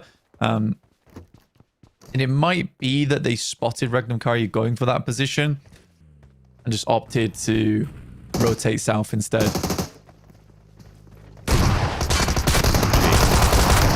Looking to try and take on Time for Tissue. Goes well. They don't take a casualty. Point picked up. And Bra losing one. They're now down to 2 players alive. And that's going to be happy days for S2G. They got 2 points, but they're still on 75. Yeah, S2G falling massively out of favor now. With so many other teams having like their step-up performances, I mean, I think Fenerbahçe's definitely redeemed themselves. Papara SuperMassive, maybe not, but still 89 is really not bad. Not the performance we expected after what we witnessed in the group stages and knockouts, considering they did really well there. Far and ahead, away from anyone else in the lobby over in knockouts. Waiting for this second zone shift in about 5 seconds from now. It's going to be very important for our teams up towards the north. ULF diverted down towards Gatka, Regnum Carya over to the east, but we're going all the way on the west coast here, Blank. This is nasty. There's not too much to be playing around. We're looking at the swamp, taking a lot of ground here over on the west edge of Gatka Fields. S2G, IWNRX currently in those spots, but plenty of teams descending upon it. Look at the crunch. Yeah, this is a terrifying second zone shift. Usually you see a lot of the water in the first zone, but this one cuts around about 35% in on this side. A lot of teams immediately sending for this ridge side that sits down on the west, but look how many teams are getting involved here. Immediately, Edis taking shots over towards Asgard. They lose down to 1 player, BRA down to 1 themselves, but plenty of teams taking a little bit of flak damage here and there. It is getting nasty.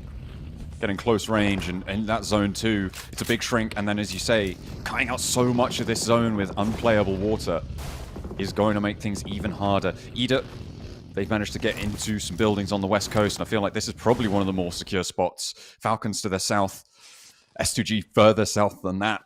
There's this lineup of ocean view apartments here that are going down in value by the second. Quick bandage. Who's back at me for Falcons? Pretty important game for them as well. Set themselves apart. I mean, although the run could end here, they definitely want to place themselves in a position where they could still catch up to the rest. I think Falcon's spot isn't terrible, honestly. ULF, though, beginning with a little bit of a barrage over towards Anorthosis. No Elim picked up from the back of it just yet, though. A lot of teams lined up actually down the coastline. Not too many teams staying away. One of them, though, is Regnum Carya, Blank. They're playing up towards the radio tower with IWNRX just beneath them towards the swamp.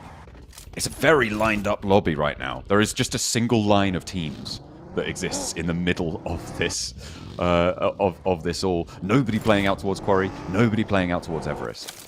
Really bold pickup, though, from ULF. I mean, they squeezed out a lot of teams to get a really nice central position for themselves, which almost guarantees them at least a decent spot in the next circle, depending on a hard shift or not. I mean, if this hard shifts over towards the north side, most teams are pretty ruined anyway. It'd be a devastating rotate up towards that north side, past fields, into hospital. So yeah, I think most teams are hoping for a southern shift on this one. I mean, even then, it's still nasty open ground. I mean, moving up towards Quarry, there's a couple of compounds you can play around, but still, same option being taken. Carya, nade over towards Jetgo. Nice. Suppressing them. There's that south shift. This is probably, as you say, one of the kinder positions. But I'm looking at Regnum Carya and thinking about where are Beşiktaş going to go? Where are Fenerbahçe? Where are Papara SuperMassive going to go? And they're going to have their first challenge. Beşiktaş looking to crash. I mean, this is the game for ULF, right? I think this is about as much as it could have been served up on a platter to them. It's time to give it their best shot, realistically. They have a central position. They're controlling a lot of ground. They just need to hold out now. I think if it doesn't happen here, I don't know if it's happening on Miramar. Selian Gets around the edge there. CEO has been knocked. He's crawling down to safety.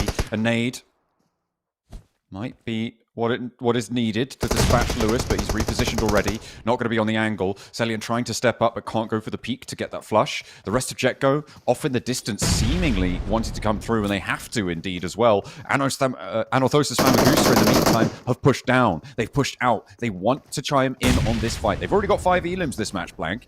And we'll see if they are going to be able to find out more. But they've gained some ground and some exposure on that western side. Hang on a minute. Have ULF just sent straight to the middle of this one? That's what I was talking about. I've been talking about it the past 3 minutes, John. But, like, I thought they were on the north. No. I said they were here since Zone 2. Oh, okay. Hang on a minute. That's Ida. And they're also grey. Okay. That's what got me confused. Yeah, they've been here since Zone 2. I was just saying that this is a game served up to almost golden platter. Like, if this is the game to do it in. This absolutely is the game to do it in. I mean, they've got this singular opportunity.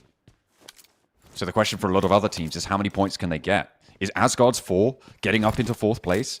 Is that going to be enough? Are they going to get a qualification spot because of that? In towards the league stage? I mean, it could be. It could be that important that they've got those 4 early. Yeah. I mean, the qualification just trickling down right now. I mean, I think that the storyline I'd like to see is Fenerbahçe getting 4th place. Because it will be in a big comeback story for them. It would have been cool to see Jetgo get it, but considering they're down to 1 player, very, very unlikely. It also will require, obviously, ULF to win this game. But they have such an insane spot right now. Yeah, it's pretty crazy. They've got control of some really nice terrain. The ridge to their south could pose a threat, but there's not really too many teams on that south edge that could do it. I mean, Regnum Carya, to be fair, also have a pretty solid spot here, Blank. Taking a look at the map, it's just got better. It's just got better as well. So Regnum Carya might be able to take this one away from them. And Fenerbahçe are trying to think about poking their noses in. But Regnum Carya's compound is just so strong here too. Yeah, it's on high ground as well. I think the funny thing is about this is that, honestly, if this circle went a little bit over towards the east, I reckon that's probably where ULF would have ended up. But that is a very hard shift over towards the eastern side. That might have just confirmed it. For Regnum Carya, there's realistically not a lot of other places to play around here. And ULF has yet to move because everyone knows they're in this compound. They've been taking shots. He is getting ripped to pieces. Oh no, on the approach. Koa has gone down, but he's on the inside here. Can crawl back, and there's healing necessary on the outside. Ralph wants to bounce a nade around the corner, try and find the player healing. Looks for it, doesn't quite connect. Emre Molotov onto the inside with 1 player down and 1 player already flushed. The Falcons have had a little bit of ordnance sent back their way, but a second bounce from Ralph finds the backboard he was looking for. The spray down from S2G, the off angle, looks like it might be good here. Redox steps out for the flush. Should be a full reset here for the Falcons. Darkin last left alive. There's sightlines over his way. It goes in though. That could be decent. Ooh. Doesn't quite push the players though. Emre will be taken out to limit that information. They've got to leave. The blue zone's upon them, Blank. They don't have time to be mucking about like this, and that's exactly what you need. Koa shuts it down, and immediately the Falcons need to be on the charge. They are up into 4th place, but remember, they push that boundary down, so it's still 4th or 5th place, depending on where the Falcons end up. That is really important here. And Regnum Carya are now 1 point shy of the smash boundary. I mean, if they win this game, they're kicking themselves for not being able to get the smash point earlier today.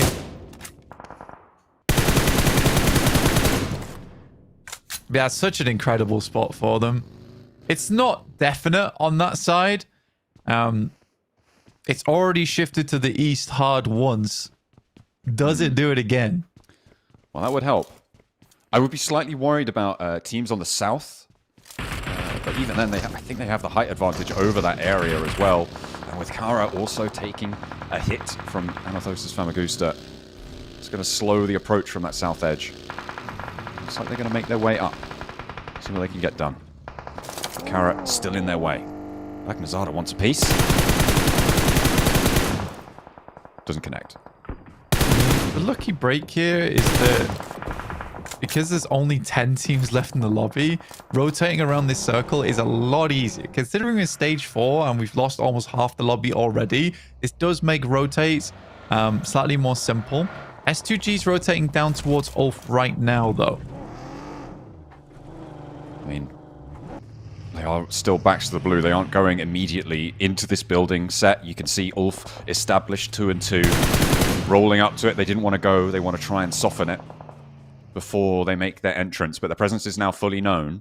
Nobody likely to break out this far.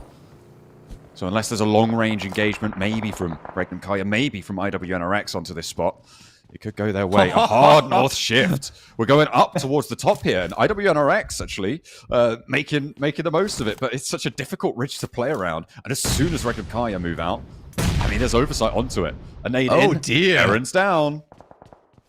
That's a very nice nade from S2G. I feel like ULF should have seen this coming, but that's a very, very good starter. They are playing 2 and 2, so there's potential to get their player back up again, but they are layering smokes, looking for the big push. That nade at least will buy ULF time. Res underneath. Catch needs to be clean. One. Steps up very, very clean on that first. The rest of the team needs to be making moves now. He's going to abandon Aaron. I think this is the right decision here. Can't really withstand too much more. They're not going to push in as well. They're getting slow, and he's going to get burned on the inside. The Scarface makes the straight across. Does get cut down, but can catch do more. Around the box. Looks for another. He steps up there low. S2G starting to flounder, but it's all up to Solus. No way! It's a 1v1, and Hamzy just pulls the trigger in time. All full down. No smash today, but Regnum Carya are past the boundary. They cannot win it this time, but next game, got to get a 2-horse race. Carya, they want to join them. Dear me. I mean, Ketch had done so much. I don't know how the rest of ULF didn't just pull the socks up and make that happen. The guy had basically decimated the entire team. What happened to the other 2 players? Too little, too late. Lackluster response, unfortunately. Maybe the ULF of today is the ULF that is going to continue to perpetuate itself throughout the games. That's great news for Regnum Carya, for Carya as well. It's good news for all of our teams underneath as well. More chances at getting that 4th place. Beşiktaş will currently take it for the time being. But we're down to 8 teams at 20 minutes. Only 24 players still remaining in the match. Regnum Carya is happy to sit back and relax on the southeast side, understanding how treacherous this circle really is, with all fielded off towards the west. Carya need 5 more points right now. They have guaranteed one placement point here. If they get rid of the last player from Jetgo, not only is that an elim, it's also an extra placement. That's exactly what they needed, right? That's a... Oh, no, it's not an extra placement. 7th and 8th are the same. So just the 1 point still, but they are a step closer. On 128 now, with 5 points necessary. But S2G just over the hill, playing as 3. They're going to regroup further away. Lewis leaving, but does get taken down by S2G. 90 FPS in the roster here. Facing Kelsey. Interesting. I saw Kelsey yesterday having a bit of a breakdown, honestly. Giving him a little bit of a break might be the right idea. But it comes at a strange time. With a chance, but he's on the dirt, and there's no way he's getting away with that. Solke immediately tearing up the turf, mowing the lawn there. And that's a point easily picked up for S2G. And Carya slowly dwindling now. Lewis, maybe a survival game is what they need, but Regnum Carya go for a wide sweep. They move south of this roadside. Look for more.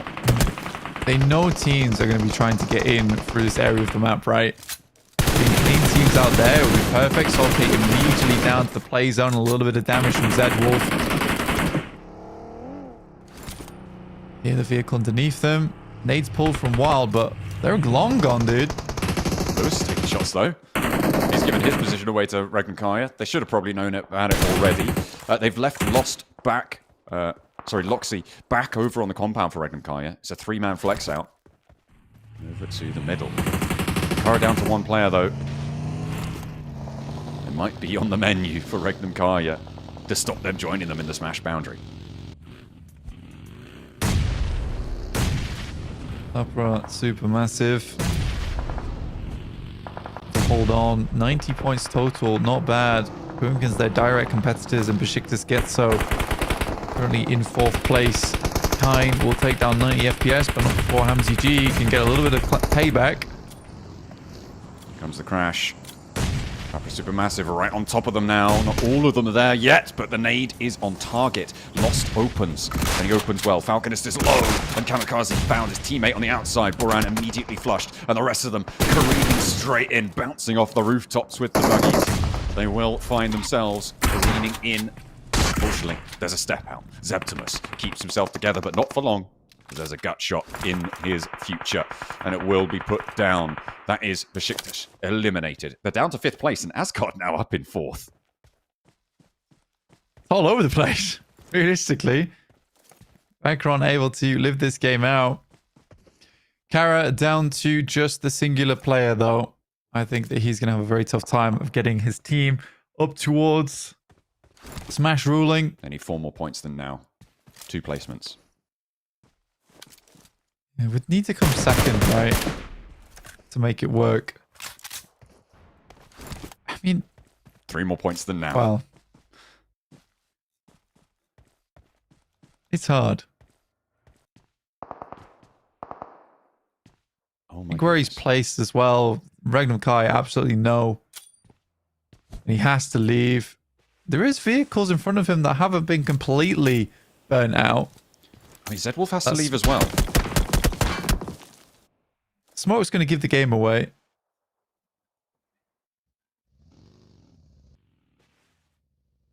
I'm looking at Hamzy G, thinking, how long can he survive, right? That's an extra placement point for Carya.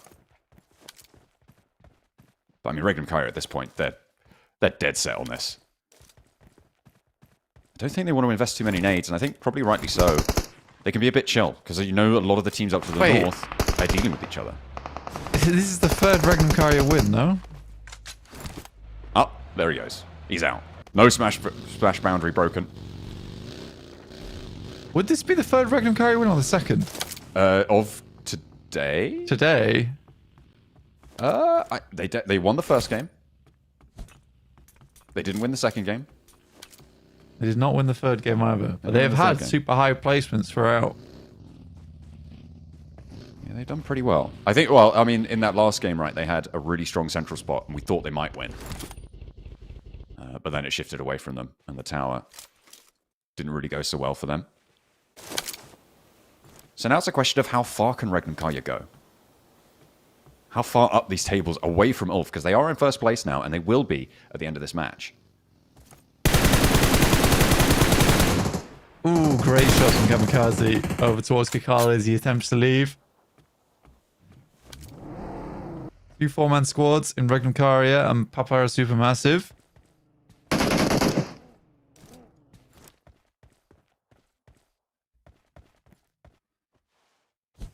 I mean, it feels like this is gearing up for a Regnum Carya win, but Papara SuperMassive as well with these high grounds could be really, really dangerous for them.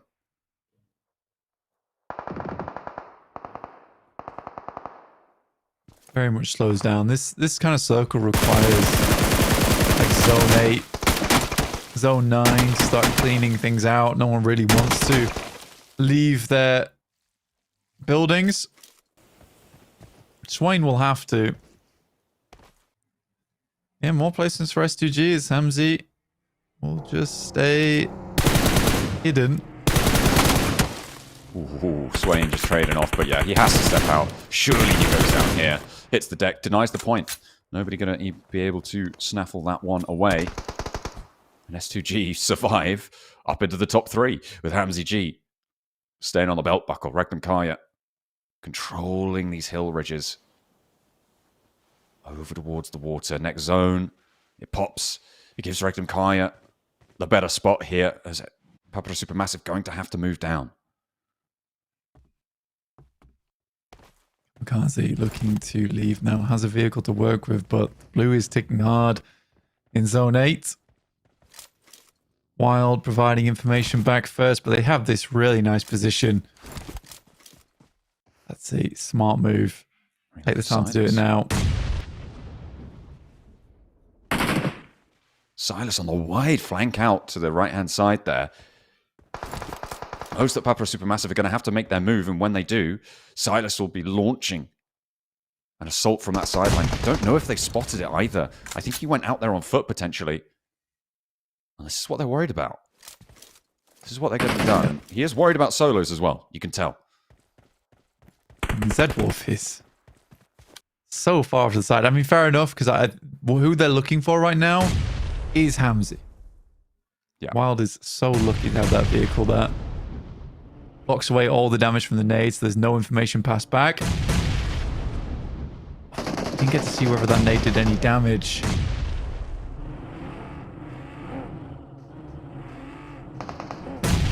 Gearing up. Stage 9 will go central, and again, that's in Regnum's favor.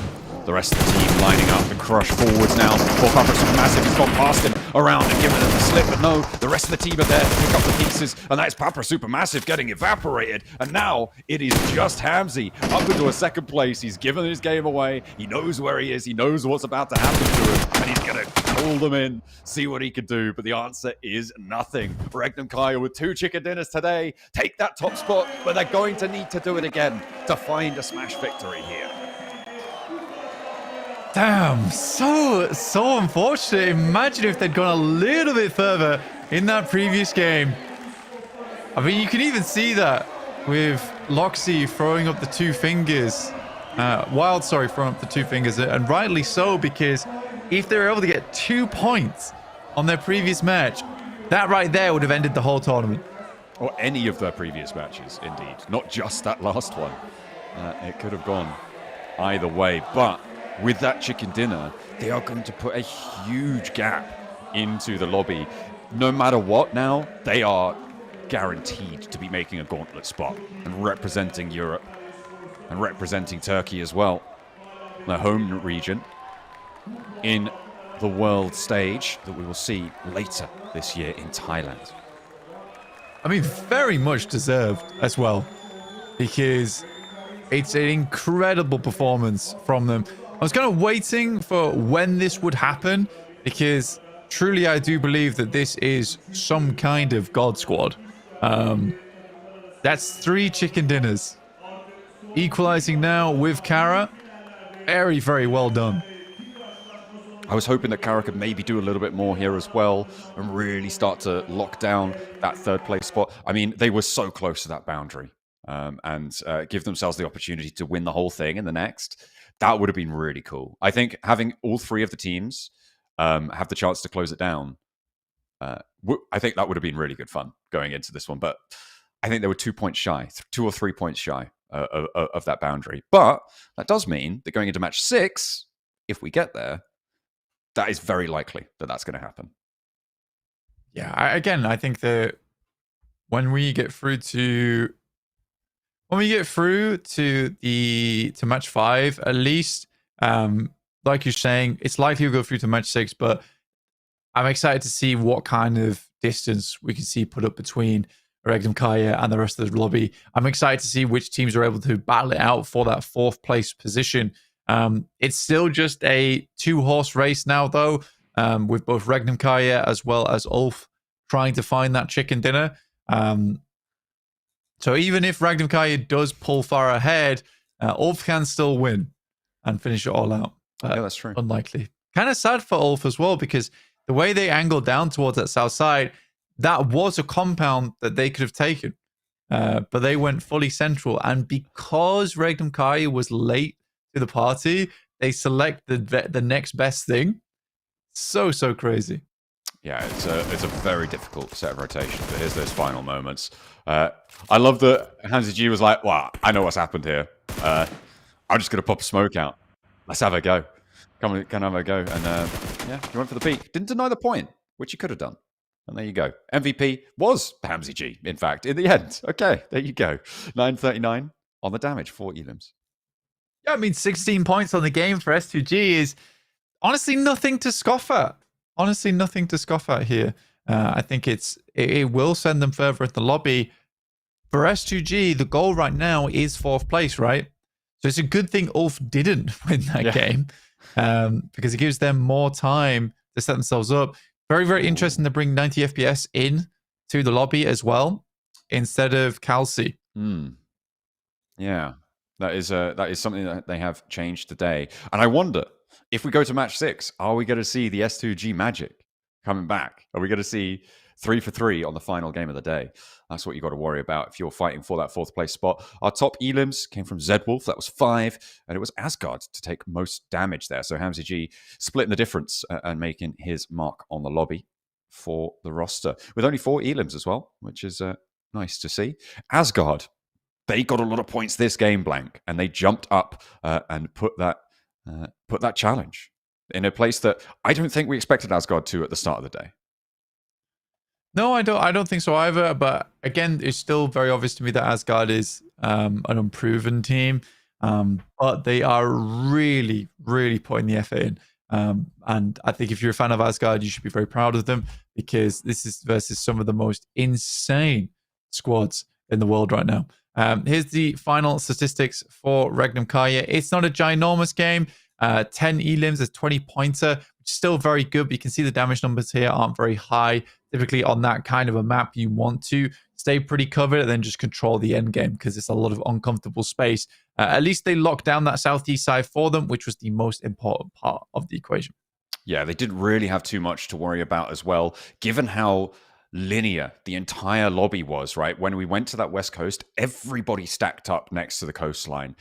They were one of, I think, 3 teams who were inland at that stage, with ULF having gone a little bit further on when they were sort of both rotating at a similar time. And I think that, it's very interesting that it's that lineup kind of happened. And I don't think anyone really enjoyed it, right? I mean, it was S2G who were able to survive the longest because of it, and profit probably the most because of that position.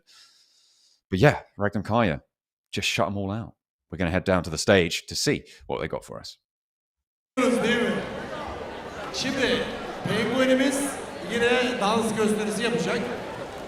Arkada ekranlarda da yansıyacak nasıl bir dans yapmanız gerektiği.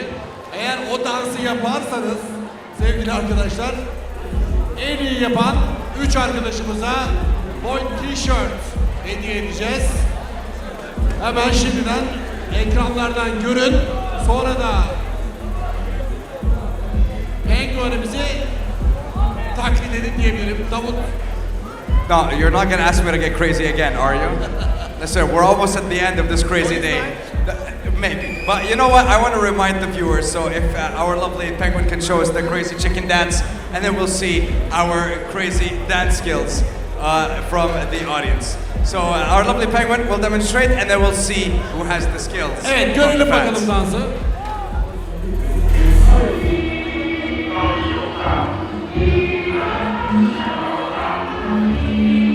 Ben de tribünlere bakayım, yemeğe kim dans ediyor?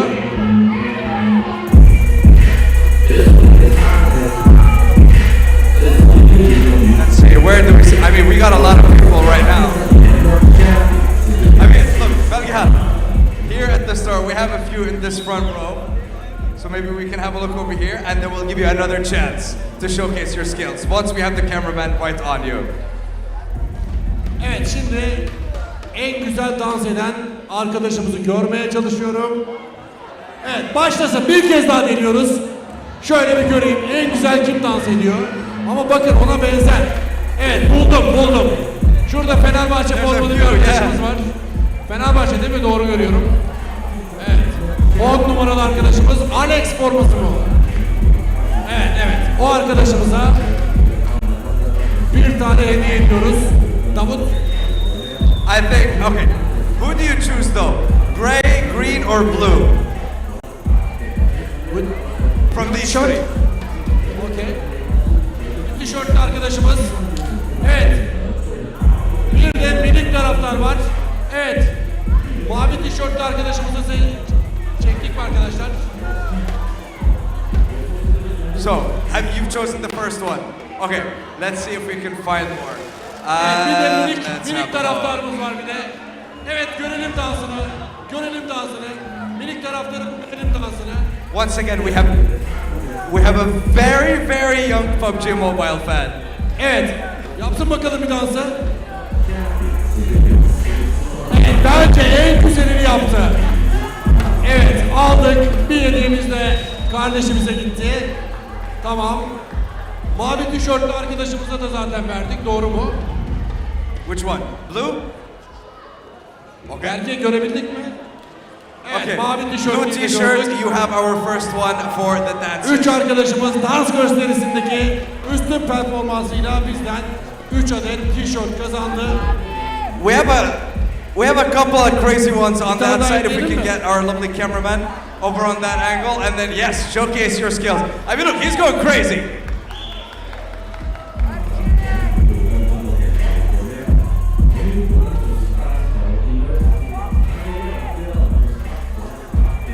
Evet, fazlasıyla hak etti, fazlasıyla hak etti. I think that energy deserves a shirt. Evet, hak etti, o da hak etti. All right. One more, or I think we're done. Enough.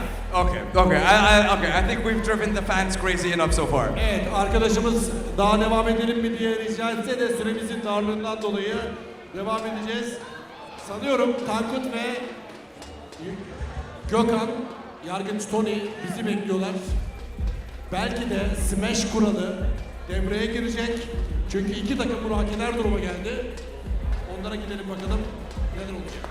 That's right. Two teams in the Smash rule have applied to them. Actually, it is going to be ULF, it is Regnum, Carya. Now there's a chance the tournament can end. But let's run over back to the analyst desk. Thank you very much, everyone. Teşekkürler to our penguin. Teşekkürler to our lovely fans in the arena. And let's get back to the games. Well, Erangel is done. We've had our dancing penguin session. We are now heading in to Miramar for our final 2 matches. Although it's not guaranteed that we'll see both of them. Because, of course, 2 teams can take it all here and now. The rest of them champing at the bit to earn as many points as they can while they still can. Yep, we're getting into towards our final 2 matches of the day. We thought it might end a little bit earlier, especially with Rondo being in the mix, giving a chance for ULF to earn 10 points in their first game. Not the case, as it usually is. And we should have really believed from the very start that going to be another classic Smash ruling. Wait until match 6. Let's take a look at some highlights from that last game. It was a very treacherous match indeed. Carya getting some points, Regnum Kai with some good shots, but it was ULF getting taken down early, which was the major point of contention here. Yeah, in that fight against S2G, and S2G ended up playing second in that game, right? If Ketch, if only Ketch had done a little bit more than almost everything, he might have been able to keep them up and alive, and maybe as more players as well in that same place that we saw from S2G towards the end, and that was the final moments as Hamza G did get taken down. Let's take a look at the points that were earned. Of course, Regnum Carya with 20. They are going to be up over that 150 mark now. I think that puts them on 152. S2G with 16 points. Carya with 10. Papara SuperMassive 11. A lot of teams chasing. A lot of teams earning good points here. Yeah, very much so. I mean, S2G getting the 16 is the main story off the back of this one. Papara SuperMassive also starting to catch up quite a bit. Carya solidifying their 3rd place still with 10 points on this game. I mean, there's quite a few points to sit down towards 5th, roundabouts 9th place with 4 points for the Falcons after their pretty decent fight actually early on. But yeah, very, very rough circle, difficult to play in that one. But we're waiting to get over towards Miramar. We'll see see how that one does go. But it is to Miramar's next. Now, S2G get the chance at Miramar once again. They need a 4th place here, John. They definitely will be looking for it. That, of course, that 4th place would be the transferred regional point spot.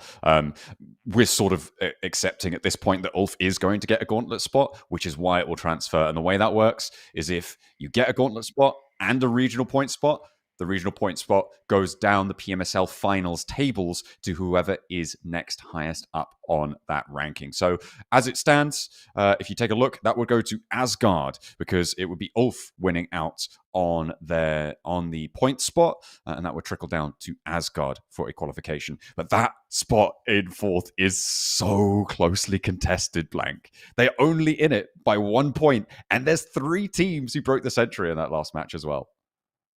Yeah, there is a ridiculous amount of teams fighting for that 4th position, and it is split between 1 point between 5th, 6th, and 7th. Only that one singular point is pushing Asgard towards the top with their 28 placement points and 71 eliminations, which is pretty ridiculous indeed.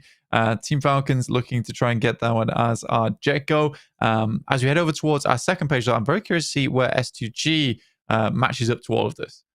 Yeah, remember we're on 101 in 4th place. At this point, it's looking pretty clear that we've got our top 3. It's just a question of who's going to be able to be in that top spot. And we go down to 89. That is so close, right? That's 12 points behind 4th place. This is definitely doable for them. And in fact, definitely doable for a lot of our teams that maybe we previously counted out. I think Ida maybe where I draw the line underneath. Anorthosis Famagusta with 81. Making up 20 or so points in 2 games. Yeah, maybe. But they'd also require everybody else above them also not to be doing very well. It's going to be very difficult for them. So I think, yeah, S2G is still an outside chance here because all of the teams above them also need to do not great. But if you get a chicken dinner, you're doing better than everyone else. Yeah, I mean, looking at S2G, 89 points. There's still a perfect chance for them, especially when they do perform a lot better over on Miramar anyway. I wonder if they'll bring Kelsey back in for this one. Ketch, though, this is our MVP ranking, currently in 1st place, and rightly so. This guy's been doing a huge amount for the team and almost single-handedly saved them from S2G in that last match. It was not meant to be because the rest of the team was a little bit lackluster. Let's put it that way. Yeah, I mean, I think Aaron's got lost on his way to the MVP rankings as well, because he was all the way up there. We were talking about this guy in terms of being tournament MVP material, right? But today has just not been his day, along with the rest of ULF, and maybe that's an important part of why they haven't been performing. Aaron has not really been as impactful. He's still had a couple of moments, but not nearly to the degree that we've seen from him before. 2 entrants from Regnum Carya, and Marso up there for Carya. Yeah, I mean, Marso definitely performed incredibly well for Carya. Zed Wolf, I'm glad to see him get a turn in over towards 5th place here. Loxy surprisingly doing incredibly well right now for Regnum Carya. Yeah, he is. He is their most valuable player right now in terms of actual impact on the score lines, on the stats. Obviously, different players have different impacts, and I think, obviously we talk a lot about Silas and his impact on the team, his level head, his strategy, his calls, seemingly outclassing, I would say, everybody else in this lobby right now. It's not even close, I think, at this point. Yeah, Silas is definitely flexing those muscles, getting ready for the Worlds. Yeah, absolutely. The guy is insane.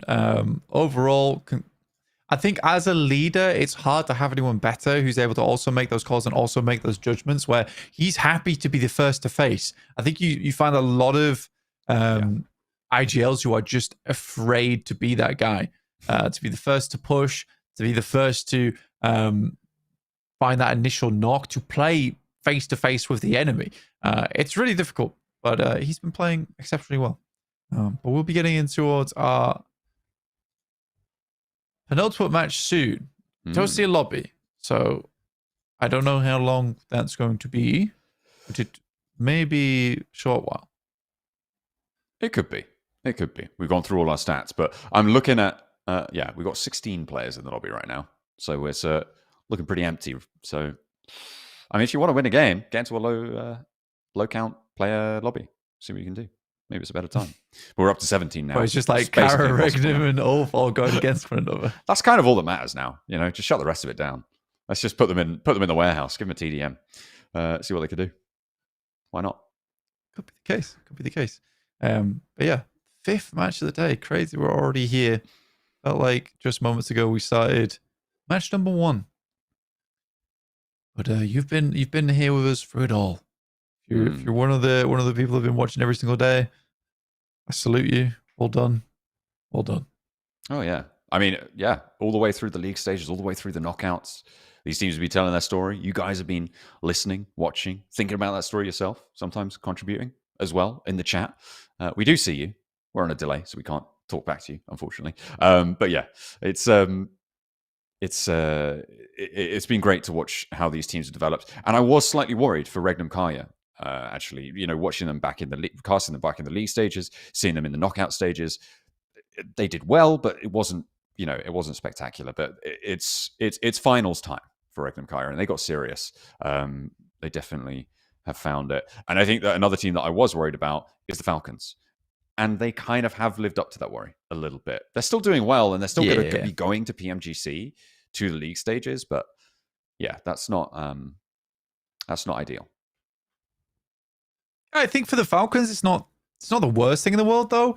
I genuinely think it's, whenever I look at the Falcons, I'm always like, oh, they're not doing great. And you look at their performance, you're like, oh, it's not crazy. It's not really a Z Wolf, is it? But they consistently are in like the top 6, and you can't take that away from them. And I think that's the thing that always gets me as well. As I'm like, this team is still just performing at a really high level consistently from tournament to tournament. And there has been teams in the past where, sorry, big stretch. There's been teams in the past where, although they've had that one really great tournament, I think Falcons is one of the few teams where through thick and thin, they've stuck together and they've still done fairly decently. And I think that is hard to do. I think if the Falcons players ever watch this, which I highly doubt they will, I think they should be very proud of themselves for that fact. Hey man, I've seen Pekka in the chat once or twice. I'm getting their coach to get the lowdown, see if we're talking smack about them or not. If they need to up their game. Of course, all the best analysis comes from us. That's why Pekka watches. Well, I think that's the thing though, is that like they get such a bad rap, but I think that's because people do expect a lot from them as a team. Yeah, for sure. I don't personally think that they are they're a team that qualifies as being first every single tournament, but I think that they are a regular team that does very well, and that is hard to do. That is not easy. I don't think people realize how hard it is to be consistent over multiple tournaments in a game like PUBG, which is predicated by its randomness. Yeah, as you say, there is that random element to it. Where does the circle go? Which is why we play, 18 match sets, is to make sure everyone has a fair crack, and it's not just, oh, you didn't win that game. That's kind of it. As we take a look at some more of our stats, we've got the Rezzes, the unsung heroes of their teams, and it looks like Asgard have been picking themselves up the most. Arguably, it's better to have a lower stat across your team on this, as long as you're doing well. If you're doing well and have a low res rate, that means you're generally not going down. But either way, Asgard at the top of that one with 11. CEO with 9, matching Magnazada and Mars. Wait, hang on a minute. There's 2 Marses. What's going on? It's gone now. It's fine. I was just saying. Don't even think about it. Yeah. You got a headache. Something like that. We'll get it done. Carya very happy about their performance, and their fans are as well in that last game. Not quite enough to get all the way up there, and in this game it's likely that they will smash that boundary, but they'll then need to go into game 6 to be able to do that. They might not be afforded that opportunity. They may not be. S2G, the fans are still here in force, which is great to see. I mean, if you are an S2G player, you'd be very pleased to see that. I am curious to see where Kelsey is. I mean, you can see the sign is for Kelsey. I cannot translate live though, sadly. Yeah. We're missing around about 7 players from our lobby at the moment. Just waiting for them to jump on in. And then we'll get started. We are indeed. We're on 59 players. Admiration from the fans.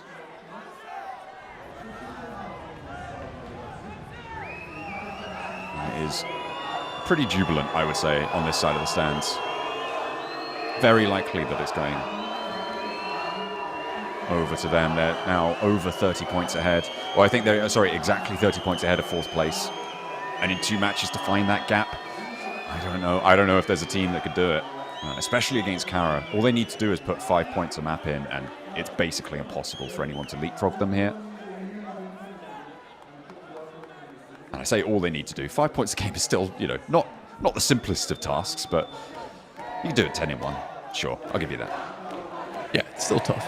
It's still very, very tough. Carya, though, getting very loud. They know that they are close to making it through to the PMGC.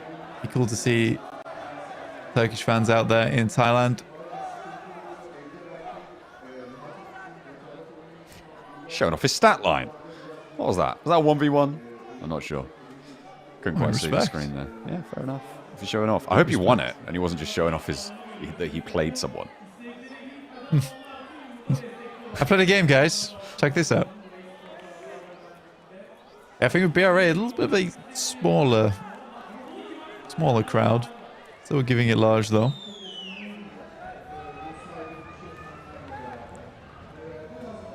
S2G fans still very happy, and I think they should be. It has been a little bit lackluster about this tournament, yet they're still here and still pushing. There's Kelsey in the crowd. Oh no! Right, that's a little bit of information there. Playing with injury. Right. Maybe it was pain the other day that he was coping with. That's the substitution. Goodness me. And that's got to feel really kind of rubbish, right? It's got to feel really bad when you are in that scenario and you know that your team wants and needs you. But no, you are incapacitated. And if you want a chance at globals... Whoa, hey, what's happened there? Give that child back. He's going to do his crazy Carya dance. Oh.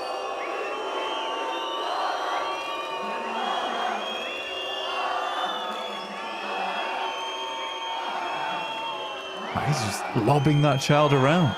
Yeah, apparently. Fantastic. Really a behemoth of a man. Yeah. Now what you need to do is just need to lob that child back into the crowd. Yeah, from where he is, just like, yeah, you know, like with a t-shirt cannon.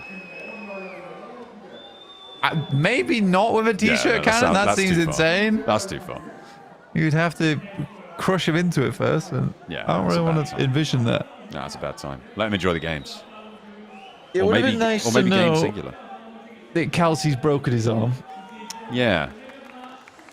I mean, it could be strain, it could be, you know, it isn't necessarily a break, but yeah, injury certainly to the wrist region. Yeah, I mean, it's in a cast. Yeah, that's true. That's fracture / break. You reckon? Yeah, because you don't keep something still for a sprain. Is that true? Okay. Yeah. Maybe. I don't know. I believe you. So look, you use a cast or a sprain. I don't think you do. I mean, you think as casters we would know what you use a cast for, but no. Yeah. Very severe sprains.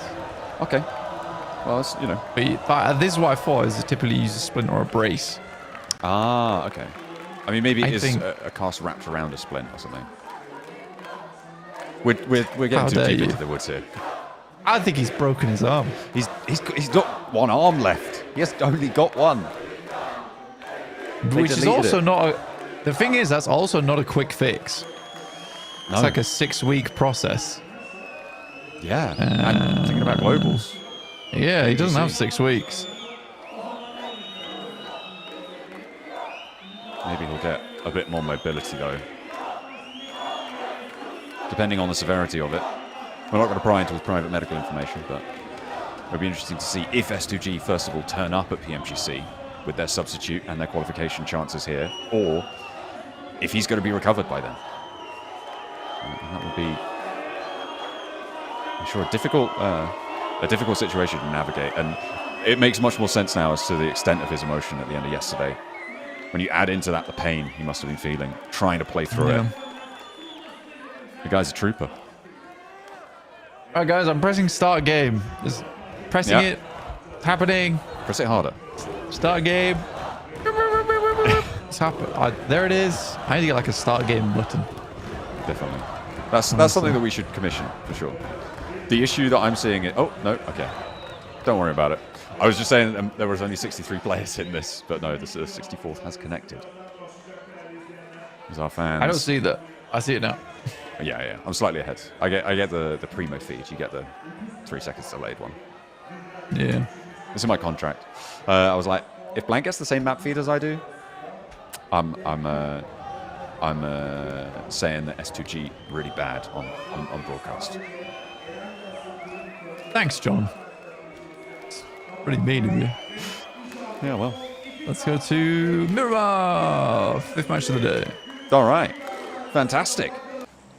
A chance for our teams to find a Smash victory. 2 of them, in fact, to be able to find that chance. It will be Regnum, Carya, and ULF, both with the opportunity to make their mark here. In game number 5, we saw a match 5 chicken dinner Smash victory in the spring season with the Falcons taking that one home. Will we see it again here as we venture over the desert once more? From Madriera up towards Tierra Bronca. Over San Martin.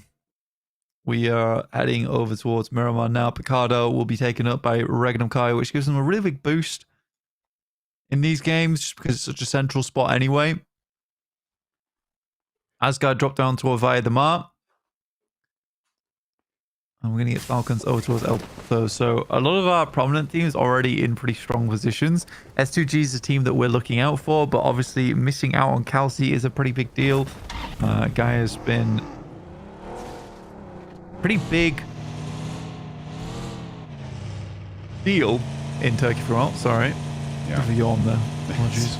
He definitely has been a big deal, I think it's safe to say. And I had to finish it as well. I'm glad you let me finish it. You know what the crazy thing is that they're kind of doing pretty well today without him, you know? Like, yeah, don't say that. That's me. Pretty good. South Circle. Even I've not said that. I'm the harsh one. Okay. Well, yeah, but like, you know, they have kind of been doing pretty good actually. So, you know, maybe they can go the full distance. They are 89 points now, of course. A big south shift on the circle, though, leaves us wondering where will we go. Not going to be all the way into the Pmsl Hills on the southwest side, but still possible. And Los Leones, of course, a big feature here. Been going far down towards the south again. Teams have played this one out multiple times now. Los Leones was Partona in play. I really want to see a Partona finish. Yet to see it. I think you had the pleasure of watching one during EWC. I think it was close by. I'm not sure if it ended up on Part. Ooh, I can't remember. I think it was definitely. I remember. Do you? Are you certain?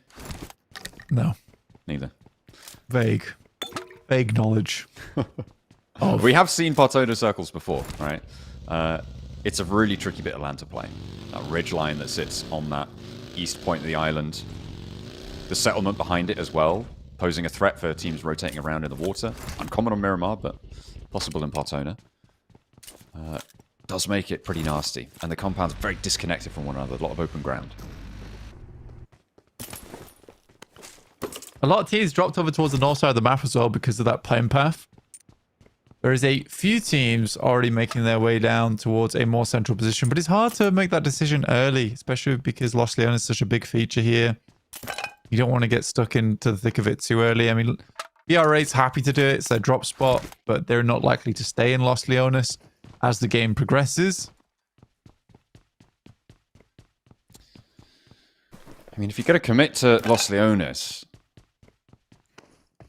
at any, on any circle one, I feel like this is probably one of them, right? Because it does take up so much of the landmass inside the circle, and a lot of the circle is water.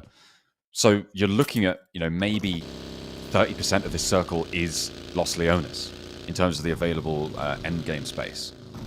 And taking a 30% gamble when maybe you're fleeing other more dire odds is worth it, right? And ULF are going to be approaching from the north, from Carya, a little bit further to the west of it. Yeah, already central. It's Regnum Carya, which is, like I said, what Picardo really affords them as a drop spot. Really damn good. Frozen with the explosive bow. Yeah, we're going to start seeing some more shenanigans, I would say, again. It was very strange to see us go down to, I think, like 40 players. Stage 4 into 5 last game. There's an incredibly quick cleanup of teams and players who've realized that the mark has been missed. Yeah, it's maybe a little bit freeing, perhaps. I mean, especially for teams towards the bottom. The TheNoisyBoys and IWNRX in El Azhar.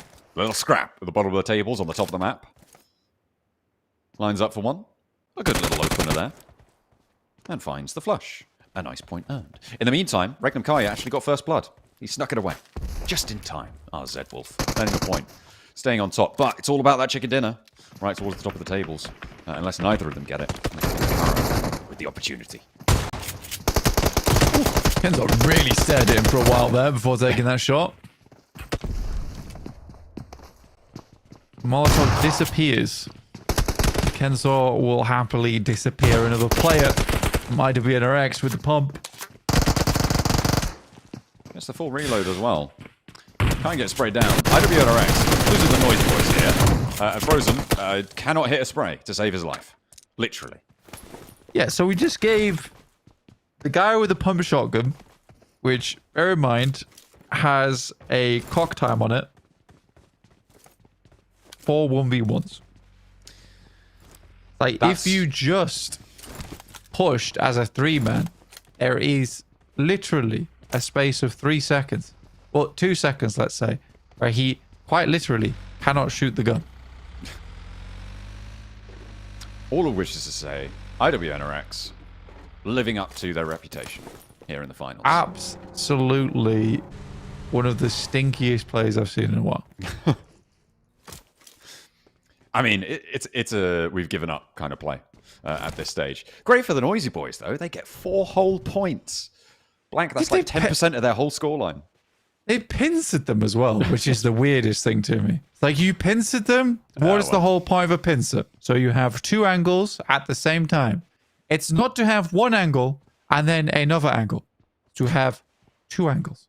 Just make that clear. 2 angles. Very frustrating. It's just, it should not be seeing those kind of plays in PMSL EU. And for IWNRX, losing Z-Wolf has had to be one of the most clarifying things about the rest of the team we've ever seen. Yeah, it's very interesting to see how it's changed up, right? Of course, they got the loaner from, as in on loan, not on his own, Swain from S2G to bring into the mix, but that's just not enough to fill the void that Z-Wolf has obviously left in the roster. Quite a few teams actually on the west side of Los Leones as we take a look at the rotations on the map. And 2 of them, actually the 2 teams on the southwest point of Los Leones flank are Regnum Carya and ULF. Both of whom in that smash zone right now, above that 134 point barrier.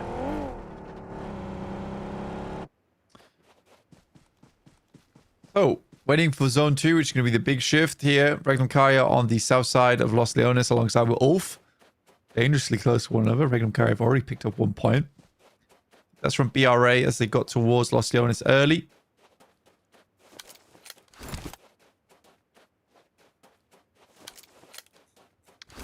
The TheNoisyBoys, after having won their fight, are still in El Azhar, by the way. And the circle is fully on the south side. So that's... they love just sticking around where they're like, okay, we did our first bit. We don't have to do anything more, right, in this game. They did it on Erangel. They're doing it here. Beşiktaş also late into this, but they are actually moving now. Oh my God. What a shift. Down to the south coast, Blank. Okay. This is a mad dash. Regnum Carya and ULF. What are they going to do? And Carya in a great spot.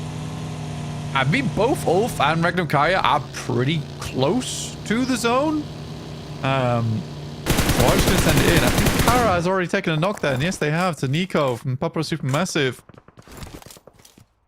Not good for them to start off with. ULF takes a little bit of liquor damage, as does Regnum Carya. To be expected as you send down towards this portion of the map. We don't play here very often. I don't like to. No, I mean, Regnum Carya now around that mines entrance position. on the south coast. A lot of open fields on the southwest, on the low ground there, but hills to keep you safe, potentially some buildings as well, littered through it all.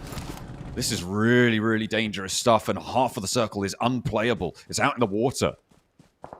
This is going to be deadly, I think, for several of our teams. Maybe not this phase, but definitely on the next one. And not all of our teams have even made it here. Still got quite a few out on the west coast, on the west side. Yeah, I actually think that playing on the north side of the circle here is probably one of the best decisions you can make, because it's likely going to shift away from the water and shift up towards that north side. So I think Regnum Carya is in a good position to make this happen. Carya takes another knock, but that's from ULF. Solke goes down to Regnum Carya as they clean more and more space out of this lobby. Oh dear, that's bad news for S2G. Spot. That's really bad news for S2G. They've lost a player in the midst of it all as well. A very, very tough circle for them. And look at how many swaps are happening as well around the third, fourth, fifth, sixth, seventh, to whatever, 11th position are happening. Asgard, Papara SuperMassive going blow for blow right now. And Carya have lost 2 in the midst of it all. They only need 3 points this game, Blank. I know. But it looks like it might not happen here either. Regnum Carya already with 2, though. I mean, they're not playing in a extremely safe spot of the map, but it will give them some kind of cover. It's like a small defilade that a lot of teams play towards later circles. But I mean, when you get this kind of circle right now, you have to make the best out of a bad situation, which this absolutely is for a lot of teams, by the way. Oh, for sure.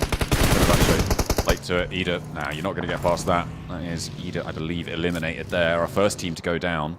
Regnum Carya racking up the points. I mean, it'd be great if anyone else was getting them, but Regnum Carya are just like, okay, the points are great, but we want the chicken dinner. That's what we need right now. As they've moved away from the mines opening. They're actually doing pretty well on this hold for now. Yeah, ideally, Regnum Carya would love to have, well, not anymore, wouldn't love to have XSLAY spot, where BRA is playing, as well as Carya. Carya have a really good compound, but only 2 players. If anyone knows that, they can push it, but it's very hard to tell that at distance. ULF take 1 knock there. Yeah, this is kind of one of the situations where you go for a big crash, but you do not know whether Carya has 2. You assume that it's a 4-man squad inside that compound. Technically, any team could really roll them over. Yeah, I like what ULF is doing right now. They're moving down south to one of the compounds further across the way. It will be more central on this circle. They might leave 2 and 2. I feel like a 2-2 split wouldn't be a terrible idea. But the fact that Beşiktaş and the TheNoisyBoys have kind of yet to make an appearance might catch them off guard on this east side. Yeah, it's a question of where to go. I mean, TMB took a really, really long rotate down from eastern coast past Papara. And you're right, so did Beşiktaş. 2 teams that stay out of the circle for a very, very long time. S2G also losing one of their players does not bode well for their point scoring into the future.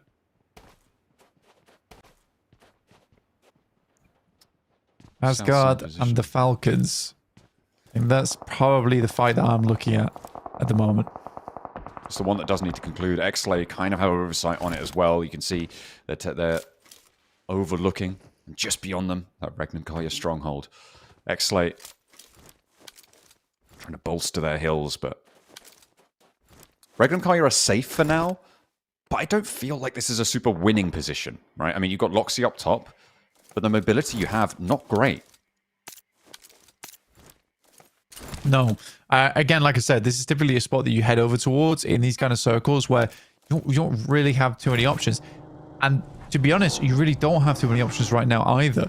I think Regnum Carya just had to pick a spot and work with it, and this is a spot that Silas knows of, the rest of the team knows of, they can play it. It has been fairly profitable so far, but they are going to run into a situation that they've had situations happen before, which is not having enough utility, not having enough supplies to work with.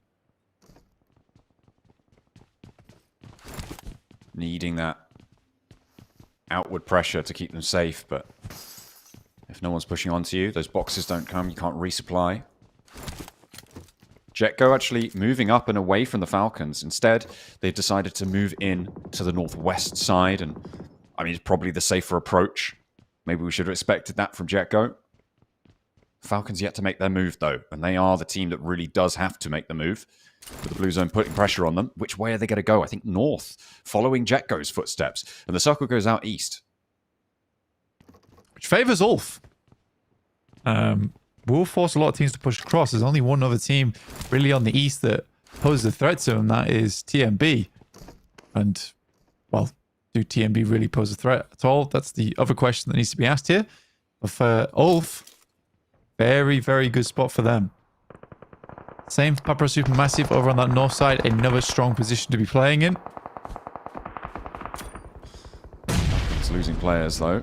They're taking 1 and a flush on their side there. As they try and move in behind Jetgo. They're now playing as 3. Ralph has gone down. I did see a Winchester in the elimination feed. I'm very happy about that. But now Regnum Carya have spotted the Falcons as well. And Narvalo takes a heavy toll.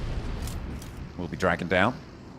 I think he tried to... Yeah, he tried to get in separate from the rest of these team. He split off from them. And that's going to be an easy pickup there for the lot. Jetgo moving in, maybe. Maybe to try and third party this. And maybe Brahra as well. Look at them moving out, stretching their legs.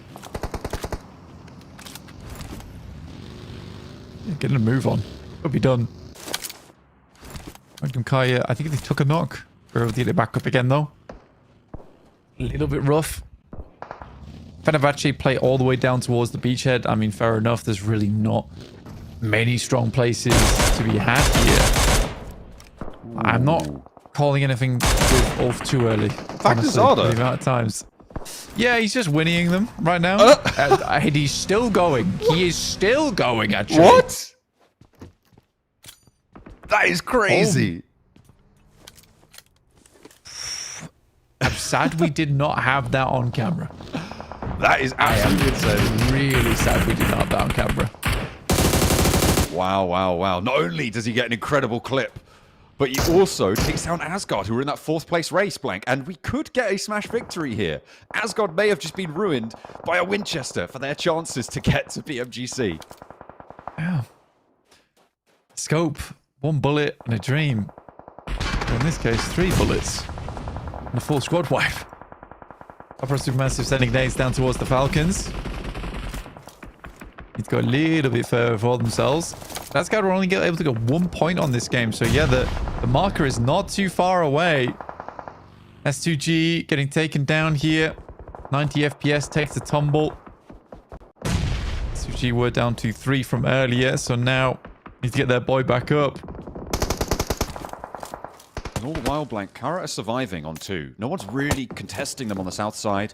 ULF have great oversight onto their compound, which means that moving up to it is very dangerous. Regnum Carya unlikely to leave fully just yet. They're going to have a fight with XSLAY, though, on the west side. And Fenerbahçe not wanting to leave the beachhead either. So at the moment, Carya, okay, doing okay. And they may be able to get the 3 points that they need to cross into that smash point territory, assuming we're going to a match 6. TG. Hamzy and Icy. Last left alive. Waiting on stage 5 now to really cause some commotion on the map. See if it heads further off towards that east side. Does cut back towards the west, actually. Which cuts only 1 team out. It's TMB. It's indecisive, John. Indecisive. Yes. This is aggressive from Regnum, by the way. It's a difficult position, but yeah, Regnum looking to flex out. I mean, it's a third party, right? You've got Anorthosis Famagusta beneath them, and they're taking these points away that Carya might have been able to spot. They're adding them to their tally. They'll be happy for it. The flex out south. Actually, they keep going. They're going all the way around on the ramp here. The blue zone not closing just yet. They've taken control of completely of the high ground now. You've got to wonder what's going to happen with the XSLAY player up the top. He's been spotted. Nior has to hit the deck, and XSLAY can't really do anything here. And Bangazada, I mean, he's got rid of the Winchester, but he's still on the hunt down south. Wild takes a little bit of damage, but the thing is, for Regnum Carya, this makes a lot of sense to me. You can clear out the majority of the southwest side. This is what they're all about, right? It's just clearing space. Already up to 8 eliminations this game. This has been one hell of a day from Regnum Carya, who always seem to step up in those final moments. Couldn't quite get the nade through the window there, but this is not an easy throw at all. We were talking... Oh, okay. There we go. The 1-2 punch. That came from the assist from Melaz on Anorthosis Famagusta. We were talking about, at the end of the day, you know, maybe, we'll see ULF be able to get up to 180. Sure, everyone else, you know, they're down pretty low. Regnum Kai started the day on 91 points, Blank. Yeah, there's been a fantastic performance from them. Like, insane, in fact. I think they've been in the top 5 pretty much every single game without fail. Which is really, really tough to do. But yeah, the more they can clear out this southwest side, the more space they have to work with. And that is typically Regnum Carya to a T, right? Is that they just clear space on the map. And once they do that, then they can start to win from that position. And I think they already have a huge amount of this southwest side to work with. I mean, at this point, Regnum Carya, I mean, they're guaranteed to be taking this one home, right? Like, they're definitely going to PMGC in a gauntlet spot. It's just a question of first, second. We'll have to wait and see. The TheNoisyBoys moving up to challenge ULF. The only team that you said could be a threat. Who else could they be a threat? Well, we'll find out now. Eren around the corner, can't quite find it, but teammates can. The spray down actually coming through from Beşiktaş. The assist across the way. The third-party approach is curtailed, and it's all up to the one, and Eren goes down to it too. Yeah, I think he took a tag, actually, from a player on the left-hand side. So ULF does stay alive with all 4 players. Yeah, Eren back up again, but in comes Beşiktaş. Not giving time for the rest to come through. That one little tag over towards Eren is actually fairly impactful now. But they're not going. They're not fully committing here. They're moving Boran out. They're waiting to get a better angle, and maybe they don't even want to go in at all. They realize that there hasn't been really too much done to them, and this is going to allow them to get Eren back up, and ULF have been allowed to open up here with Beşiktaş in 4th place. I mean, they'd like it if ULF won right now, because that would just close them out and get them a qualification spot. Yeah, so kind of interesting that Beşiktaş leaves there, right? I mean, obviously, the only way they could know that it's ULF is by the scorecards, right? On the top left. Yeah, I mean, they'll be tracking the Elim feed. They'll know. Yeah. Well, they were the ones to take down Eren. They were the ones to take down Eren. So they know exactly who they just took shots at. So maybe that is the case. They're like, oh, well. But does that count as collusion? I don't know. It's unprovable. I think it might just be a more of like, oh, there's 3 players in there. We're rocking up to a building. We don't have any info on the other guys. Maybe not kind of situation. I think it may be more on the cards there. Placement points haven't kicked in, and Carya have still not got any points to join that Smash Point bundle up at the top. Regnum Carya will have to move now with this next zone as it starts to push in. Where can they go? Maybe they're going to have to crash onto where Brass sit right now, but again, it's so tough where for Regnum Carya, they want to shoot over towards Carya, and they could do that. And I think most teams are avoiding that position like a plague because they're assuming there is multiple players in there. It's not just 2. Moving back down. Maybe regretting not going for that push now because they have a full force ULF to deal with. Up on the top side, and Boran gets spotted. Where was that from? Okay, Falconist through the window, and again finds Eren, who hasn't had the greatest of days, but Falconist immediately is responded on towards Ketch, dropping on in to get the save on his teammate, and the rest of them handling business, rallying around Eren's knock. They're forcing this fight. Septimus goes in unassisted here into a building with 2 players from ULF. That is a terrible plan. Yeah, a pretty crazy play coming through from Beşiktaş. I don't think that was very wise, and Rookie continues to even step up. Scarface steps to the plate. They're 100% going down here. This is some wild plays coming through from Beşiktaş. Deserved loss as well, by the way. This is crazy. They're fighting for 4th place and they're doing stuff like this. They've just been eliminated blank. That puts Papara SuperMassive now in the driving seat of claiming 4th place. Actually, I would not mind that. I would actually not mind that at all. I think Papara SuperMassive has a lot more to give, and they came into this finals being a little bit worried. And personally, I think it was stage jitters, if I'm honest. They still have to go a little bit further. Good. That insane damage. I don't know how Symphony's not dead. Goodness me, look at that blinking health bar. It's just ticking up the stims now, but they back off very, very quickly. Zedwolf on the long-range assist on the ridgeline position. But Brusset over the way. They've got to worry about all these teams out to their east side as well, not least of which is Ulf, who have that high ground overlook. You can see what a drop they have to go for if they want to go in, and they have to on the next circle. This could be a really incredible ending between Regnum, Carya, and Ulf for the chicken dinner.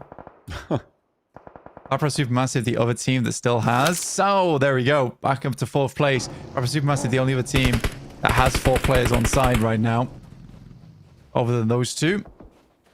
Carya making their move. To split. Also, a really central circle on this one, John. Forcing everyone to push up towards BRA. It really is. I mean, you've got to be worried about Ulf. But they have to descend as well. And Regnum Carya, they're setting up their launch point right now. They're just out of range, I think, of Ulf for the time being on the high ground. And they've got the cover on the low ground as well. It's Fenerbahçe and Carya, actually, who are still looking to survive. Remember, 3 points needed for Carya. If they can get away with it, they absolutely love it.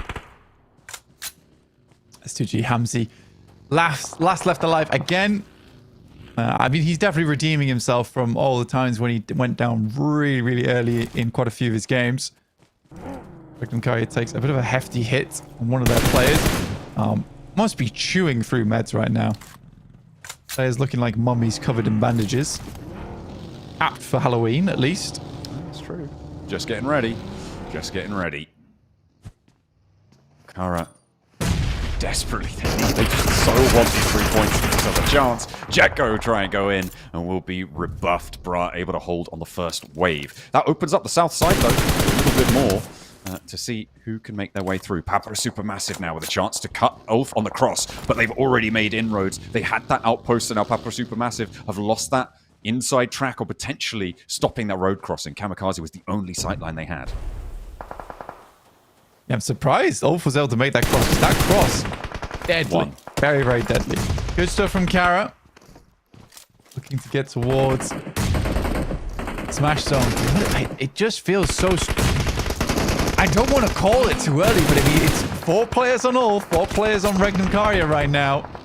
It's close. Oh my goodness Ketch already finding a knock. Oh my goodness. Over towards Regnum Carya. Papara SuperMassive, the outside of this one on the north edge. Really the team to worry about for both of these rosters. And there's Carya into the smash zone. Ketch steps out, trying to find Fenerbahçe, who are trying to play from beneath them. But it's just Lux and Savian. He goes too far, and he gets sat back. Ketch immediately for the flush. Savian behind the vehicle, and they are executing here. Blank. The pneumatic press on the opposing sides of the circle is closing. Our 2 lobby leaders, our 2 smash point boundary teams. They're exerting so much pressure. This could be it, John. A 4v4 between the 2 teams looking for the smash point. The odds of this happening extremely low. Eren going crazy. Fenerbahçe steps up from behind. Carya will finish him, but now Ulf down to just 2 players. Carya running with 1 as Poser looks to sit over the top edge, and then we'll find it. But Ketch goes down, and he has been a phenomenal factor for them. So Papara, SuperMassive, BRA, Regnum Carya, and Ulf all in the final zones. If 2 of these teams win, the tournament ends now. Can BRA and Papara put an end to this? And who will take 4th place because of it? Papara SuperMassive right now are in that spot. I don't know how close Bra are. I don't think that they are close enough to make a difference here, Blank. I think they're too far down the tables. It's very likely that no matter what, Papara have done it. Can they jump up over Carya? I don't think that they have got quite the possibility of doing that with their count right now. But it's all up to who wins it in the end as to how we close. Zed oh my god, Regnum Carya goes for a bold push across the ridgeline. And they've seen Eren down in the ditches here. While this trade on towards Zedwolf is low. Eren finally standing on his 2 feet. He steps back up to the blitz and knocks it out the park. What a hold from Eren. But he's still got more to do. Silas from the top will not be needed because Loxy's here to save the day. Regnum Carya on 3, and it's going to be only 1 team now with a chance, and they are floundering. Papara SuperMassive are in. Silas getting challenged, and Bra taking him down. BRA able to keep this up. Silas down. 2 players left on Regnum Carya on extremely low HP. Papara SuperMassive heading their way right now. BRA with 3. The likelihood that Regnum Carya wins this game now incredibly low. But Bra might have the off angle towards Papara SuperMassive. And Loxy, of course, he locks on to target. Able to get a brilliant shot down there. Wild falls, but he turns around and Loxy for 2. He's keeping them in. He wants this tournament over now. Shot still blasting on them. Lost in the distance. I think Regnum Carya's out after that. Oh my goodness me. Had my heart pumping. Wow, wow, wow. A chance for another team to take this 4th place spot away. But if Papara SuperMassive close it down here, blank, they have a chance to take 3rd place. Well, that was very anticlimactic. Unfortunate. 2 chances at finishing this at a smash ruling, and it's just not meant to be. What a hype game, though, so far. BRA, like you say, not much chance to really influence the rankings too much, but it is Papara SuperMassive looking to put a massive dent over towards that 4th place and secure their spot over towards the group stages. BRA stepping up. Now just 2 players remaining. Lost is having to do the heavy lifting on the side. The smoke completely cuts Storm off. Lost around the side. It's all up to Storm. Kiss You is down. Going out. But it's a 1 versus 1. No way. Over towards Nico now with a chance to make it happen. The shotgun not quite connecting. Storm's got one of his own. And they're both not quite connecting. And Nico goes lower and lower. And the sliver of HP now. Surely he finds it. No, Nico closes us down. Oh my goodness. What a shutout for that game. Papara SuperMassive on 4th place now guaranteed. And with a chance to push into 3rd after this next match. My dude just went immaterial. Bullets whizzing straight through him. Able to finish it out on 5% HP. 4 less points is a lot in the long run of things. And again, not only would it be 4 less points, it would have been 6 because they hadn't finished off the knock target on BRA. And they get the final elimination off it. So that's a huge game for Papara SuperMassive. After an incredible performance in the knockout stages, they have worked so hard. Blood, sweat, and tears to get to this point.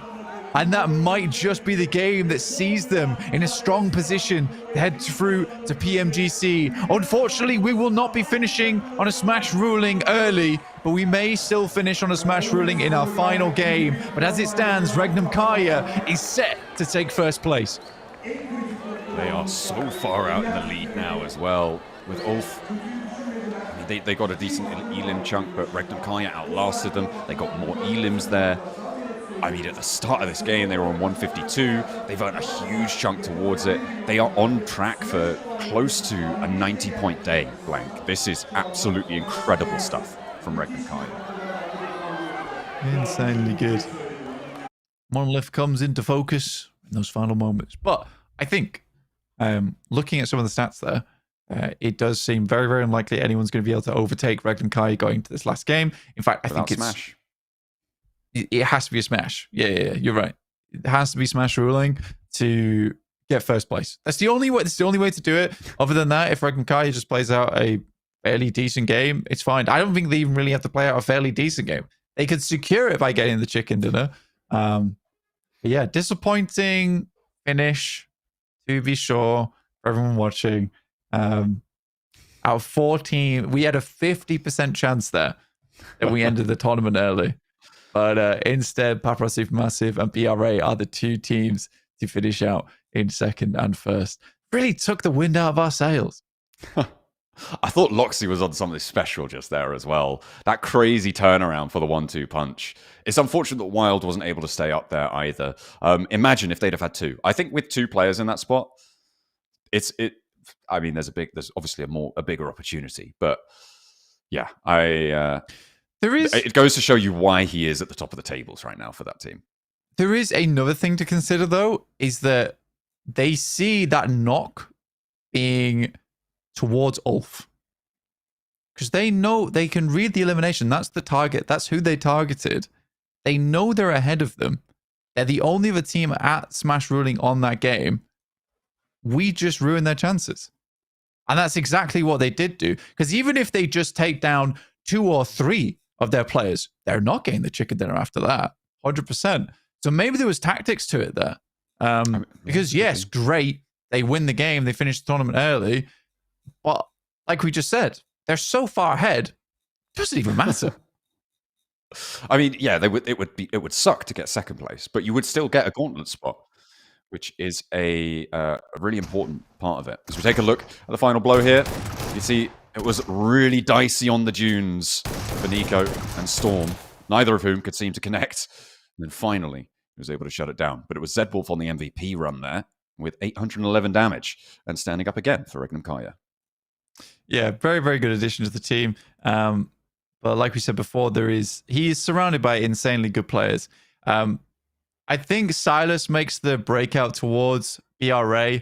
It is the high value play where if Silas is able to get that shot over towards BRA, he's able to reset with the rest of the team, get 3 players up, and then maybe they can figure out dealing with Papara SuperMassive because they needed that off angle. Not meant to be, doesn't work out.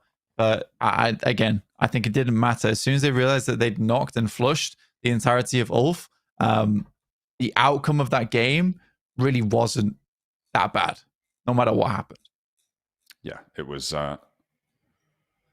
It's still going to be fine, and I think that the fact that it's still only 3 teams in the smash boundary at this game, I mean, makes it really nice and secure. I do worry though for Carya after this game. Right, they are going to have Papara SuperMassive right on their doorstep at this point. I think they only just managed to get over into that smash boundary, but with another good game, with another chicken dinner, Papara SuperMassive knock Carya out, and they've been pretty much locked in for such a long time. Yeah, I love how both Beşiktaş and Papara SuperMassive sponsored by the exact same jersey. Yeah, so I mean, yeah, different lengths of lines on the. Oh, but that brand right there is the exact same. Oh yeah. Sure, for sure. Yeah, just slap the logo on it. They just probably changed the color. Crazy. Well. But yeah, great stuff from this. Oh dear, what a mental finish to that one. That was absolutely insane. Take a look at our winning stat lines here. You can see Trumpy was down a little bit on his luck, but the rest of the team were able to rally around it. Kamikaze leading the damage by a long way there. Actually, to be fair, Nico with his own big chunk of it. Not huge elims there. Not huge, but they did manage to get 19 points on this game, which will put them up at 119 points total. Still quite far shy of Carya's total, but definitely in with a chance. Yeah, absolutely. I think Papara SuperMassive, it's an incredible performance from them. I mean, they could do it final game. Honestly, if I'm Papara SuperMassive, though, I'm pretty happy with the 4th place. Still give it your all, but I don't think that they would be devastated not to go straight to gauntlet. Yeah, it would be very, very galling, and it's only one more match to hold on to that 3rd spot, or maybe accelerate up into 2nd place if ULF go down early. But to take a look at some of the highlights from that last match, this was a low light. Yeah. We hated this fight. It was terrible. ULF able to clean out so much of the lobby. It was the final steps they couldn't quite make. Yeah, I mean, Regnum Carya getting blasted off there in the distance. Carya did a good job. I think that it was so funny the teams must have thought there were so many players inside that building that Carya was holding. But Aaron there suddenly wakes up when it comes down to taking Regnum Carya out. And this final moment, which was unbelievable to watch realistically. Yeah, 17 points for Regnum Carya, 21 for Papara SuperMassive. ULF only dropped by 3 points there. Carya was only able to profit 7. But the 21 points is the big deal here for Papara SuperMassive. Yeah. Oh, they got 11 elims. Did I miscount? I'm not sure. Either way, that's a lot better. That actually puts them a lot closer to them. So 138 will be the scoreline for Carya, which will be to 122 for Papara SuperMassive. Yeah. Which is... you probably weren't accounting for the players that were knocked and then got immediately flushed as soon as he was able to get the final elim. Maybe. So let's take a look at the overall rankings and see where that places them all. I feel like the big situation that happened on the east side with the Beşiktaş really kind of ruined their day a bit as well. Remember not pushing in towards ULF and then trying to push in later and going down, and then Asgard also getting caught in the mix, Jetgo falling. All of those teams around the 100-point bubble have now been left behind as Regnum Carya excel into the top spot with a 169 scoreline. Yeah, insanely good. Papara SuperMassive, it's a hard points tally to catch up there. Especially because you're going to have to profit over whatever Papara SuperMassive is able to do this game. I'd even go so far as to say that I think they may be locked in after this. I don't see Asgard getting such a massive game like that. I don't see Beşiktaş getting such a massive game like that. Obviously, Papara just need to get like 4 or 5 points on the game and they're fine. Page 2, not really much to talk about here. S2G, they won't make it. Neither will Fenerbahçe. Too far away now. Papara Esports had a bit of an upstart there in that last game, but again, they're also too far behind. But it is nice to see it's so tight on the leaderboard in terms of points. You don't see that very often. It just shows how strong this lobby is.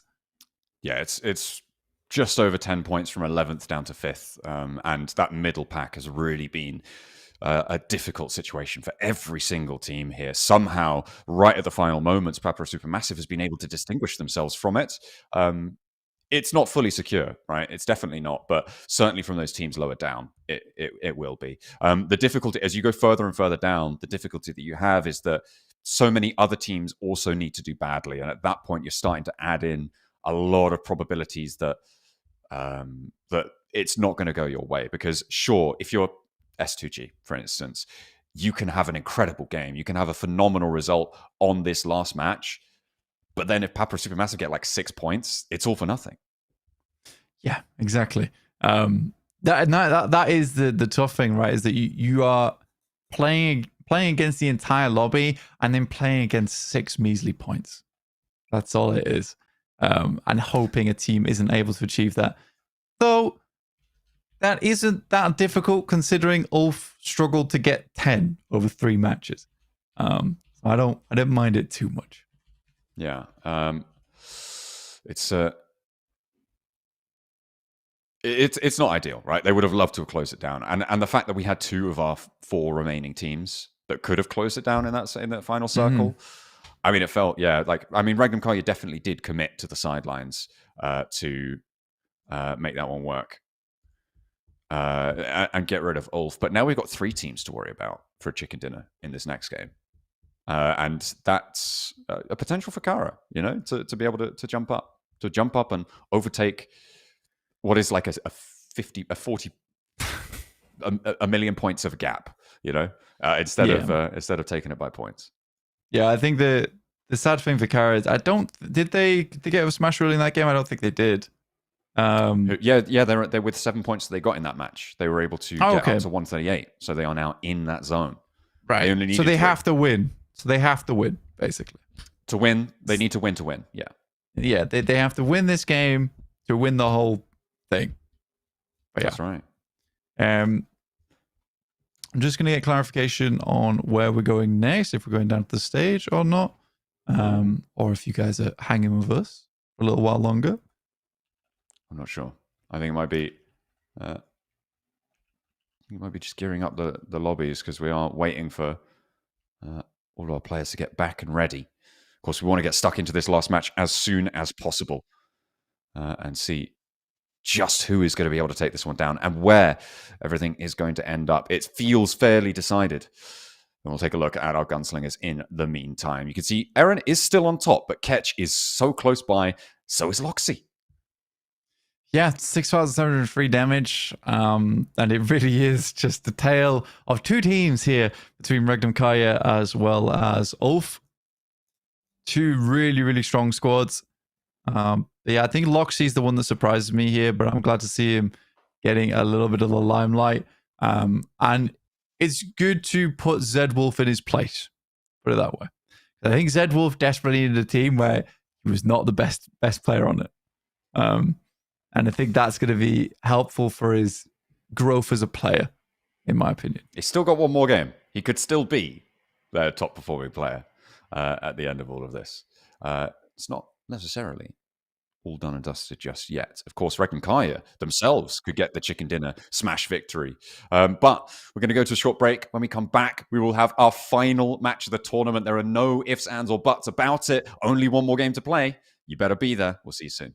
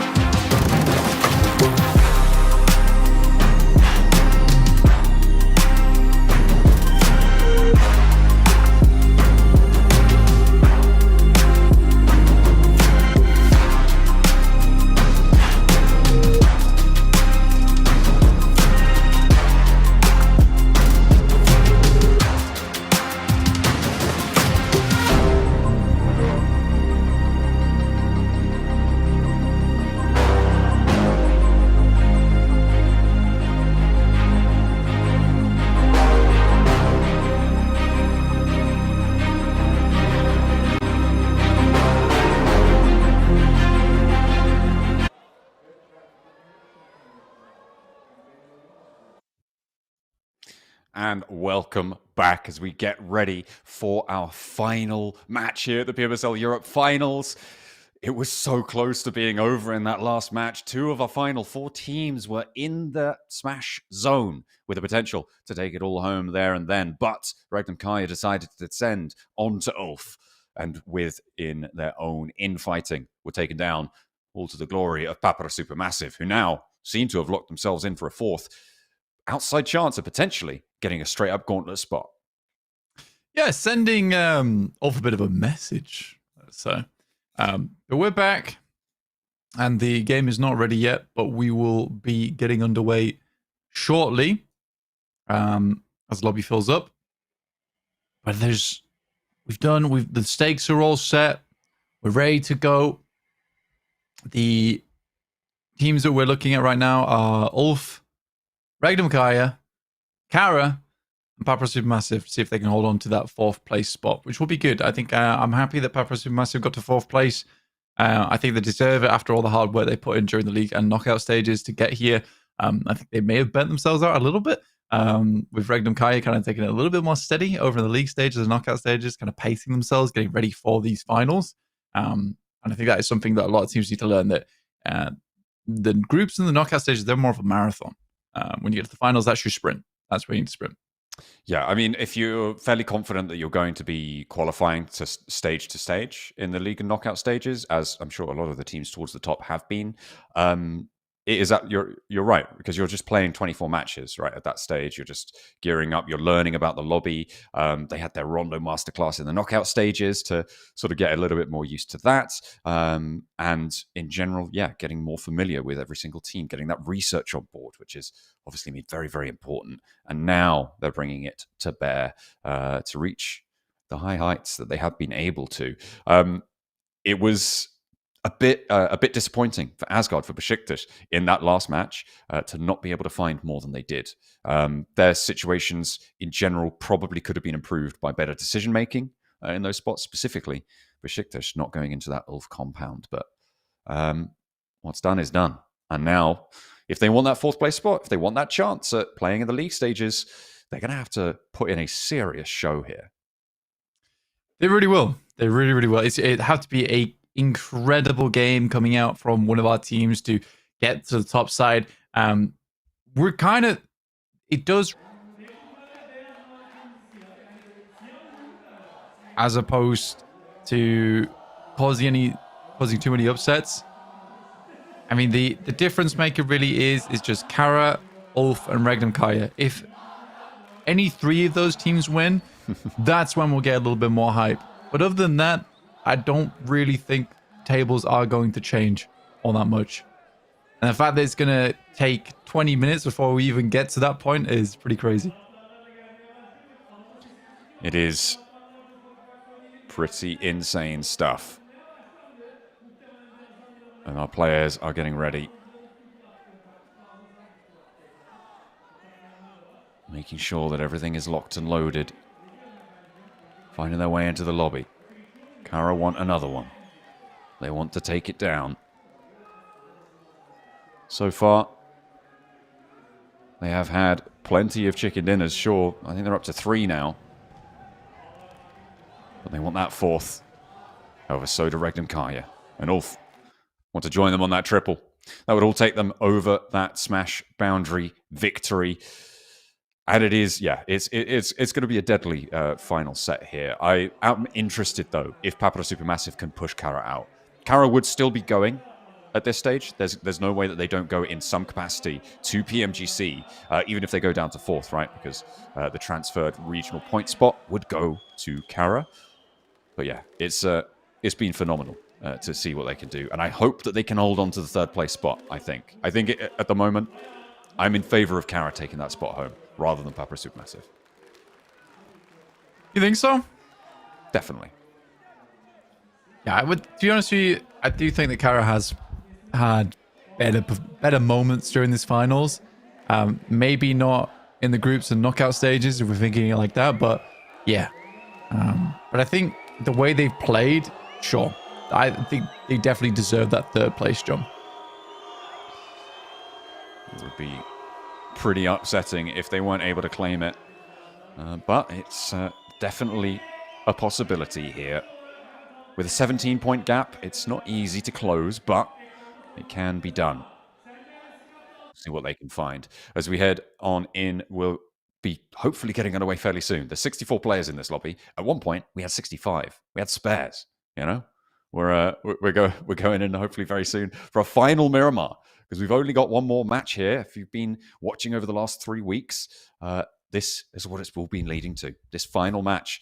Any one of 3 teams could win it, and it could be all done and dusted before we know it.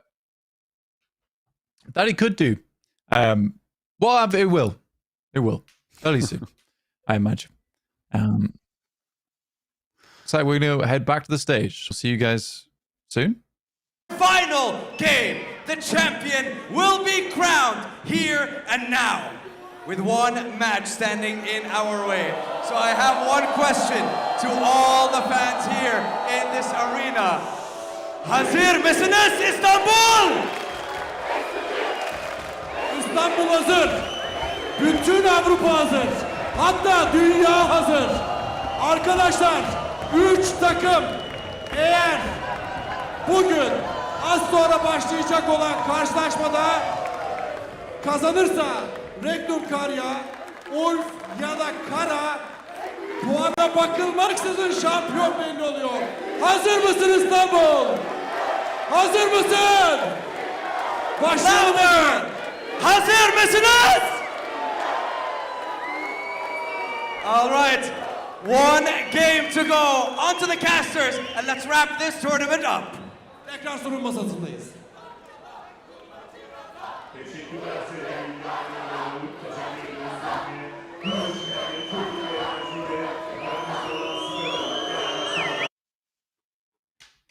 It's back Thank to you very us. much. Yeah, there we go. Lovely little intro. But the for the last game isn't ready, just so you know. It's not ready. Gibbs, that song keeps throwing me like, let's get into the game. It's like, the game is not here. Okay? No. Do another cheer. Do another cheer. Stop. Yeah. I wonder if, I'm assuming he was asking if they were ready. But we are going to be heading... Okay, we've had word. We're heading into the last game. We are, in fact, doing it. The game is now ready. We are going to be, once and for all, finishing this tournament here and now as Miramar is around the corner. The last map, the last chance, and only one opportunity. Who will seize it? Last game of the day. One final Miramar to close things out. 3 teams vying for the podium spot and a chance to go to the gauntlet and battle it out with all the other top teams in the world. And 1 spot underneath, currently claimed by Papara SuperMassive, to head over towards those group stages and take the regular route. Let's see if we're going to take a regular route on our circle as well. We did have a pretty dramatic circle at the start of last match. It was nasty, all the way down to the south side. A lot of open ground. And I'm sure everybody hated it. But they have found their way through. And will find themselves here. Looks like we're going to see some more infighting. IWNRX and Asgard this time. Sure, another hot drop. Why not? Love me another little hot drop. With Asgard and IWNRX. Start things out. Things do always get a little bit silly towards the end of the day. At least on this final match. Papara SuperMassive, they're going to play far away from anyone else. Again, they don't need to get too much done here. It's just a few points. They'll understand it. We understand it. This is the right play to go for. Regnum Carya, once again in Picardo, a strong starting spot for this circle. And ULF playing a little bit northeast of that. With the circle on the south side, it's outside of Pmsl, it's west side of Los Leones. And we're very... it's not going to be super dramatic, I think, to kick things off. It's going to be a little bit kinder. But we do still have those southwest Pmsl hills that we are so fond of, certainly from day one of these finals, from heading on that way. We'll see. On the right-hand side of your screen, you could see the table stand with 3 teams above that smash point boundary. If any of those 3 teams are able to find a chicken dinner, they will win the entire tournament. Doesn't matter if they're behind on points. Doesn't matter if Regnum Carya get 30 points in second place. If Carya get a 1 elim chicken dinner, they win over Regnum Carya. They take that top spot and first seed going into PMGC. Now, 19 points is doable. But 19 points would also indicate that ULF won. So, it really does. It's very interesting. And again, I think the only real change here in the top side of the lobby is probably Carya overtaking ULF. ULF dropping down into 3rd place. I mean, ULF had a pretty bad day today. I mean, it's not been terrible. But it's not been great either. It's 26 points, I believe, they've been able to accrue over today's 5 games. Not being as powerful as they would have liked. I mean, the interesting thing about this hot drop that we're on board with right now, Blank, is that Asgard are chasing Papara SuperMassive. So if they get 4 points off the rip, that's a pretty good result for them, right? Like they're sitting, they were at 102, so they were 19 points behind. Eating 4 out of that, that's a great start.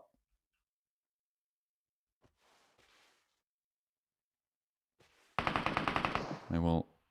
I don't want to watch this. But I mean, if Asgard win thank you. Then sure. XSLAY leaving Pmsl and heading out to the east of it. Bra as well on that similar rotation. Fenerbahçe further up to the north behind S2G and Carya actually on their rotational path. And we're back.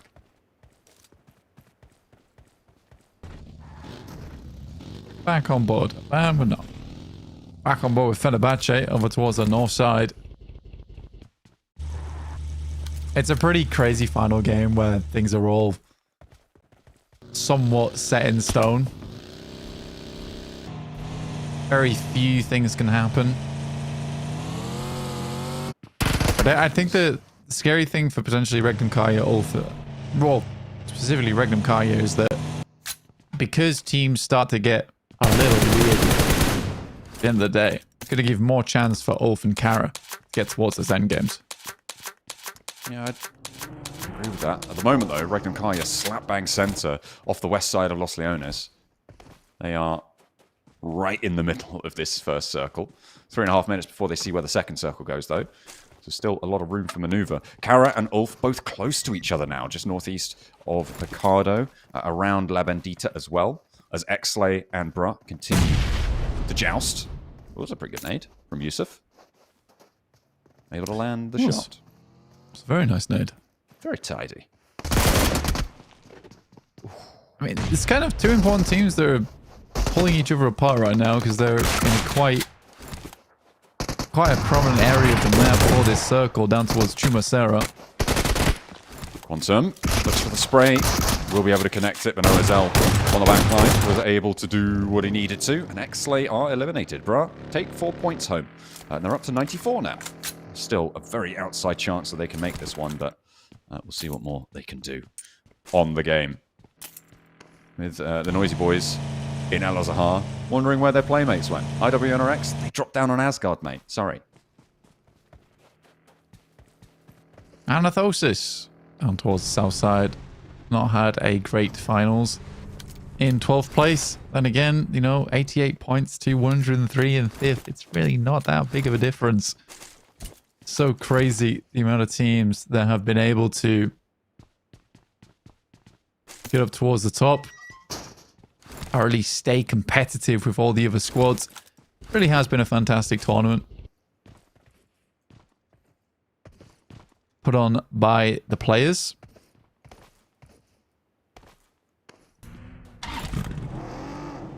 Definitely has been impactful. A lot of mid-season roster changes. A lot of uncertainty coming into the full season. Some questions have been answered. Some to the negative. But some are resounding positive. And as we flip back over to Zedwolf, this is exactly one of them. And taking down a player from ULF. This is bad news for ULF. Yeah, in Regnum Carya. Nice and central. Now taking shots over towards Ulf. Scarface gets run down. Insult to injury there. And to be fair for Regnum Carya, all they have to do is hunt down 2 other teams. That is their win con. That's true. If they can take the wind out of the sails of both of these 2 guys, they're done. They've done their job. Fantastic. Brilliant. Yeah, and for Regnum Carya, it is just taking down 1 or 2 players. Because if they cannot win the game, then there's no way to overtake. And as 2 players, I firmly believe if you are 2 players from like 10 minutes and under, you are not winning. Maybe 1 match in 50. Maybe 1 match in 50 you see something like that happen. But it relies heavily on the circle. Seeing what they can do. Either potential to take some points out of Jetgo. Oh, no, not right now. They're backing off. The monster truck keeps them safe. I actually think that Regnum Carya is hunting both these teams, by the way. Because they've locked down towards the south side. And you can see here they also have players locked down over towards Carya's route in. I mean, they've been in this central position for quite a while, actually. I think this is just but look at where split. Carya and Ulf have... Yeah, well, maybe. I think this is just where they ended up, and Carya and Ulf have stumbled into them a little bit, and maybe they're capitalizing on that. But the regroup up north as everybody's heading closer to Los Leones now. Carya in a good spot. I think Ulf actually probably in one of the best spots right now on the hills north of Los Leones. They potentially in with a power play here, and a good chance again. Guys, cleaning house for S2G. Wow, that's... Yeah, well, I can understand the booing now, at least. Oh dear, their last game in S2G with only Hamzy remaining. Takes more damage by the second. Carya puking their noses in, and so are the team up to the north, Ida. But Regnum Carya able to just keep it together. They'll roll back, pick themselves back up, and that is another team done. Unfortunately, S2G just short of the mark. But Carya here might be able to change this and cut the cross, stop Wild from getting back up. Yeah, I mean, that cross is actually going to be pretty difficult, but they do have a smoke train. The rest of the car is a little bit far away. I'm curious if they can catch him as he's leaving, because he is playing very dangerously. I'm going to say, they immediately went high ground off that. That's a very smart decision from Regnum Carya. Oh, Carya taking a bit of damage here. They don't have Marta with them either. Those are looking to send grenades in. This could be... What? Carya. Oh, no. Oh dear, that nade's close to him as well. It's right there. It's still yet to go off. Okay, they've avoided it. And the pickup comes through. In the midst of all that confusion with the self-nade, Ida regroup, but over the hill, there's plenty more teams moving in. The NoisyBoys now have Overlook, potentially onto Ida. You've got Fenerbahçe as well, off of the northwest, still in Picardo. Could be flexing out for this one. They're right on the edge of this circle. We'll find out where the next one is in under 50 seconds, but the NoisyBoys are here to open the door for Carya to regroup potentially, and maybe find a better spot with the attention of Ida drawn away. I mean, Ida's also dragging the NoisyBoys over towards Carya, which isn't the team you want to be coming towards you. The team with reckless abandon, as displayed here. He was aiming at the car. Someone else popped up. It's like, I'm in the crosshair now. Let's see how I handle me. He has to step back from it. He's too startled. Simple Domac with the side swipe. Fenerbahçe good on the angles, and Lux has open season here, surely. Looking for another one. Here comes the spray downs, but Simple Domac falls. And actually, Mazzaro finds another as well. Looks for a third. A jumping shot from Mazzaro. 2 for him. 3 now. And looking for the last player on Fenerbahçe. I thought they had it all on locked up, but no. It's all to play for. No way have Fenerbahçe just fallen to that. It's all pump shotguns versus DVS as well. Just shows that you can make gold out of ash, apparently. Oh, dear me. That is embarrassing for Fenerbahçe. We've all got all the latest gear. We've got the red dot sights. You have these beautiful foregrips. Pump shotgun. All the gear, no idea. Fenerbahçe have become crashing down around their ears. And will be ending their tournament. That is a nasty way to go. To the NoisyBoys, nonetheless. who are now also falling victim to Ida further along the way. On the northwest side, you've got Regnum Carya as 4 facing off against the Falcons, facing them down, trying to protect their pitch on the northwest. ULF still as 3, but in a really good spot on this circle. Yeah, on the north side, just holding it and steady. Carya sent off over towards the east. They are surrounded a little bit by Beşiktaş as well as Papara SuperMassive. I think Carya might actually have difficulty getting in on this one. Ida facing off versus the TheNoisyBoys. This is the noisiest they've ever been. Right, so we're actually all using pump shotguns a little bit. Go on then, lads. One more. Look for Ida. Find another. Why not? You got 2 rounds left. You only need the one. Oh, okay. Enough messing. You're out. The TheNoisyBoys shut down, and they will be guaranteed a 16th place on their performance here. Asgard, they've been being harried and hampered for a long, long time by IWNRX, and they have managed to keep 2 players alive in the midst of it all, and it looks like the chase towards Papara SuperMassive is really starting to falter. That really would have been my favorite things out of this entire tournament. Is just the pump shotgun supremacy from the TheNoisyBoys. Finally doesn't come to pass though. Emre getting started will be finally taken out by Redox. Last bullet just about hitting. IWNRX are rocking over towards Asgard inside the building. Already losing 1 player. BRA though will be getting in. There's the spray down. 3 players running through. Ralph once more out of Ida Rita. The last player alive, and we're only in stage 3, but we have cut down a huge portion of our lobby already. Yeah, down to 37 players. Like I said, this is what usually happens on the final game of the day. I think 6 matches, players just get tired. They start bowing out.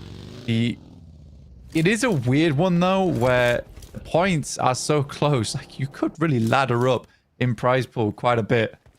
It feels strange to me that teams are playing so crazily. Maybe they're looking for high elimination games. That also could be the case, but there has been definitely some troll moments from these teams.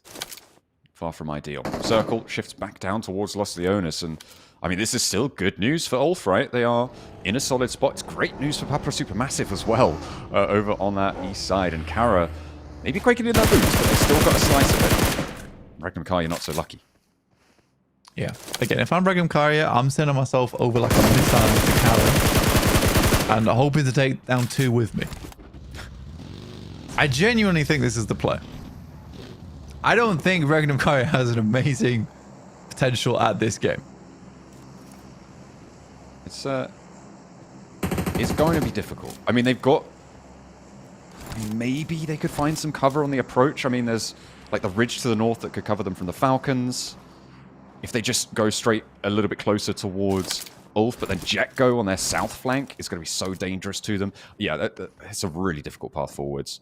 I'll be interested to see which direction they actually choose in the end, but they have got their work cut out for them. You could definitely wrap south. It's not an easy push, but probably the only option you have right now. I wouldn't want to wrap north. It's like over towards the road. The option is wrap south. Falcons getting closer now to the north point of Carya, taking up hold of the edges of the crater that sit across the road from that Carya compound. The rest of Falcons now moving into position. I'm expecting that within maybe 2 minutes, they're going to be looking to breach on as Regnum Carya mounts up. What could be their final ride. And Jetgo do light them up. They are going into the valley blank. They're going straight forwards. It's very, very risky. The Falcons might be able to peek over to this one. So far, though, they're not doing too badly. They somehow seem to thread the needles on these rotations more often than not. And maybe it's that Jetgo don't have the team shot angles. They don't expect this. And Regnum Carya, they may just be making it. Loxy, though, lost in the open field, might be too slow to get through the volley of fire sent his way. Zedwolf's just taking shots at BRA right now, but yeah, they are winning. ULF is in front of them. They need to pick up Loxy, like you say. Good handoff. Detach. Beautiful stuff there. Brat also taking heavy punishment. You can't take the forward pincer when Zedwolf's on the case. You can't take the teammates away when Silas wraps back. Now Bra are back down to 2. Regnum Carya have made it, somehow, into the circle. Yeah, it's a decent play. It's not exactly where I thought they would go. I thought they'd wrap through the city, but I can understand why they did what they did, where they put the ridge side between them and a lot of players on the north, and then just push through there. But it is a ballsy move to be like, well, we're just going to crash this team and we're better. So that's ours. Like there was, but that's the thing. There was an element of we're better there, and there has to be. I am bigger than you. Who do you think you are? I mean, maybe they had info and scouting that Jetgo only had one player on the angle, and they thought, well, now's as good as any time. That approach was nuts, but it's so characteristic of what's happened so frequently for Regnum Carya at this finals. They just somehow wend their way through. The terrain play, phenomenal, sure. But these openings that they're finding, just really well informed.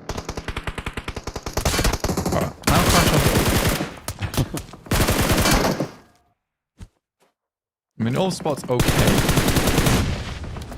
I think that it will keep them alive for a while. Carya, on the other hand, is a little bit worse for wear, but they don't have half as many teams breathing down their neck. That's a good nade, actually. Doesn't quite hit. 2 more sent back towards Azel. He's trying to heal around the backside of the tree, but spots the nades coming his way. Can't get out fast enough. And that will be another team down. One step closer to our 3 teams maybe finding what they're looking for here. But Papara SuperMassive actually in a really solid spot too, and could overtake Carya. Hey, you know what? You're not wrong. You're really not wrong. And for Carya, that's very bad news. Because that means they're just out, no? Yeah, well, they would get the qualification from 4th place, right? There's no way that they don't at least go to PMGC in some form. It's just a question of gauntlet or league for them. With ULF and Regnum Carya a pretty much guaranteed lock to be up in the top. ULF, I think, are still leading on the Turkey points tables. Yeah, they are. Although, that could potentially change. Regnum Carya might take it. Either way, 4th place does get spotted. Hang on a minute. And Carya, they've been spotted too. Yeah. Dead Wolf gets knocked. That's by ULF. Jetgo set themselves between the 2 of them. Pretty open area. So, easy enough shots for ULF to take. Carya, though, taking down Beşiktaş as they move through onto their north side. CEO taking down Boran as well. This is a fight for their lives. And the Falcons are here too. Look at that, they're descending immediately. This is a 3-way fight, and Carya really going to struggle here. Marceau on the ground floor. Pump action shot coming for Carya to stay alive. CEO crawling up the stairs. There's another player from Beşiktaş falls. The Falcons are here to play as well. He steps up. Needs to defend his team now or never. Dear. Marceau down now as well as CEO falls. Lewis now. The only thing standing between them are getting knocked out. And this is disaster for Carya with Papara SuperMassive having the option here to potentially convert. They may be busted out of the gauntlet. I mean, it's going to have to be a big game, though, right? A very, very big game indeed. And so far, Papara SuperMassive have 0 points right now. Obviously, for the Falcons, it's highly unlikely. Highly, highly, highly unlikely that they'll be able to pass into 3rd place. I think they would need to have one of the highest elimination games they've ever had. And there really just isn't that many players left in the lobby, and they are not sweeping. I think at this point it is close to mathematically impossible, which is saying something. It's fairly rare. Definitely possible for them to jump up over Papara SuperMassive, but it's not too bad of an issue, because Falcons already pushed down that boundary. Let's see what more they can do. They've already qualified on points, remember. In this fight, though, they've got 2 players from Beşiktaş to worry about, who they themselves were chasing. As the circle goes a little bit further south. Keeps 2 of our teams still in it. They need 20 more. They need 20 more limbs, wouldn't they? Really? Yeah, and the chicken dinner. Impossible. No, it's not mathematically. They need a 28 elim game. Yeah, which isn't happening. And also, they would lose the time to Carya. So they would need a 29 elim. Oh dear. Ooh, kind with a nice threaded shot over towards Anorthosis Famagusta.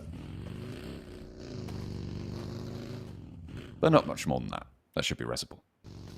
I don't think even then they can't shove Papara SuperMassive out, can they? If they go up, that point still trickles down to Papara.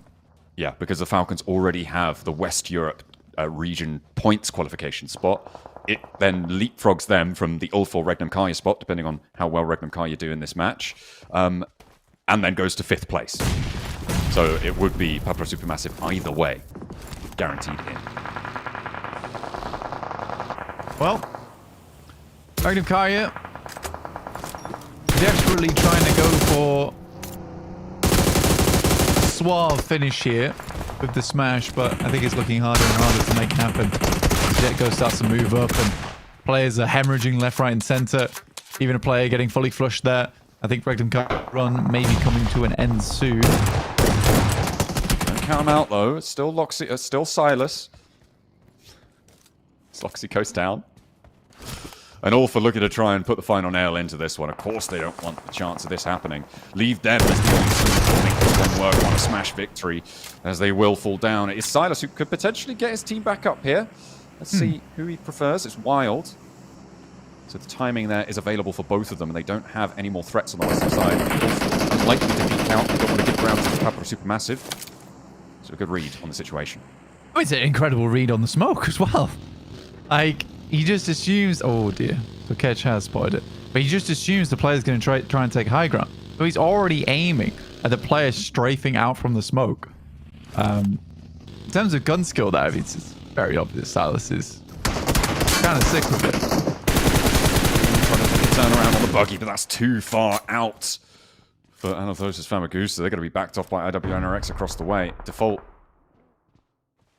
I mean, he's there. He's keeping Regnum Carya trapped down in the doldrums, but we're going closer and closer to Los Leones blank.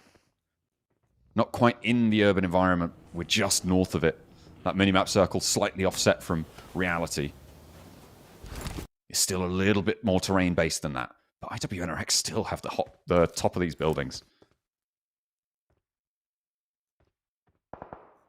Yeah, it's not a bad position to play in. Circle about to pop here for stage 7 as we are coming to a close of the entirety of Pmsl EU Fall. It doesn't cut ULF that much of a slice, but it does keep Papara SuperMassive very well and cozy on that northeast side. All eyes on ULF and Regnum Carya. ULF just still in, Regnum Carya resoundingly not. And they will have to push up and across, or around, or somewhere. With 3 players, they've got maybe more than they expected. Papara SuperMassive take a knock.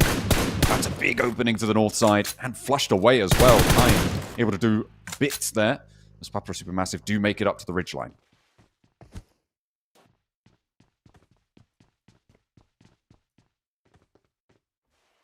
IWNRX.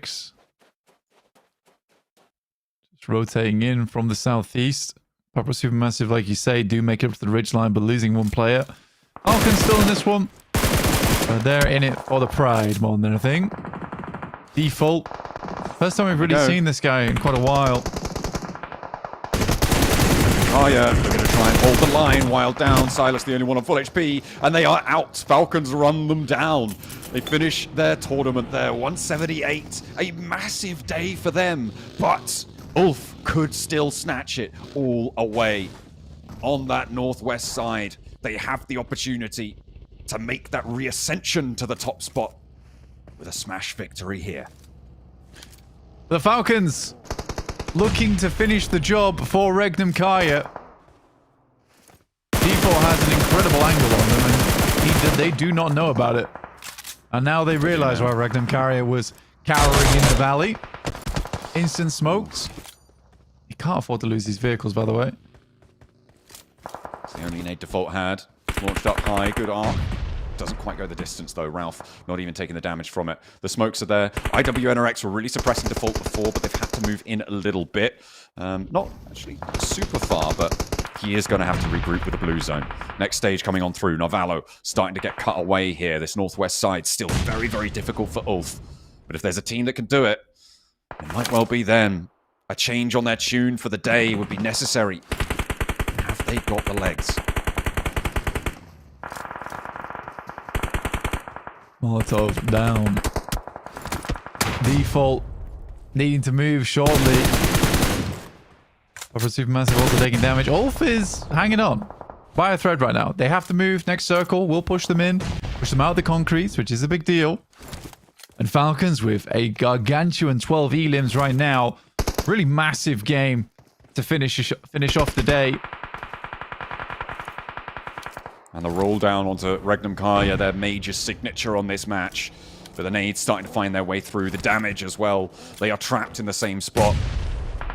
They rolled in and will roll out of this match, I'm sure, fairly shortly. ULF making their move. On the north side blank, they're trying to get in and over towards Papara SuperMassive. They've got past the first barrier and they're taking down Lost. Ketch is still up and alive, so is Soulless. And they're going low. The spray down and they keep the ridge line under control. Can Eren keep them safe? Yes, he can. He backs off Nico, but he hasn't stopped his teammate from getting knocked. Papara SuperMassive, though, they have fallen. There is no chance for Carya to be taken out of this one. They have breathed a sigh of relief. The Falcons, no, they're not going to reach this metric. It's all lies on ULF. Do IWNRX play spoiler? Stop this smash victory. I think ULF is so low, but IWNRX seems to not even care about this one. But I do think that regardless of what happens now, Falcons or Anorthosis likely the ones to come out on top in the future. This is a big nade from Redox. It hits heavy to start off with. Melas down, and the Falcons keep on going. Now, ULF have a little bit of a footbed to try and launch themselves forwards. A chance to open things up with Anorthosis Famagusta preoccupied to the south. They could potentially push in. IWNRX, their major barrier now, but they could give them the slip, try and play around the other edge and move closer to the Falcons. If Anorthosis Famagusta come up trumps with a big nade, 2, following it up, 1, 2, Koa just about getting away. Goodness me. That's bad news, though, for the north side on ULF. Well, at least denies his own teammates point by nading him out. I'm sorry, bro. You've got to go. Nade's going in over towards IWNRX. A nasty hit over towards Swain as it chunks his HP down. Ketch slowly crawling. A man who has been on a mission during this tournament. Solus will find Ralph. A fight on two fronts. Redox responds over towards Solus, eliminating their side angle. Ketch incredibly low now, John. Eren still on full HP and is gonna go for broke here. Needs to stay up because Ketch has fallen. It's all up to him. He's got the pump action around the side. You said you wanted to see it flank, but you won't be seeing it here. They fall and it is Regnum Carya to rise up the ranks with a massive day today. The rest of this match will conclude and a brilliant result for Falcons. Actually, really incredible, actually, if they're able to close this one down. Just the one player stands between them and a chicken dinner, getting close to a 20 elim game. Where was this Falcons before? They have just turned up at the wrong moment. A 30-point match is not enough, but you can see Regnum Carya know they've done it. The top spot, the gauntlet top seed, they are through. Celebrating. I said they needed a 28-point game. We'll take a 20. Maybe not. If Navarro can finish it, none of those Famagusta will go out. What a game from Falcons. And they do go out with a bang. But it's explosions and fireworks right here for this singular team. An absolute squad and a half. A titan within the lobby. A meteoric rise on day 3, John.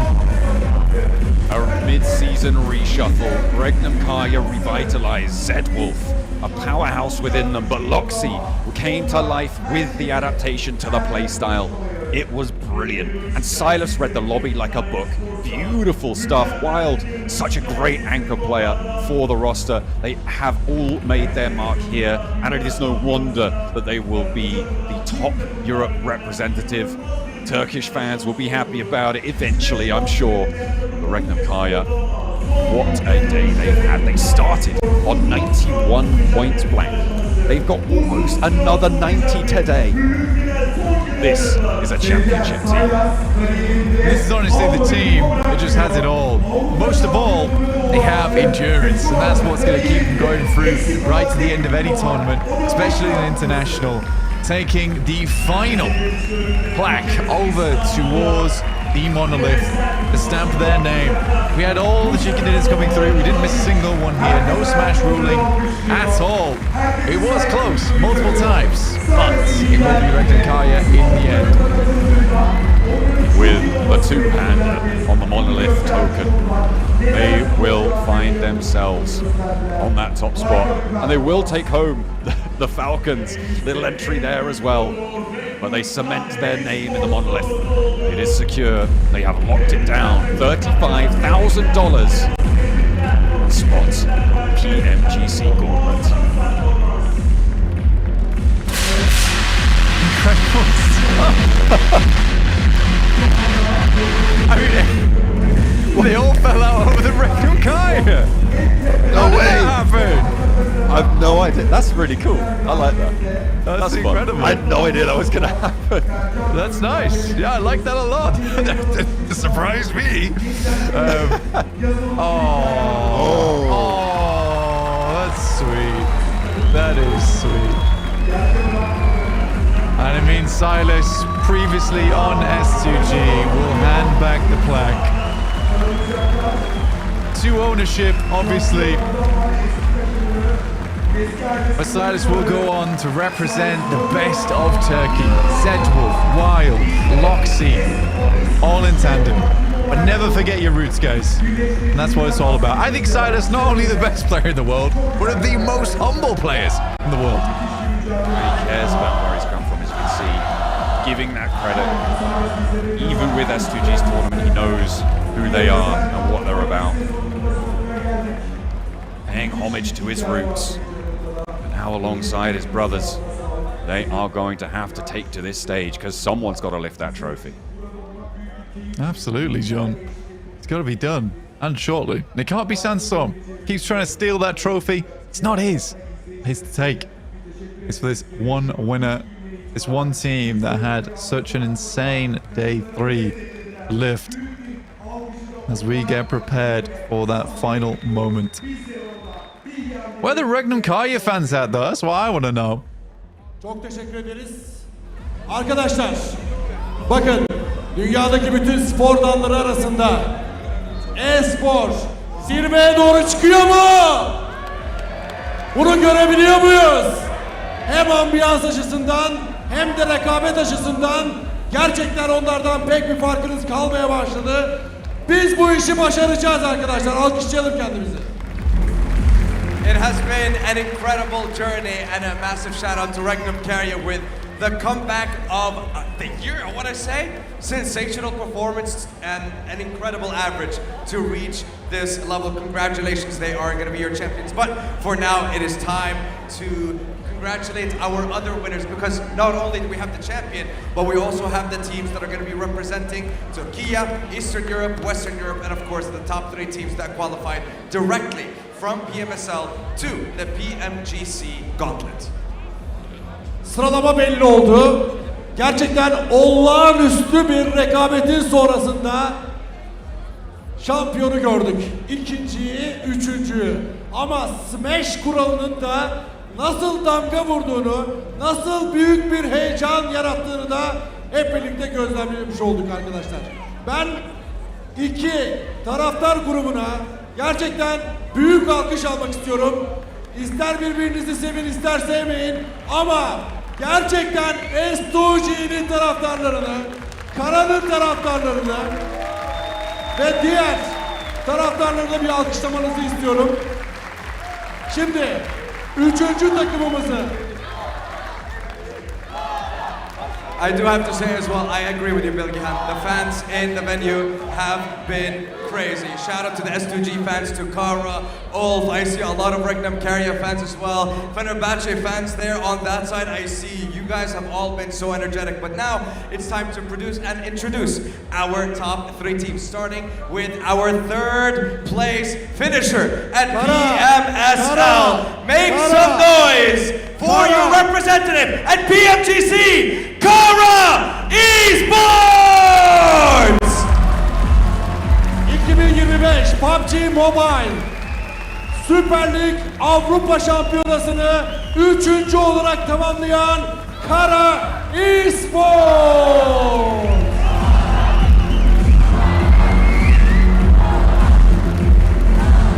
And now I would like to invite the manager of Infinix Turkey, Aslihan Cham, to join us on the stage to present the third place award. Please join us on the stage. Üçüncülük ödülünü takdim etmek üzere Infinix Türkiye Marketing Manager yani ülke müdürü Aslan Çam'ı davet ediyoruz arkadaşlar.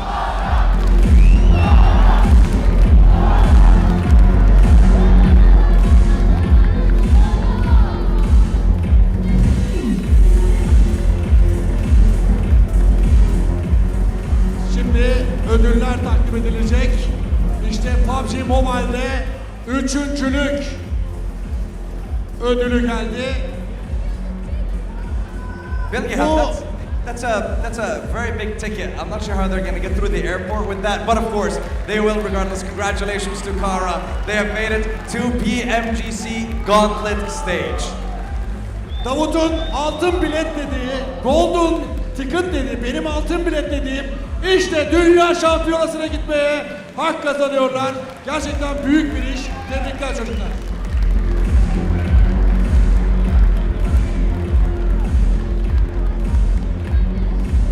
Teşekkürler. Ve şimdi ikinci takımımızı davet edeceğiz sahneye. Gerçekten büyük bir alkışı hak etmediler mi? O kadar çok hak ettiler ki uzun süre liderdiler. Uzun süre şampiyon gibi davrandılar. Ama bugün bambaşka şeyler oldu. İkincilik onlara şampiyonluk kadar yakıştı. ULF Esports.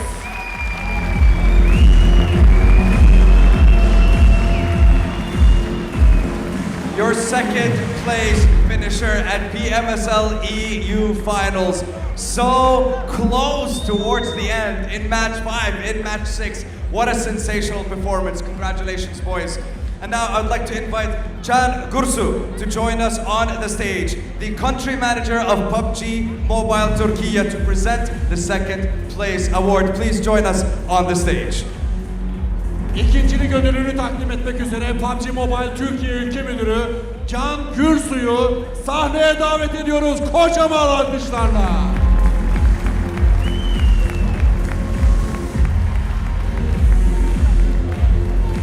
Aynı zamanda dünya şampiyonasına gidebilmek adına elde etmiş de oldukları altın bilet de burada.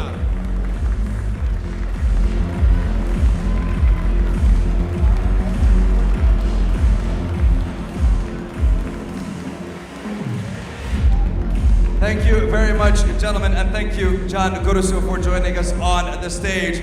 And now, the moment we've all been waiting for. I want everyone on their feet to present the trophy and the first place finish to your PMSL EU champion, Regnum Carya Esports! 2025 PUBG Mobile Super League Avrupa şampiyonu Regnum Carya.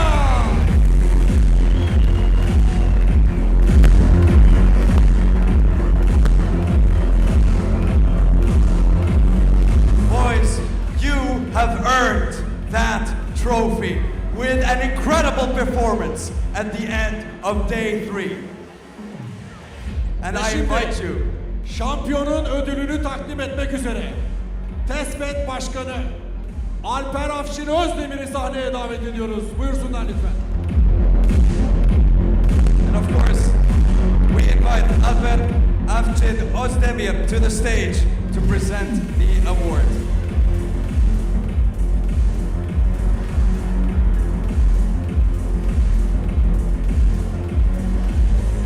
Türkiye Espor Federasyonu Başkanımıza da kocaman bir alkış alabilir miyiz? Gerçekten çok büyük emekleri var. Espor'un bugünlere gelmesinde. Şimdi hazır mıyız? Are you ready, my friend? I know I am. Are you gentlemen ready? I'm pretty sure it's a little heavy. It's going to require a little bit of teamwork.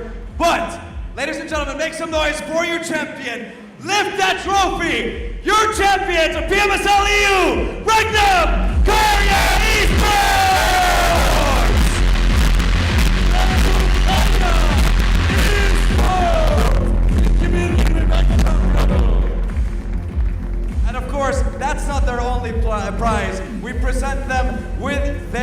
golden ticket to the PMGC, the PUBG Mobile Global Championship. And of course, they will be in the gauntlet stage as well.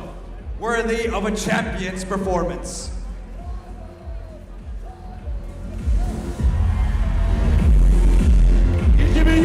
Şampiyonu burada. Kocaman alkış. Büyük haykırış. İstanbul'da. Kompleks İstanbul'da. Avrupa şampiyonu burada.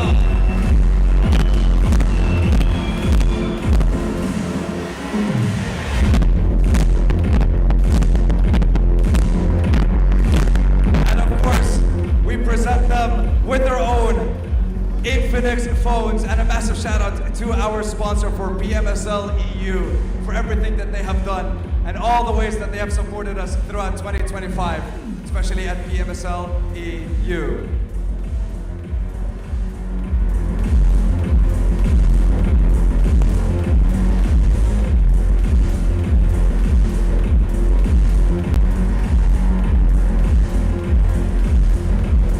Çok teşekkür ediyoruz. Şampiyonu alkışlarla uğurluyoruz. Ve şimdi de MVP'yi açıklayacağız. MVP. Thank you. Başkanımıza da çok teşekkür ediyoruz. Ama burada kalmasını rica ediyoruz. Başkanım burada kalın. Çünkü MVP'ye de takdim edeceksiniz. Now I have a question to the audience. Who do you think is the MVP? Who? Kim olmuştur? There is only one. The only Z-Wolf! MVP geliyor. Yeah, it's you. He doesn't believe in himself. Şaşırdı. Ne düşünüyorsun? Çok mutluyum. Diye bir şey yok. Şok oldun arkada. Evet şok oldum, beklemiyordum çünkü MVP oldum. And of course, the finals MVP also gets his own Infinix phone presented to him. Thank you very much. A very well-deserved prize for our finals MVP. Telefonu hak etti değil mi? Infinix. Infinix.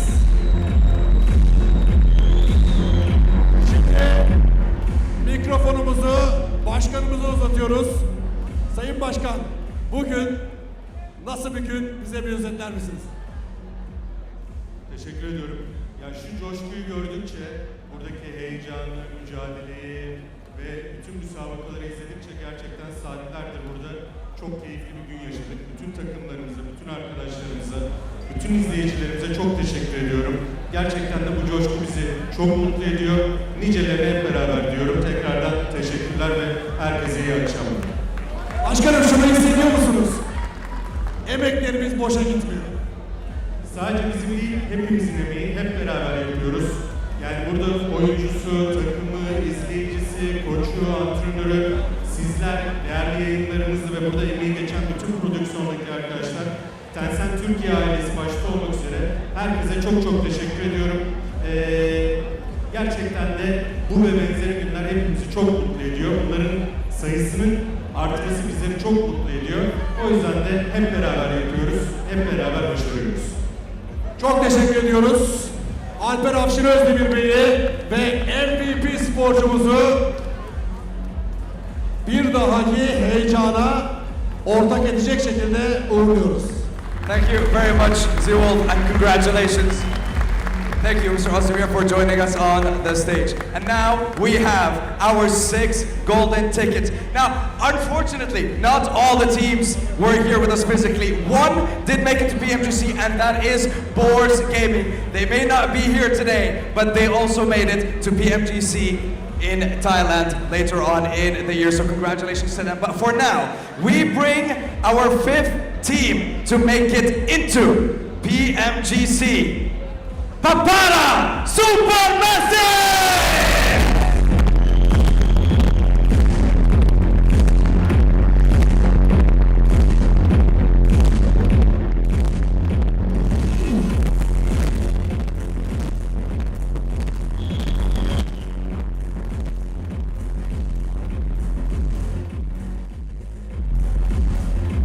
And now, our 4th place PMGC, Team Falcons!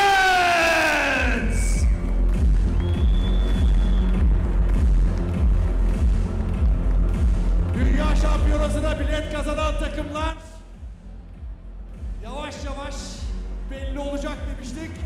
Ve şu anda da kimler birer birer görüyoruz. Papara SuperMassive, Team Falcons. Thank you very much, gentlemen, Ve and şimdi de congratulations. bir bilet daha. And now, once again, joining us on the stage, our third place finisher here at PMSL EU, Carya Esports! Representing Turkey at the PMGC. The hunt is still on. PMGC heyecanını da çok büyük bir merakla takip edeceğiz. Büyük bir heyecanla bekleyeceğiz. Ve şimdi de PMGC'ye altın bilet alan bir diğer takımı davet ediyoruz. ULF Esports.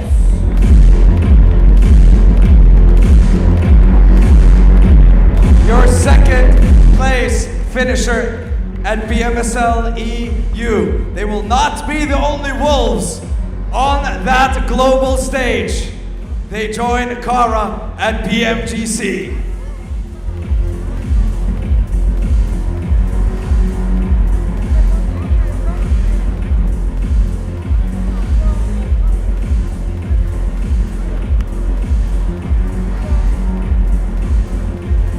Ve şimdi şampiyonu bir kez daha görmeye hazır mıyız? Regnum Carya Esports geliyor. Altın bilet alan bir diğer takımımız. One more time for your PMSL EU champions. Regnum Carya Esports will also be at PMGC.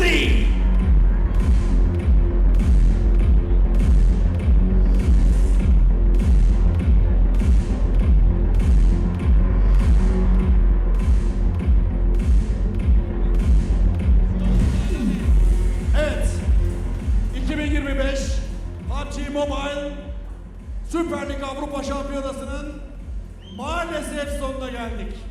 Bu heyecanı bir daha yakalayabilmek adına uykusuz günlerimiz olacak.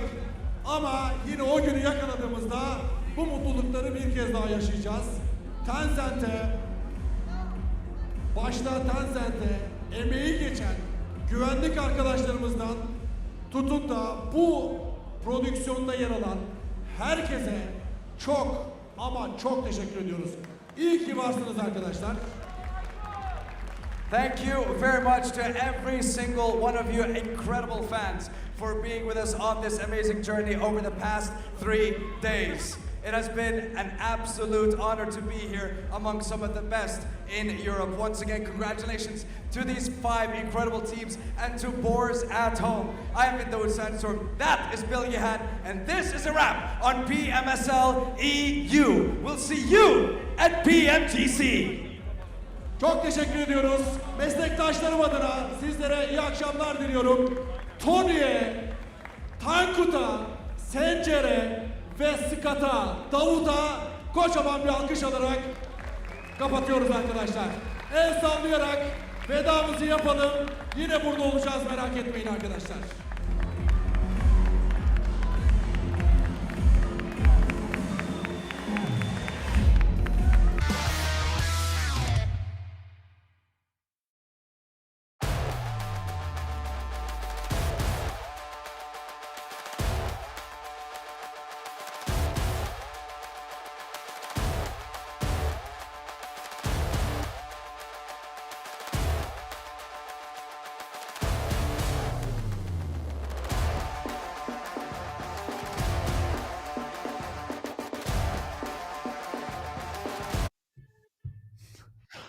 Well, there you have it. Hey, it's not a wrap, not just yet. We still got to talk a little bit more. We haven't done enough of that, apparently. We're going to be we're going to be closing out the show, of course, with an 88 point day today. No, 87-point day for Regnum Carya. They broke the records on a 6-match set. It's the highest we've seen of any team over the course of the tournament. They almost doubled their point score from the first 2 days, and they do take that top spot. No smash victory, though, so basically worthless. Yeah, pretty much. Actually, it's better to have less points and just win early. That's just more efficient. If we could just do that next year, that'd be great, actually, Regnum Carya. But no, incredible stuff. Silas consistently continues to be a sick guy overall, but very big congratulations to Regnum Carya. And we'll catch you guys later, I imagine. John, close this bad boy out. All right. I guess we're done. That's all you needed from us. We're going to be heading home. Hope you guys have had a great time here at the Pmsl EU. We'll see you. Well, hopefully we'll see you in Thailand for the PMGC right around the corner. So make sure you stay locked and loaded and give all your support to your favorite teams who have made it there. I know Carya has plenty of backing, but so do the other teams. Who's going to make it? Only one way to find out. We'll see you there.